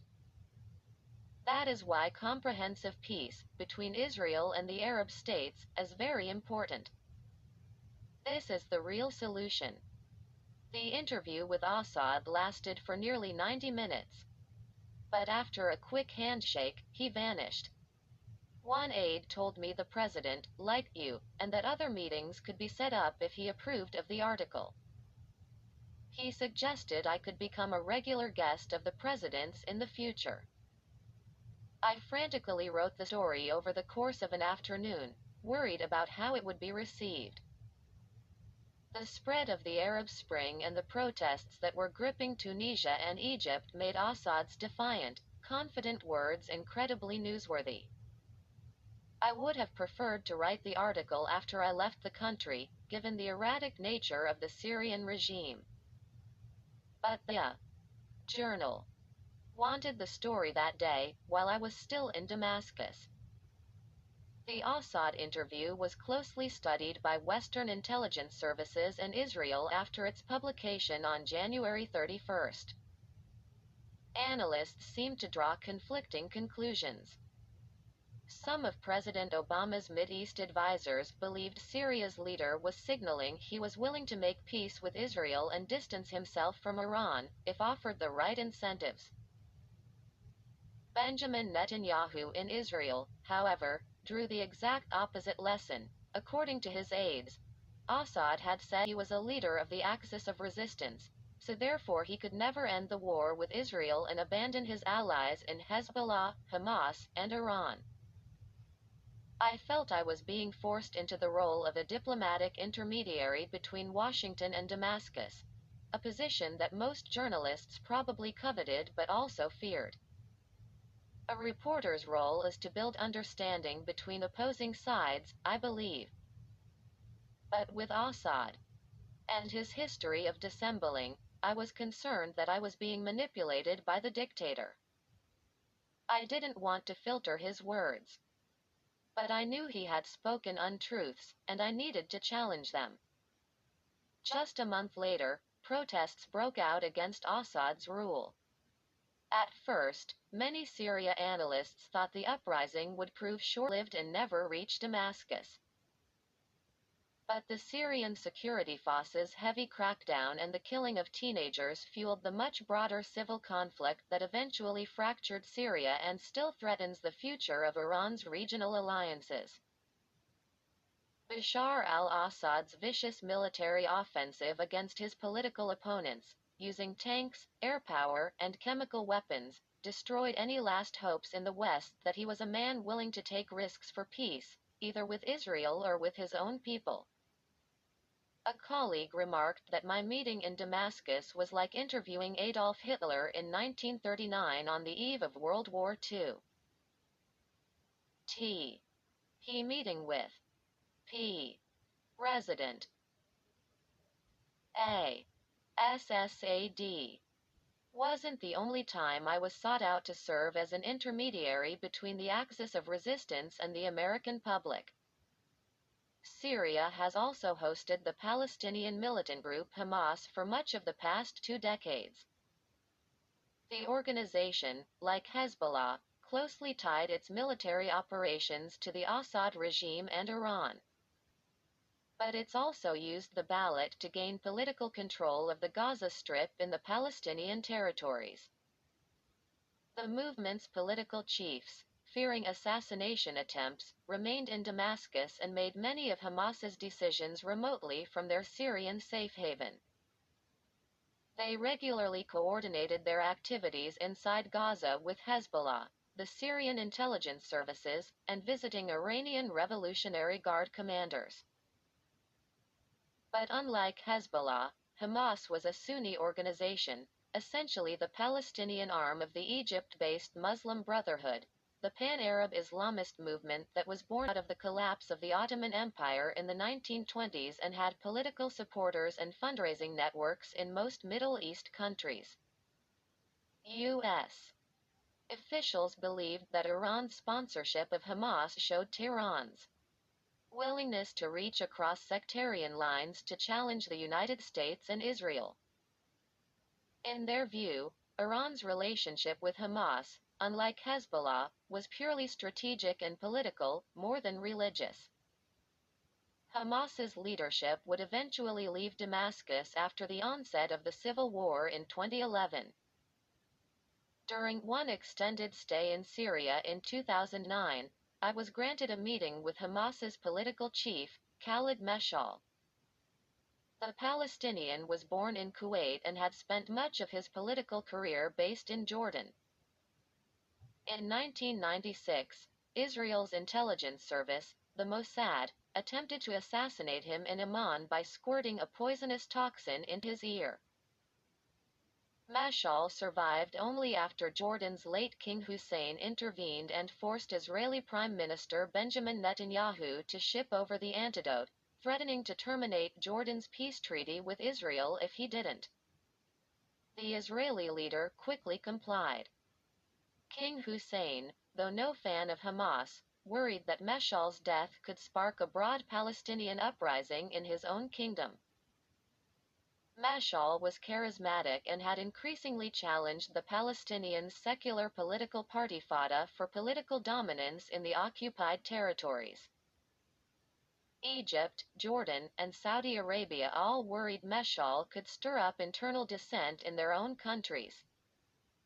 Arab governments equated Hamas's secrecy and cell-like structure to communist organizations during the Cold War.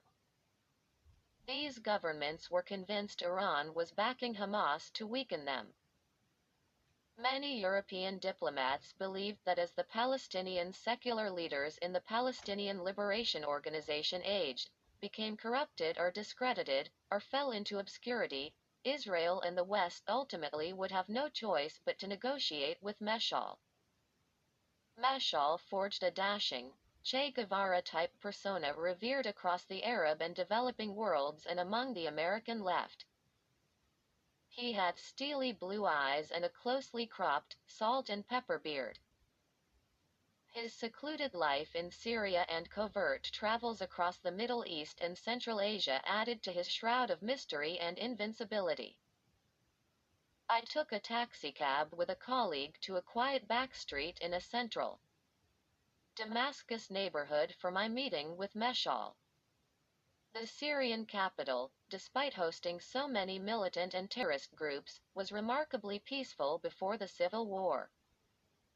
There was little of the traffic and cacophony of noises that gripped most of the Middle East's capitals. Vendors and street urchins were a rarity. Cool winds blew into the city on summer nights. This calm, though, hid shadows from history. A number of Nazi officers had found shelter in the Mideast following the end of the Second World War. They provided counsel to the Egyptians and the Syrians for their wars against Israel. One of them, Alois Brunner, settled in Damascus in the late 1950s. He was a close associate of the SS commander Adolf Eichmann and had worked with him to exterminate Europe's Jews through the final solution. Brunner advised the Assad regime on the use of torture and interrogation techniques. He received round-the-clock protection from Syrian security forces, but still lost a finger and an eye after receiving a letter bomb from the Mossad. A German magazine once quoted him as saying his only real regret in life was not killing more Jews. His home was not far from where I was interviewing Meshal. For all I knew, he was still living there. My colleague and I walked into a nondescript bungalow. A bodyguard gave us a cursory frisk before sending us through a metal detector. Upon entering a second-floor room, I suddenly found myself confronting Hamas's culture of martyrdom and resistance. Photos of assassinated Hamas politicians and military leaders lined the walls. In setting up the interview, I had wondered why Meshal would meet with someone from the Wall Street Journal, and especially a journalist with the last name Solomon. Like the Assad regime, Hamas had intermediaries in Washington who engaged with American reporters, vetting them and providing a back channel. These included Arab diplomats, journalists, and academics at think tanks. Mashal wanted to enhance his image in the United States, I was told. Like Ambassador Mustafa in Washington, Hamas officials stressed their movement wasn't anti-Semitic and that they were merely fighting the Zionists, who occupied Palestinian lands, and this was a point they wanted made to the Obama administration. Mashal arrived in the audience room seeming every bit the consummate politician. He vigorously shook my hand and led me to two chairs that were set against a faux backdrop of Jerusalem's old city. His underlings served Arabic tea. Mashal understood enough English to engage in pleasantries. He wanted the interview to be conducted in Arabic, he told me. His translator, known as Little Khalid, had lived in Texas. He spoke American accented English impeccably. The point Meshal clearly wanted to make was that Hamas, despite its alliances with Iran and Syria, was willing to enter into a prolonged hudna, or truce, with Israel that could last for decades. He stressed that Hamas supported the creation of a Palestinian state based on its 1967 borders with Israel, a view many Western diplomats believe equated to a de facto recognition of the Jewish state by Hamas. Quote, "We along with other Palestinian factions in consensus agreed upon accepting a Palestinian state along the 1967 lines," Meshal told me. "This is the national program. This is our program. This is the position we stand by and respect." Israeli officials believed it was all a ruse. Still, when pressed as to whether Hamas could ever truly recognize a Jewish state, Meshal's eyes flashed. He thundered through his translator, "I don't care about Israel. It is our enemy and our occupier, and it commits crimes against our people," he said. "Don't ask me about Israel. Israel can talk for itself." The pace of the interview stalled as I struggled over where to lead the discussion next. The contradiction between his hopes for a hudna and his anger toward Israel seemed glaring. I tried to regain some momentum by turning toward Israel's continued building of settlements in the West Bank and asking if the cessation of such construction would be received as a conciliatory step. He stressed it wouldn't be enough. Quote, "If Israel doesn't accept a halt to stop building settlements, what then?" Meshal said. "The end of the settlements is a necessary step, but it's not the solution itself." The interview concluded with Meshal presenting me with a large box containing a vast array of baklava from Damascus's most famous sweet shop. He also gave me a framed rendering of the old city of Jerusalem like the one in his office.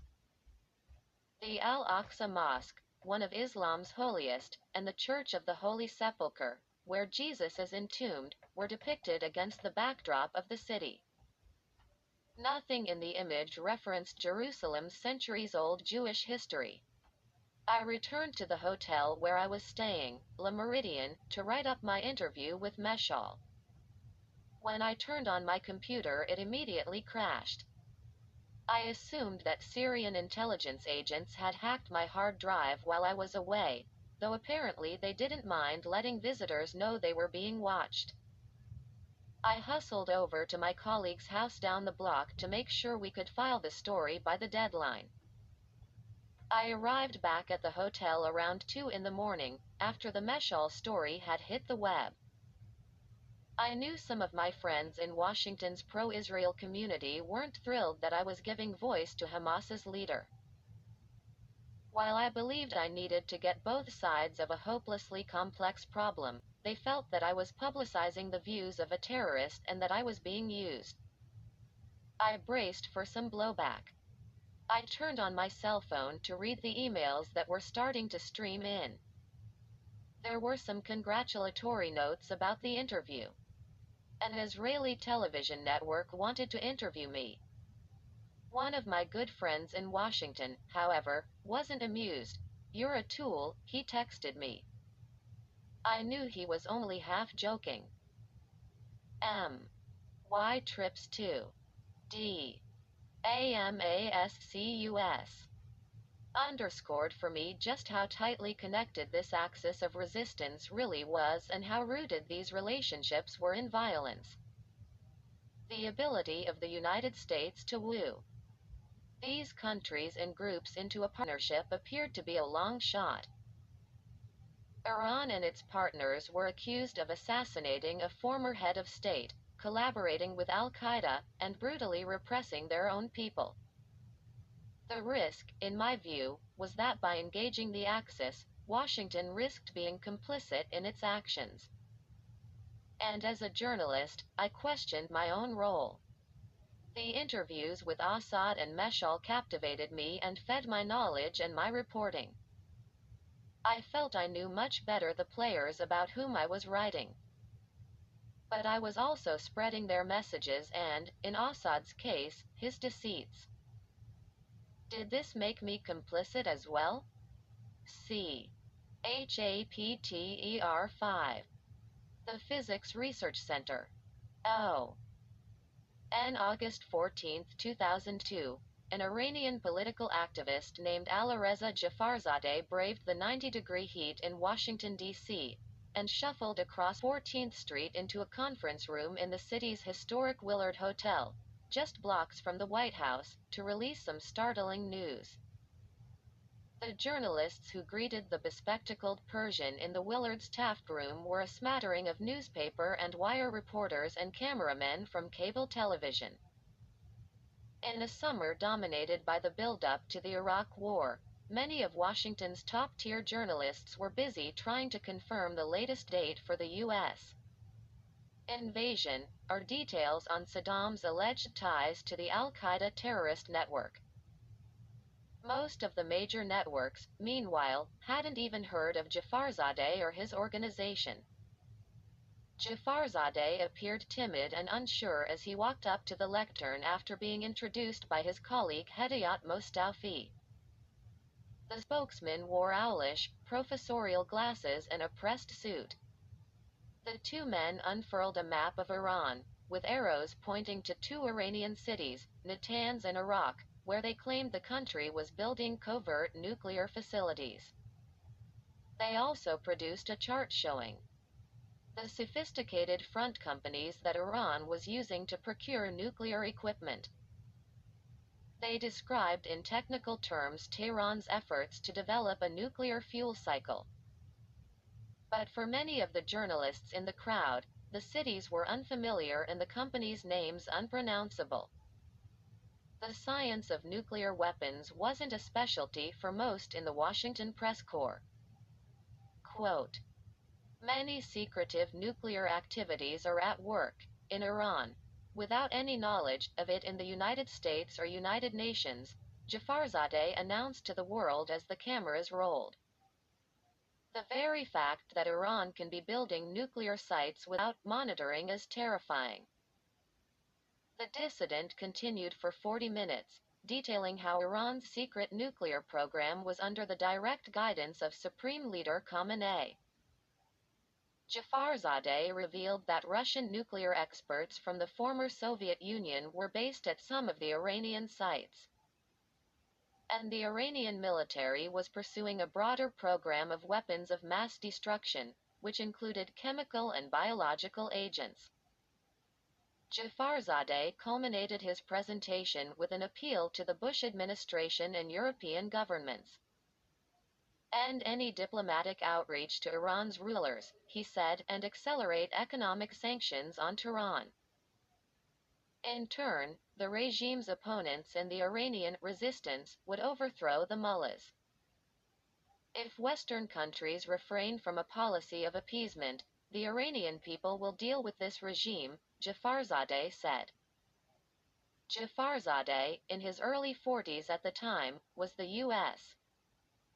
representative of an Iranian opposition group called the Mujahedin-e-Khalq, or People's Holy Warriors, which was formally listed by the U.S. State Department as a terrorist organization. Many in Washington and Europe were wary of Jafarzadeh and the Mech, a one-time Marxist Islamist student movement that had joined with the followers of the Ayatollah Khomeini in the 1970s to depose the Shah.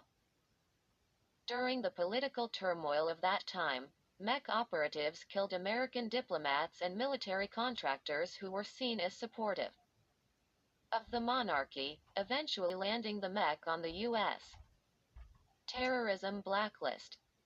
Many Persian Americans didn't understand how the Mech could operate so openly in Washington and how Jafarzadeh could be holding press conferences live on C-SPAN so close to the Oval Office. But the Mech had morphed in the decades after the revolution into the most committed and militant opponent of the Islamic Republic of Iran worldwide. The leftist organization and Iran's ruling clerics competed for power and clashed in the post-Shah era, culminating in the mass arrests and executions of the Mech's leaders and followers.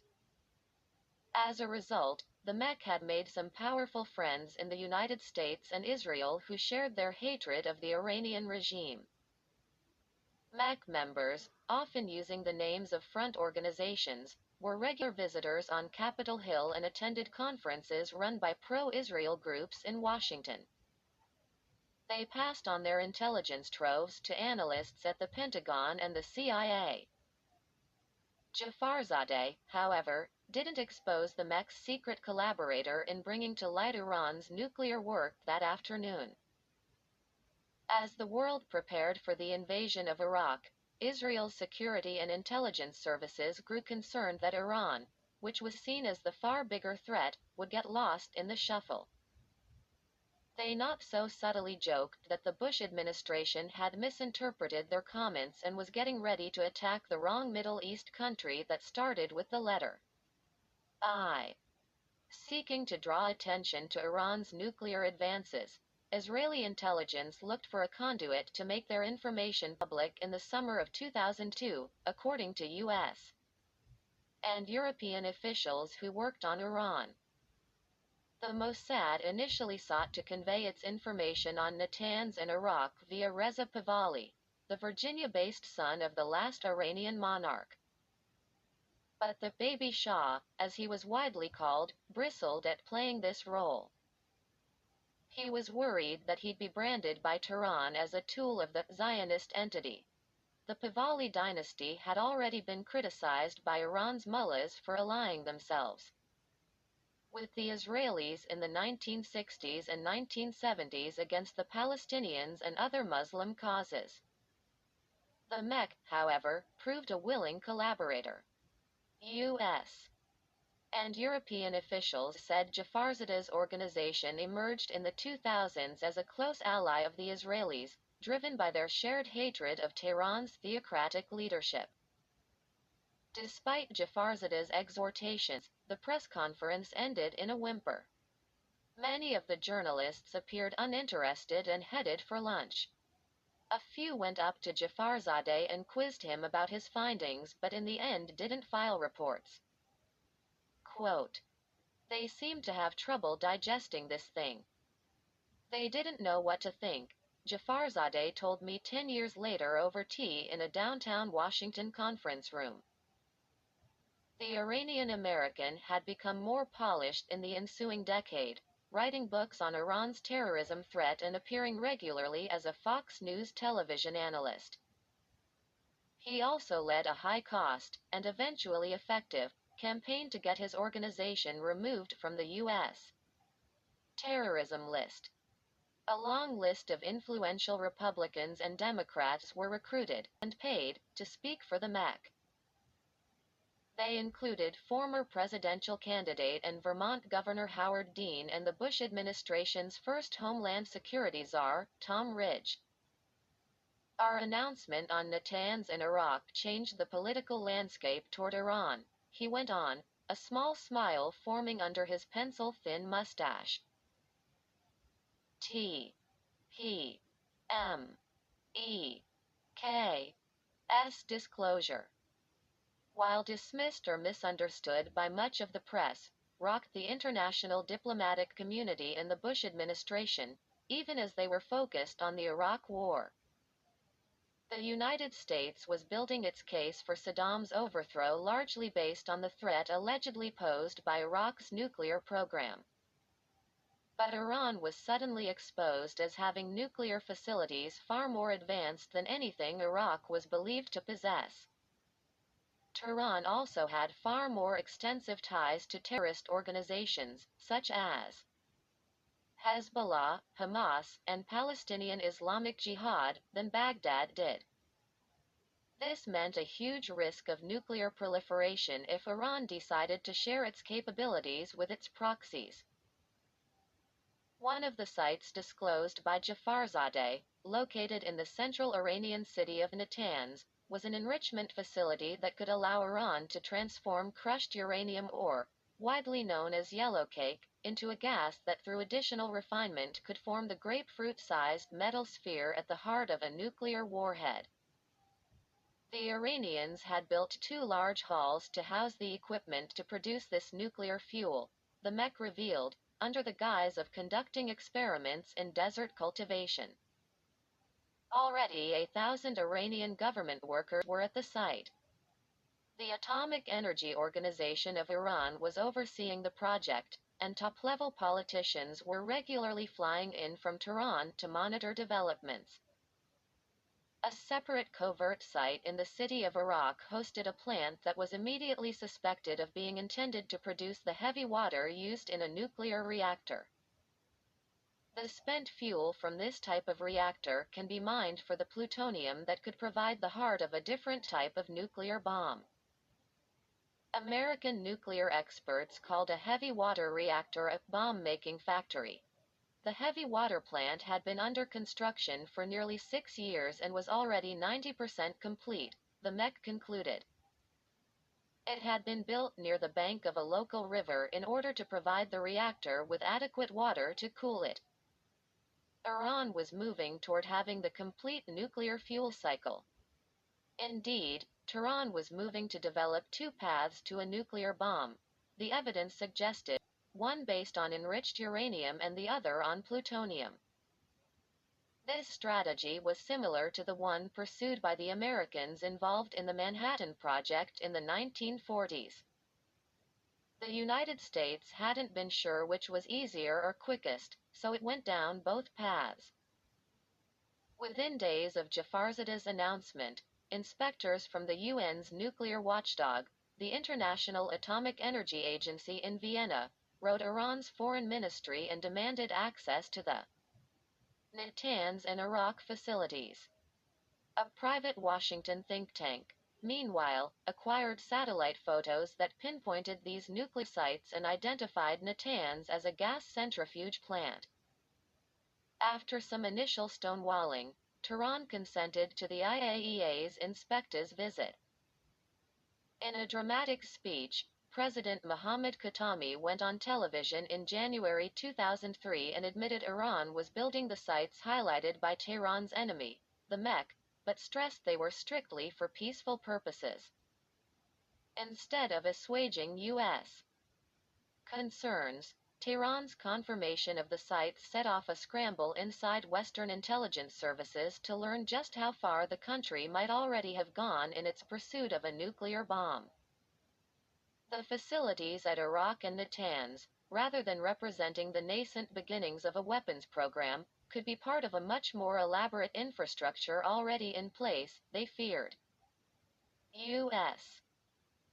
Intelligence services already knew that Tehran had purchased equipment from the rogue Pakistani scientist Abdul Qadir Khan, who was caught red-handed in 2003 selling atomic weapons designs to Libyan dictator Muammar Gaddafi and centrifuge components to North Korea. Did Iran have access to the foreign-made designs as well? How many other sites were hidden in the vast expanses of the Iranian deserts? The United States, the Europeans, and the Israelis would use everything in their arsenal over the next decade to try to stop Iran's advances on the nuclear front, including spying, computer attacks, and assassinations. As this campaign advanced, the United States and its allies increasingly focused on a small group of Iranian scientists and military officers believed to be overseeing Iran's own version of the Manhattan Project. In the summer of 1989, Iran's Ministry of Defense constructed a cluster of offices in a secluded park near the hills of northern Tehran to house a top-secret program called the Physics Research Center. The center's work was kept totally separate from the country's main nuclear bureaucracy, the Atomic Energy Organization of Iran, which was a public body and had relations with the UN's nuclear watchdog, the IAEA, and other international scientific bodies, going back to the Shah's rule. Indeed, the United States provided nuclear materials, including enriched uranium and a 5-megawatt research reactor, to the Shah's government in the 1960s as part of the Atoms for Peace program launched by President Dwight D. Eisenhower. The United States eventually sought to reclaim the enriched uranium after Iran's Islamic Revolution in a blunt lesson of the law of unintended consequences. The Physics Research Center was initially headed by a Sharif University professor named Said Abbas Shamarati, a well-known Iranian academic who specialized in nuclear physics. But his new office had no formal listing in Iran's government registries. He was joined at the center 2 years later by Mohsen Fakhrizadeh, a physicist and a senior officer in the Revolutionary Guard who also occasionally taught engineering at Imam Hossein University, which is directly overseen by the IRGC.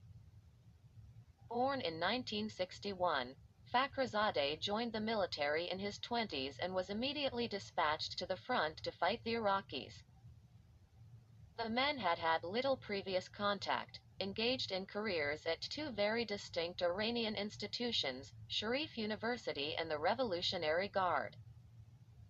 But their shared expertise in nuclear physics made them standouts in post-revolutionary Iran, and together they would preside over a massive expansion of the Physics Research Center at the request of the Iranian military and the IRGC.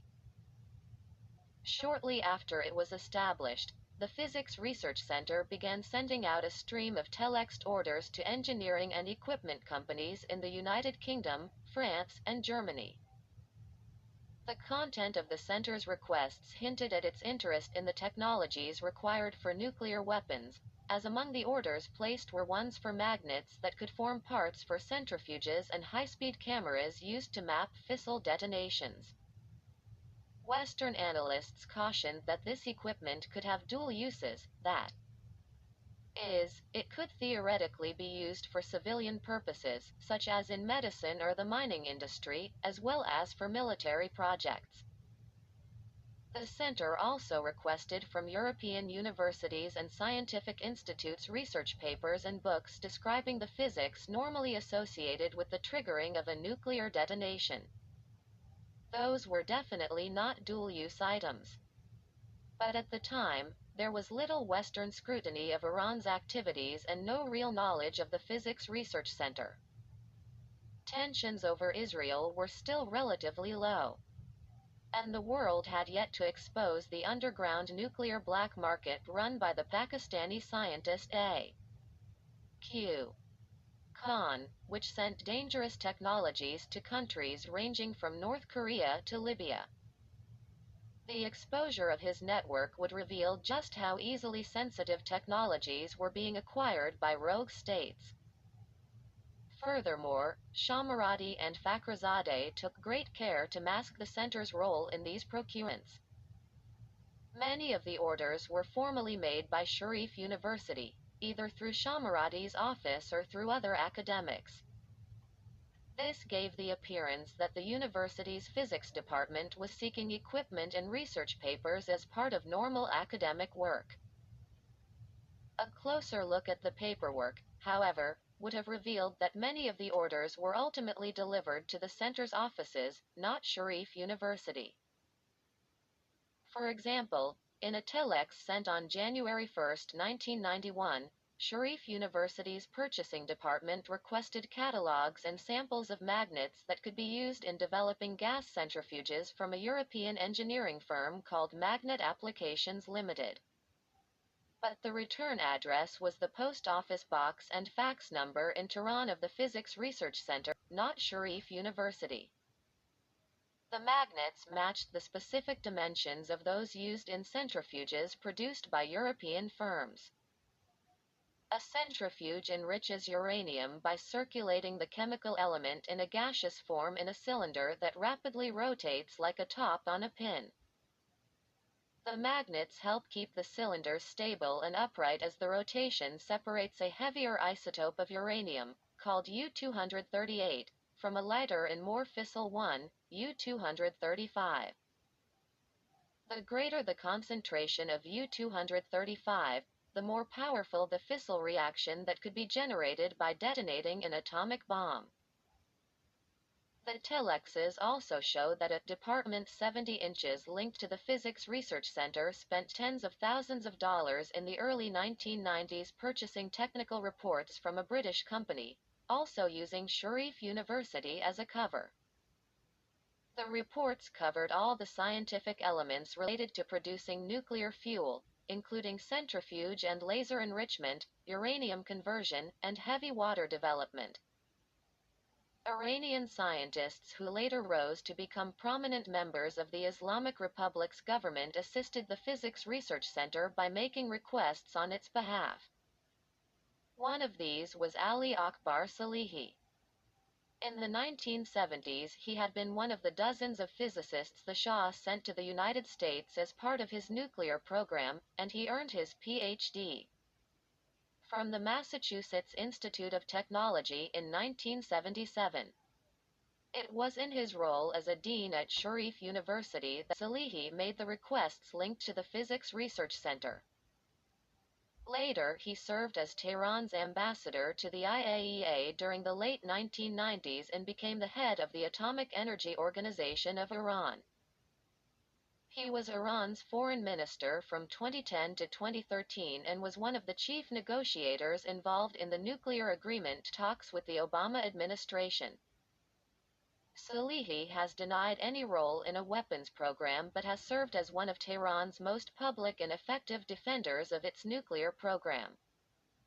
Quote, "We have strongly marked our opposition to weapons of mass destruction on many occasions," the scientist wrote in an opinion piece for The Washington Post. In 2012, almost 7 years ago, Iranian Supreme Leader Ayatollah Ali Khamenei made a binding commitment. He issued a religious edict, a fatwa, forbidding the production, stockpiling and use of nuclear weapons. R. EPLACING. S.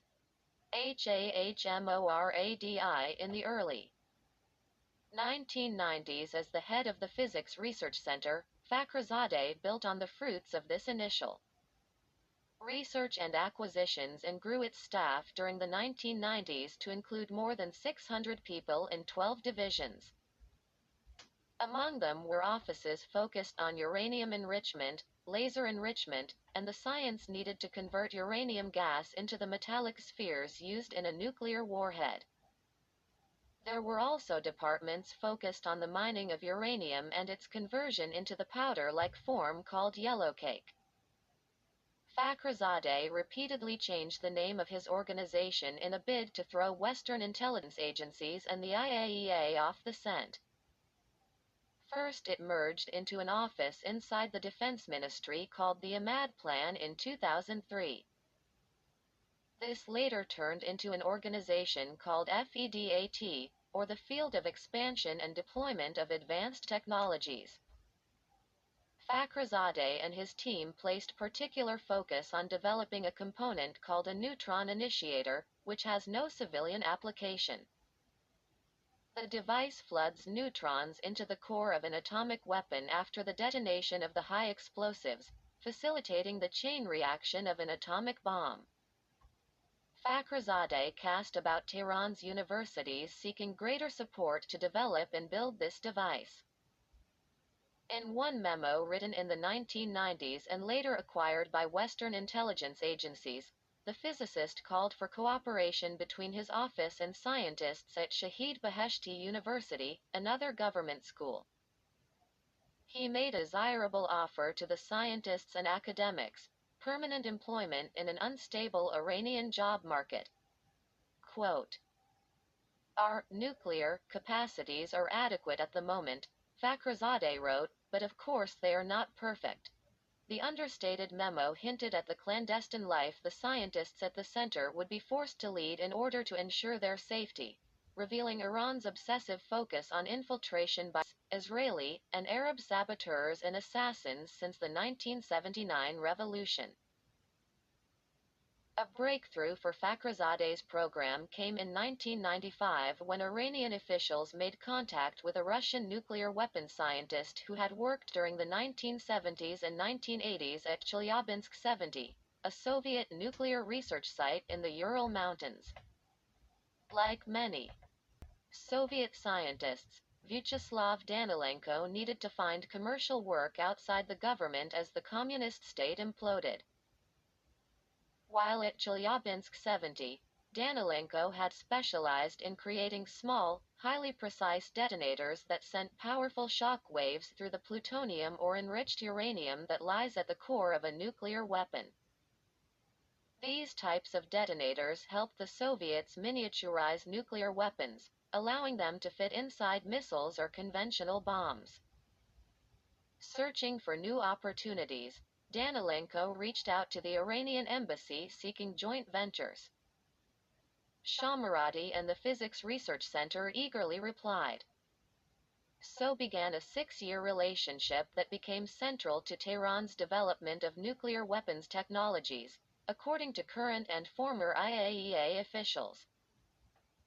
The Soviet expert made at least 3 visits to Tehran in this time, visits, he would tell the UN, in which he lectured on the seemingly benign science of creating nanodiamonds.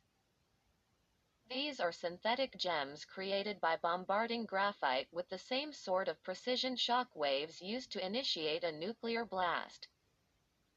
But UN investigators concluded that Danilenko had also instructed the Physics Research Center on explosion physics and how to create an implosion device for a nuclear weapon.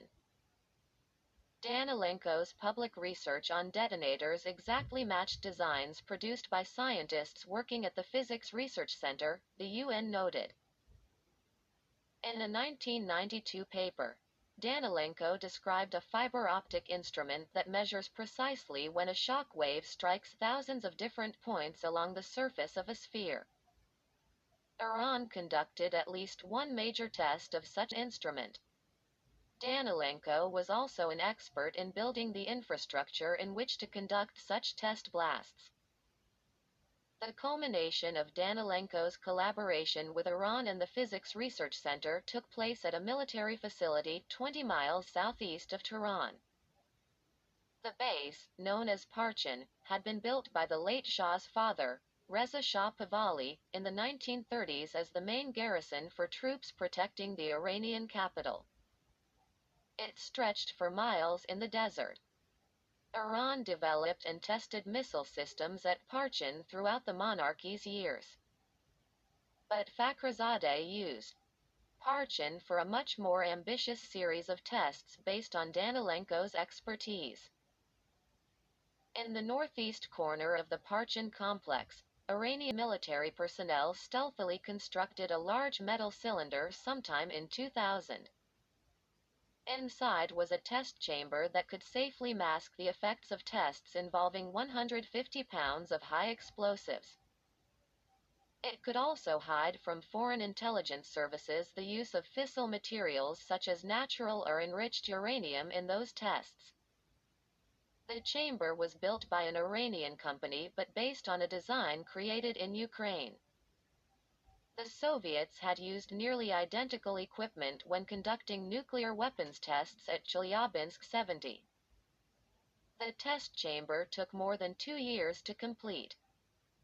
In 2002, a project team from the Physics Research Center arrived at Parchin with the specific mission of testing Fakhrizadeh's designs for a nuclear implosion device. Included in the mission were nuclear scientists believed by the IAEA to have trained under Fakhrizadeh and who worked with the center, even though the Iranian government denied the claims. One was a war veteran and university lecturer named Feridun Abbasi Davani. He was joined at Parchin by a nuclear engineer from Shahid Beheshti University, Majid Shahriari. One of the devices tested was a neutron initiator. The device is described by scientists as something like the lighter inside a barbecue grill.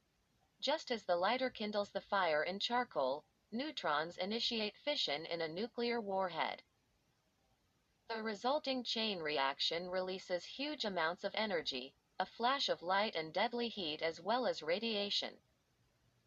In an implosion warhead, explosives compress a spherical core of highly enriched uranium or plutonium, or a mixture of both, to the point that it triggers a fissile reaction. The neutron initiator is a golf ball-sized sphere embedded in the center of the core and usually made out of a mix of beryllium and polonium. It's activated by the immense pressure from the converging shock wave, and its production of neutrons starts the nuclear reaction. Mastering the physics behind such an implosion bomb is highly complex and potentially dangerous given the extremely radioactive nature of the materials. Abbasi Davani and Shahriari were experts in analyzing the yield of both conventional and nuclear blasts, and they were tasked with simulating the detonation of an implosion bomb and the ability of a neutron initiator to stimulate a fissile reaction. The test didn't need actual nuclear explosive materials but could use stand-in materials, such as tungsten, to mimic the shock waves created by a nuclear blast. The team from the Physics Research Center set up neutron detectors and X-ray cameras just outside the test chamber to record the radiation from the explosion. This was seen as a major advance in Tehran. But their success made Fakhrizadeh, Abbasi Davani, Shahriari, and the rest of their team marked men. Not long after. J. AFARZADEH. Single quote. S. Disclosure in Washington in 2002, the United States top electronic spying agency, the National Security Agency, made a breakthrough in its surveillance of Iran's nuclear program. While sweeping up electronics intelligence that year, the American snoopers picked up phone communications between Fakhrizadeh and Iranian military personnel. The intelligence painted a confusing picture of the state of Iran's nuclear capabilities. The scientist is recorded vociferously complaining to colleagues that the Iranian government had significantly cut back funding for his work at the Physics Research Center. He said he would no longer be able to continue with his activities on anywhere near the same scale as before. Within months of this intelligence coup, U.S. spy satellites detected bulldozers in Iran razing the offices of Fakhrizadeh's center in North Tehran. The entire compound was flattened and paved. In its place was constructed a sports facility. Iran seemed to American officials to be slowing, if not giving up, its Manhattan Project. Some U.S. officials believed Tehran had frozen Fakhrizadeh's program because of the MEC's exposure of the facilities in Natanz and Iraq. They argued that Tehran feared that the United States might follow its invasion of Iraq with an attempt to topple the Islamic Republic. In 2003, the U.S. war effort in Baghdad was progressing and not yet facing the nationwide insurgency that would kill hundreds of thousands. Some American officials were openly talking about moving on to Tehran and Damascus after Iraq. Ending Iran's weaponization work, at least temporarily, would deprive the United States of a primary rationale for starting such a conflict. However, there were deep divisions both inside the U.S. intelligence community and in European and Israeli intelligence agencies over whether Fakhrizadeh had really stopped his work and Tehran had really ceased its development of nuclear weapons. IAEA reports documented Fakhrizadeh continuing to establish new organizations to conduct weapons studies after 2003. And some U.S. officials and lawmakers argued that Fakhrizadeh's hijacked communications were part of an elaborate Iranian ruse to confuse American spies. Tehran had historically proven to be a master of such subterfuge. Regardless, Fakhrizadeh's communications ended up forming the core of a controversial 2007 U.S. national intelligence estimate that concluded Tehran had ceased its efforts to develop nuclear weapons. Much of the report remains classified. But the Bush administration's release of the NIE's executive summary, done not because they wanted to release the report, since they knew it would undercut their Iran policy, but because they assumed it would leak, created consternation in Western capitals, almost as much as the MEX revelations had done in 2002. Hawkish members of the U.S. administration and their allies in Israel, France, and the United Kingdom believed the report had torpedoed any possibility of the United States launching military strikes to destroy Iran's nuclear infrastructure during Bush's final months in office. Some members of the White House even accused the U.S. intelligence agencies of purposely slanting their intelligence to undercut any moves toward military action. Ahmadinejad called the NIE divine victory for Iran.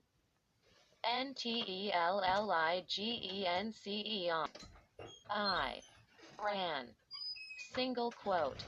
S. nuclear work continued to come into Washington and the IAEA's headquarters in Vienna from a range of countries, not just Israel.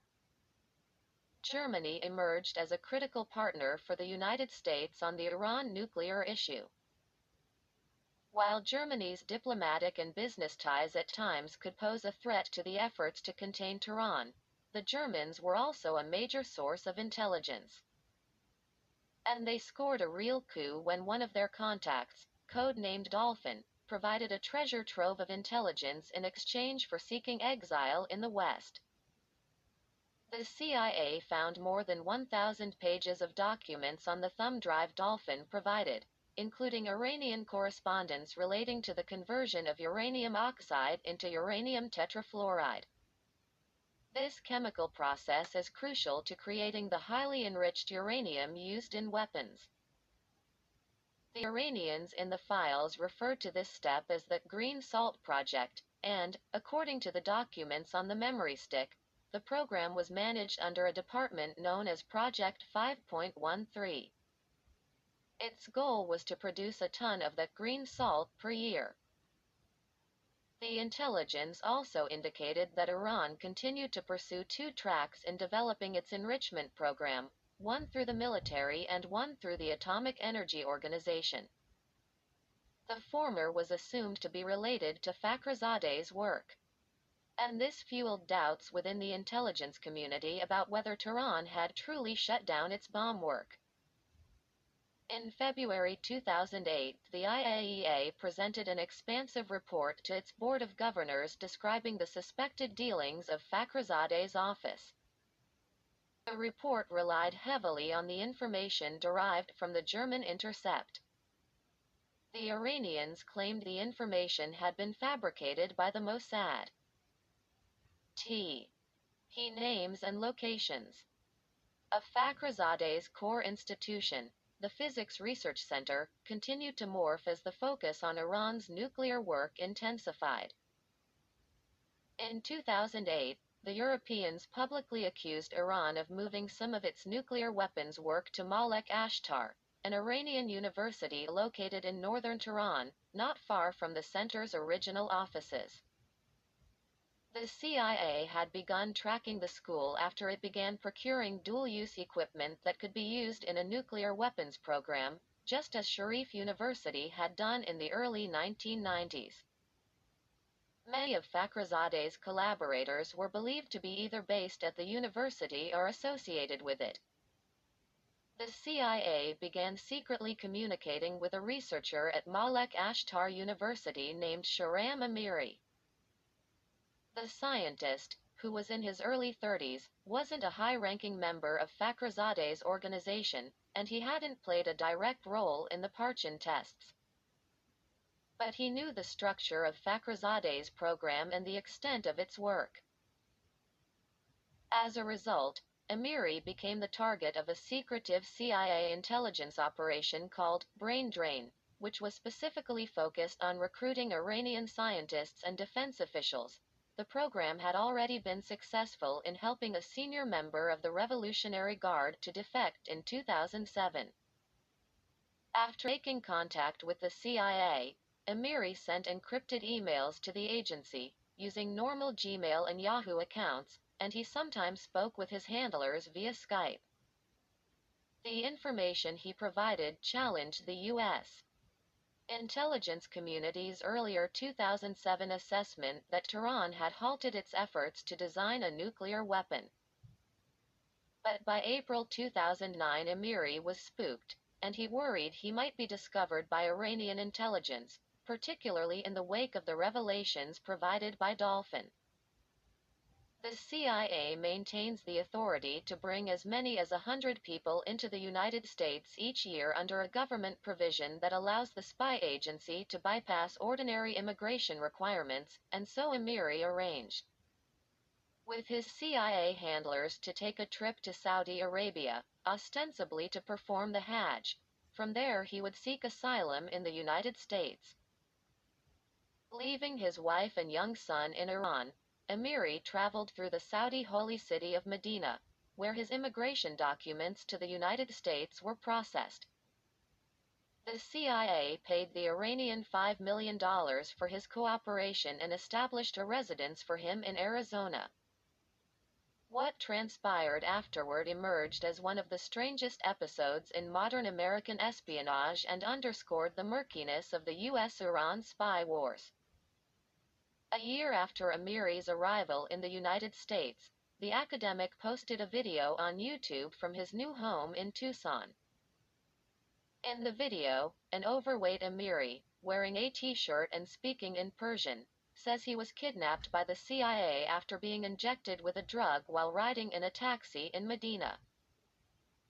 Just days later, however, Amiri posted a second video, this time with him wearing a suit, looking more composed, and speaking in English. This one describes how he was in the United States working to further his education and earn his PhD. He says he had no ties to Iran's nuclear program and was free to travel around the United States. My purpose in today's conversation is to put an end to all the rumors that have been leveled against me over the past year, he said. I am Iranian, and I have not taken any steps against my homeland.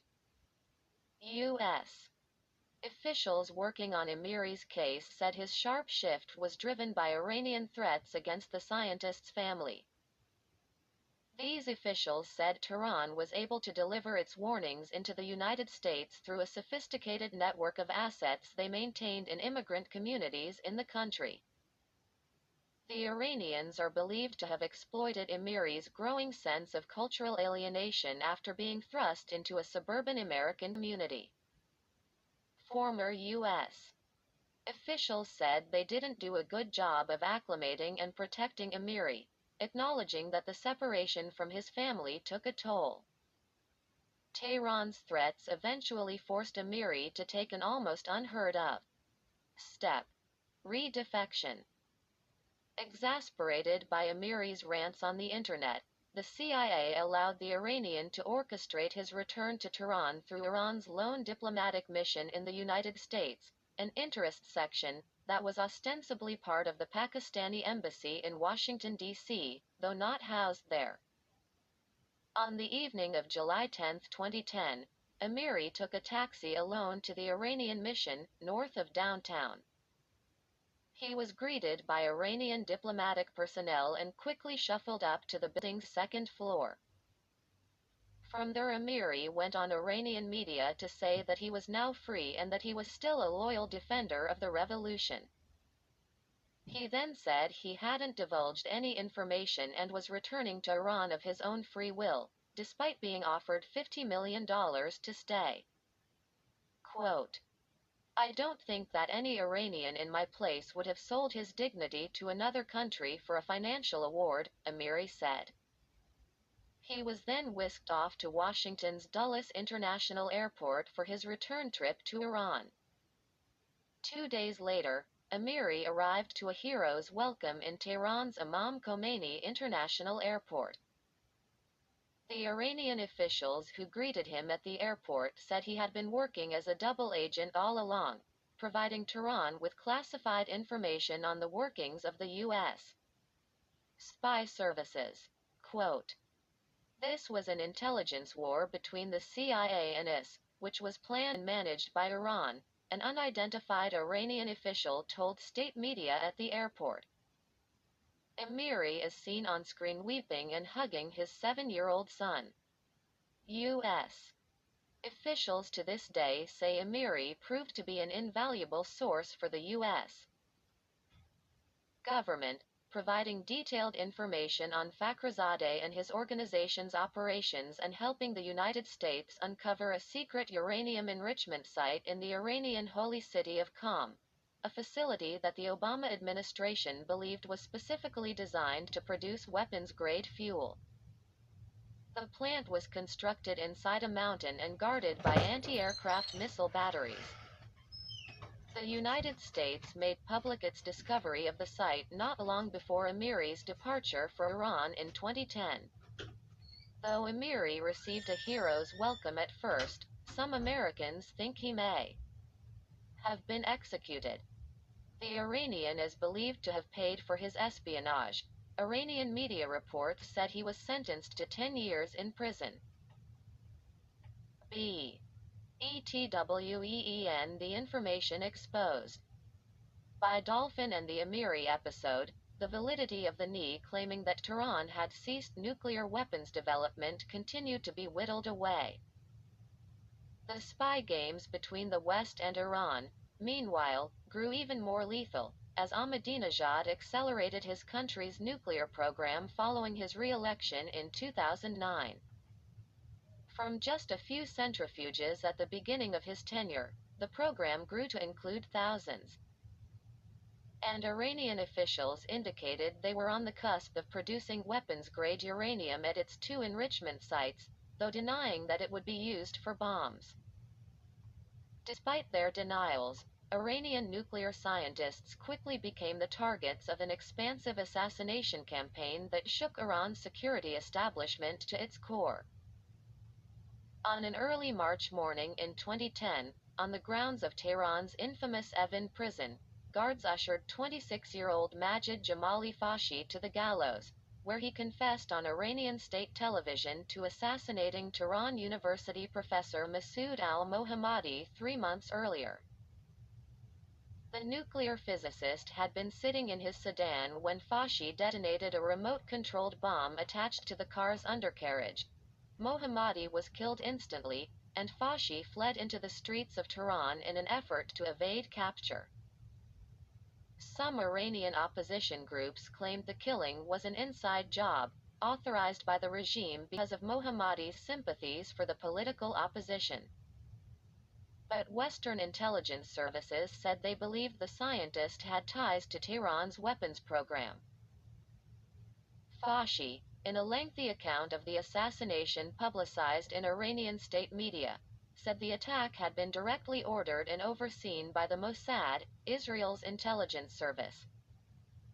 At the time, Mossad and the Israeli government were pursuing a vigorous campaign to derail Iran's nuclear program. This included launching, in coordination with the United States, cyber attacks on the Natanz enrichment facility and the Bushehr nuclear reactor. Israel was also trying to slow down Iran's nuclear work by introducing faulty equipment into the program's supply chain. Fauci was an expert in the martial arts discipline called pankration, which combines wrestling, boxing, and forms of street fighting. As a member of the Iranian national team, he frequently traveled to competitions in neighboring countries, including Azerbaijan. It was in Azerbaijan, Fauci told his interrogators, that he was recruited by Mossad agents out of the Israeli embassy in Baku, the Azeri capital. The Israelis paid him $120,000 to carry out a string of attacks. It was certainly true that Mossad had extensive intelligence assets in the country. Israel had long had close relations with Azerbaijan, a result of the two countries' mutual fear of Iran, which has historically viewed Azerbaijan as a rogue province that was part of the ancient Persian Empire and so should rightfully be under Tehran's control. But Iranian officials briefed on the case also cited political motivations. They believed he was a member of the MEK, the dissident organization that was cooperating closely with the Mossad. The MEK was the group that had gone public with the intelligence on Natanz in Iraq nearly a decade earlier in Washington. The MEK neither confirmed nor denied its role in the assassinations. Some Iran analysts say Fauci's confession may have been coerced, but they acknowledge that the story sounded credible because of Israel's history of operations against Iran. Fauci said his minders instructed him on conducting surveillance and counter-surveillance and on the use of munitions. He was told to study and memorize Mohammadi's daily activities. A model of the scientist's house was constructed at the Mossad training camp in Azerbaijan, along with a mock-up of his neighborhood in northern Tehran. Fauci was schooled on how to conduct assassinations while on a motorcycle. In all, Fauci said, Mossad devised at least 10 attacks for him to conduct inside Iran, targeting a number of scientists and other figures involved in the nuclear program. Israel was bent on showing Iran that its defenses were weak and that no one involved in the nuclear program was safe. The Israelis hoped to demoralize and instill fear in the country's nuclear brain trust and make them think twice before cooperating with the military or the Revolutionary Guard, or even opening their mail. Iran made a state spectacle of Fauci's execution. The widow of the murdered scientist told the assassin on government television that he would face the wrath of God for his duplicity. Fauci then said from the gallows, "The end of the road has nothing except repentance and rope." Finally, hooded guards released a trap door beneath his feet. He targeting of the nuclear. Scientists continued apace following Fauci's execution. The assassins appeared intent on eliminating those men who worked for the Physics Research Center. If they couldn't hit Mohsen Fakhrizadeh directly, they'd take out those close to him. On November 29, 2010, Fareydun Abbasi Davani and Majid Shahriari, veterans of the center and the Parchin tests, prepared for their morning commute to work from their respective homes in the city's affluent northern suburbs, not realizing they were being watched. It was indeed the case that the United States, Israel, and other Western intelligence agencies had been covertly tracking their work for more than 5 years, and the United Nations had sanctioned Abbasi Davani in 2007 for his partnership with Fakhrizadeh, who had been blacklisted a year earlier. But the scientists had bigger problems that day. Assassins had been monitoring their movements to and from their homes and workplaces for months. On that November morning, masked men on motorcycles sped toward the two scientists. Jumping off their bikes, they attached magnetized bombs to the undersides of Abbasi Divani's and Shahryari's sedans in an operation eerily reminiscent of Fashi's. It happened so quickly bystanders didn't realize anything was amiss. Tehran's chaotic streets quickly swallowed up the masked men as they sped off into anonymity. Abbasi Davani knew something was wrong when he heard a subtle click underneath his car, he told Iranian reporters. He grabbed his wife, and they dove out of their car just before the bomb detonated. They both sustained cuts and burns from the blast but walked away largely unhurt. Majid Shahryari wasn't so lucky. The blast killed him instantly, sending a fireball high into the morning sky above Tehran. Photos of his contorted body made newspapers and television news broadcasts around the world. The Iranian government began displaying the carcass of the scientist's car at national events as a symbol of the hostile acts perpetrated by the Americans and the Zionists, and eventually placed it on display at the Holy Defense Museum. Again, Tehran accused Mossad of having the blood of Iranian scientists on its hands, though Israel never either confirmed or denied its role in the assassinations. President Ahmadinejad displayed defiance in a nationally televised event in February 2012, shortly after one of the attacks. The ceremony was officially convened to commemorate the fueling of Tehran's research reactor, which for the first time was using uranium plates produced inside Iran. But photos of 5 murdered scientists were displayed behind the firebrand leader as he spoke on a dais. He fell to his knees after his oration to kiss the daughter of another murdered scientist, Dariush Rezanejad, while Faridun Abbasi Davani looked on. "We won't rest until these martyrs are avenged," Ahmadinejad said. A. T. The R. Evolutionary. G.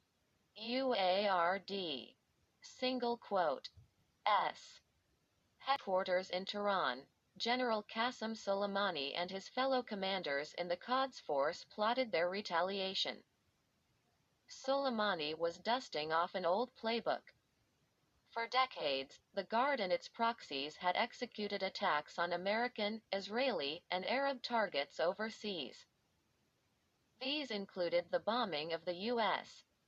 Marine Corps barracks in 1983, which used a Hezbollah suicide bomber, and the 1994 attack on the Jewish Community Center in Buenos Aires.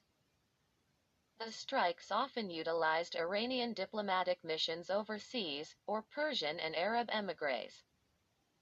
They targeted Tehran's exiled political rivals in European cities, including Berlin and Paris. This assassination campaign was particularly intense in the early 1990s in the wake of the Iran-Iraq War, as Tehran sought to intimidate its political opponents. One of Soleimani's deputy generals in the Quds Force was a man named Abdul Reza Shalai. His name was little known in Western intelligence circles. But among Shalai's primary responsibilities was oversight of terrorist strikes against Iran's enemies, according to U.S. officials. The United States first encountered Shalai in Iraq, when captured Shiite fighters described to their American interrogators how Shalai had overseen the January 2007 attack on a U.S. military base in Karbala, which killed 5 American soldiers and was executed on the ground by members of Hezbollah and Iraqi Shiite militias. Shalai's reach stretched far beyond Iraq and the Middle East, including to a family member living in the United States. Shalai's cousin Mansour Arbabsir had moved to the United States in the 1970s after gaining entrance to a Texas university. He later went on to work as a used car salesman in Corpus Christi. He'd had a string of failed marriages to local women. Most of Arbabsir's neighbors viewed the balding, paunchy 47-year-old as a semi-employed buffoon rather than a threat to the United States. But Arbabsir maintained a high-level connection to Tehran that U.S. intelligence services hadn't detected. Even after 3 decades in America, the Texan continued to communicate with his powerful cousin. They met up on the few occasions when Arbabsir traveled back to visit Tehran, according to U.S. intelligence officials. In late 2011, Shalai approached Arbabsir with a proposition. As the murders of the Iranian scientists continued, the IRGC wanted to strike back by assassinating Saudi Arabia's ambassador to the United States, Adil al-Jubeir. One of King Abdullah's closest strategic advisors, he regularly flew back to the kingdom to personally advise the monarch on the latest developments in the United States or to outline the important events shaping the Middle East. Al-Jubeir positioned himself as a hardliner on Iran, pressing the Obama administration to confront the country and stop its nuclear advances by any means possible. And he was something of a star in Washington as well. In the wake of 9/11, he was a regular on Larry King's talk show. He also dated Campbell Brown, a CNN news anchor, and had a high profile on Washington's diplomatic circuit. Shalai plotted to kill al-Jubeir while he lunched at Café Milano, a high-end Georgetown eatery known for its politically powerful clientele, according to U.S. officials briefed on the intelligence. Killing al-Jubeir in the heart of Washington would send a clear signal to the United States and its allies that Tehran could retaliate anywhere and that no one, no matter how powerful, was beyond the Quds forces' reach. In essence, it reprised the strategy Iran believed the Israelis were using by targeting its nuclear brain trust. Because Tehran viewed Saudi Arabia, Israel, and the United States as operating together in targeting its nuclear program, it considered an attack on al-Jubeir to be a strike against them all. Arbabsir was no seasoned terrorist. So the IRGC steered its plot in a more complex and international direction. The car dealer's home in Texas was not far from the border with Mexico, an area overrun by criminals and drug gangs.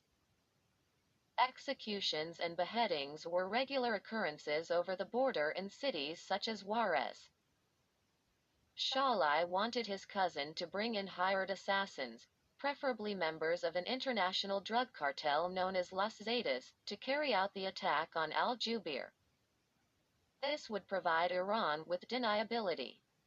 While the country had historically utilized proxies, such as Hezbollah, for its overseas attacks, and was accused of launching attacks on Israeli targets in Argentina in the 1990s using local operatives, the Mexico plot was a novel twist. Arbabsir began flying to Mexico to make contact with members of Los Zetas.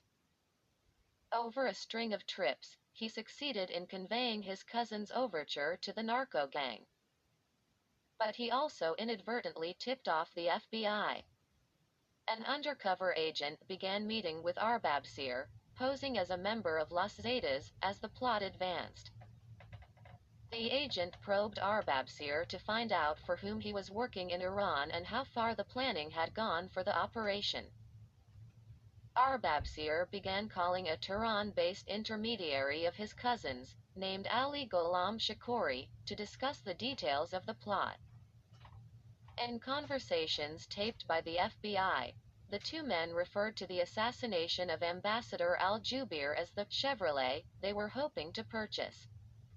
Quote, "How are your efforts going to buy the Chevrolet?" Shakori asked his U.S.-based interlocutor in the summer of 2011. "We're ready for the purchase," Arbabsir responded. Shortly thereafter, the Quds force wired Arbabsir more than $100,000 to execute the assassination.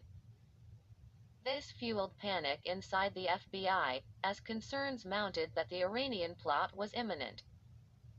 FBI agents stormed Arbabsir's home in Texas and whisked him to New York for an arraignment. He was accused of abusing the New York financial system in an attempt to conduct murder. Top U.S. officials, including Secretary of State Hillary Clinton and Attorney General Eric Holder, called the plot one of the greatest terrorist operations ever thwarted in the United States. Quote, "This was directed and approved by elements of the Iranian government and specifically senior members of the Quds Force," Holder told reporters. High-up officials in those agencies were responsible for the plot. Some Iran experts, both inside the United States and overseas, quickly discounted the FBI's claims.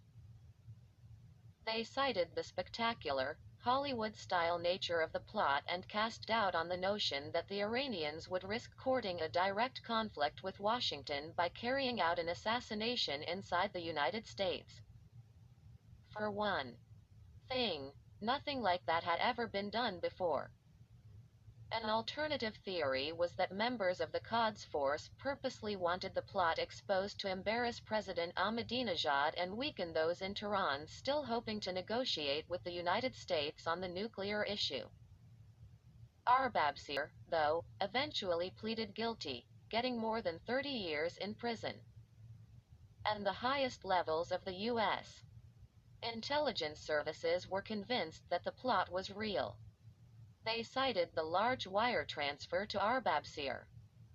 They also understood the extent of the feud between Iran and the United States and feared that things were spinning out of control.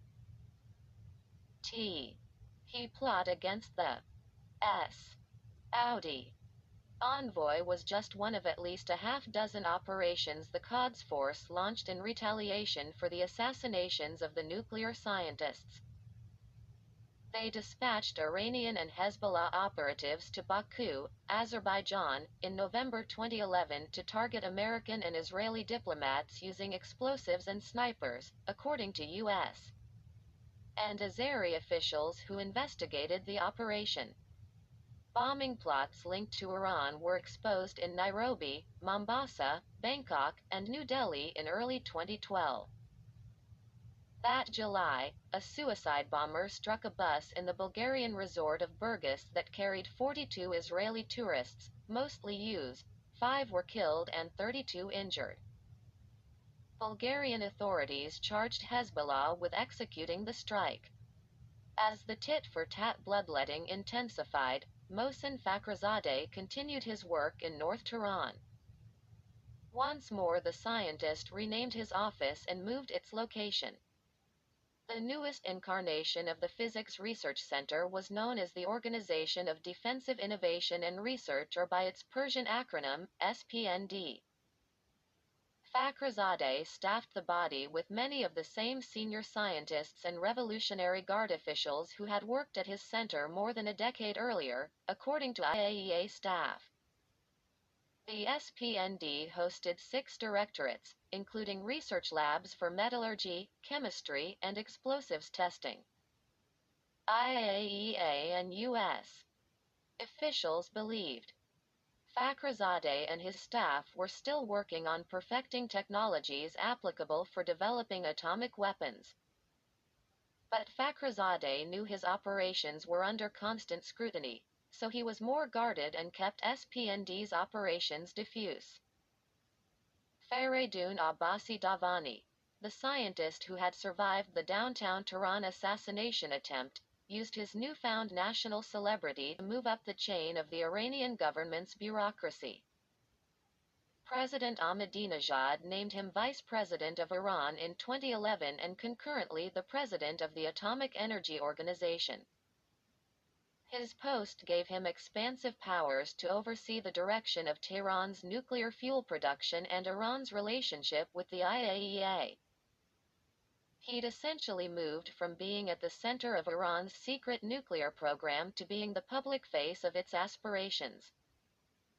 Abbasi Davani, despite facing a UN travel ban, was afforded special diplomatic status as vice president and began traveling regularly to Vienna to meet with IAEA officials.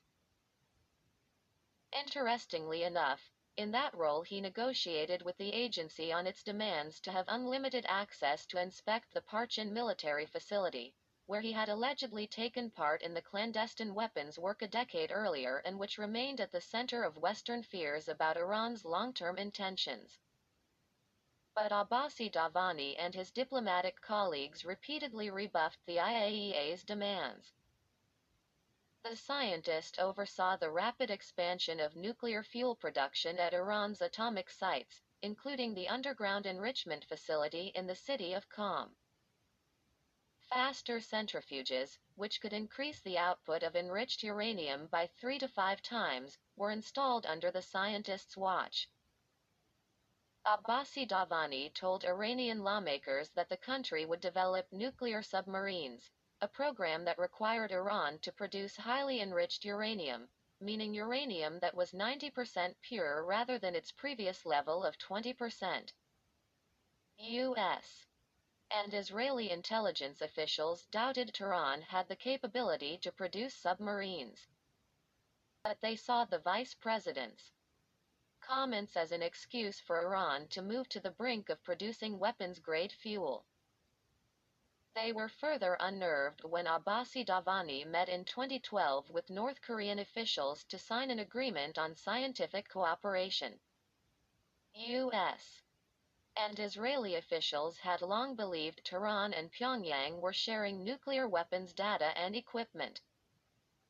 At an event in Tehran, North Korea and Iran announced they were establishing joint laboratories, engaging in scientific transfers, and exchanging their scientists.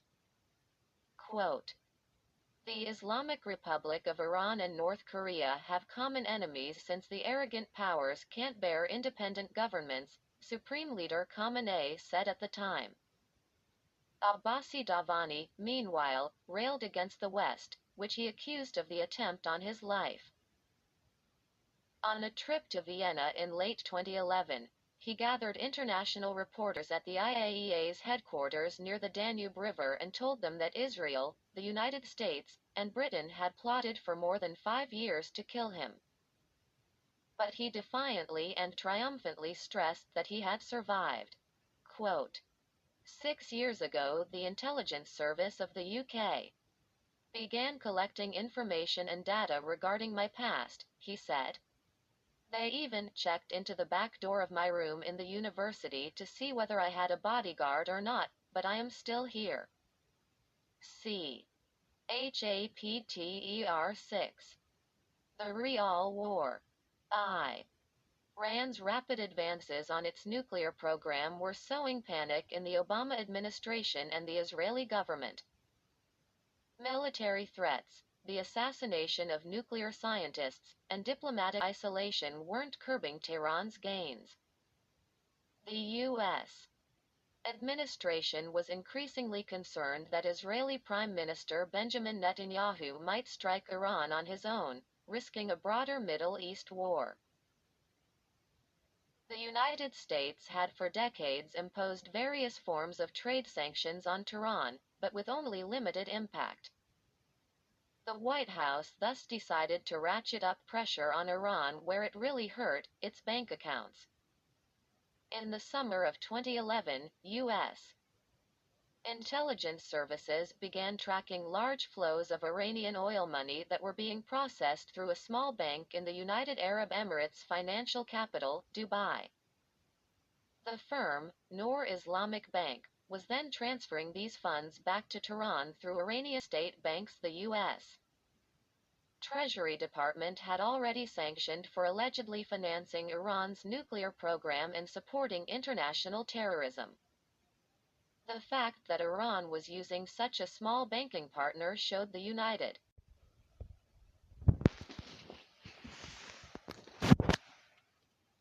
a diplomatic ruse. Ends the 1980s, the Islamic Republic of Iran steadily, though erratically, developed the technologies needed to build nuclear weapons. Though the West constructed expansive defenses to stop these advances, it achieved only limited success. This would all change during the second term of President Barack Obama. On September 26, 2013, Secretary of State John Kerry, just 6 months on the job, attended his first international meeting on the Iran nuclear crisis in a dilapidated conference room at the United Nations headquarters in New York. The top diplomats of the 5 permanent members of the UN Security Council, the United States, Russia, China, France, and the United Kingdom, plus representatives from Germany and the European Union gathered around the table to reach a major advance toward making a nuclear deal with Iran, or so they thought. On Kerry's left sat the Iranian delegation, headed by its U.S.-educated foreign minister, Javad Zarif, known for his impeccable English and disarming smile. The wooden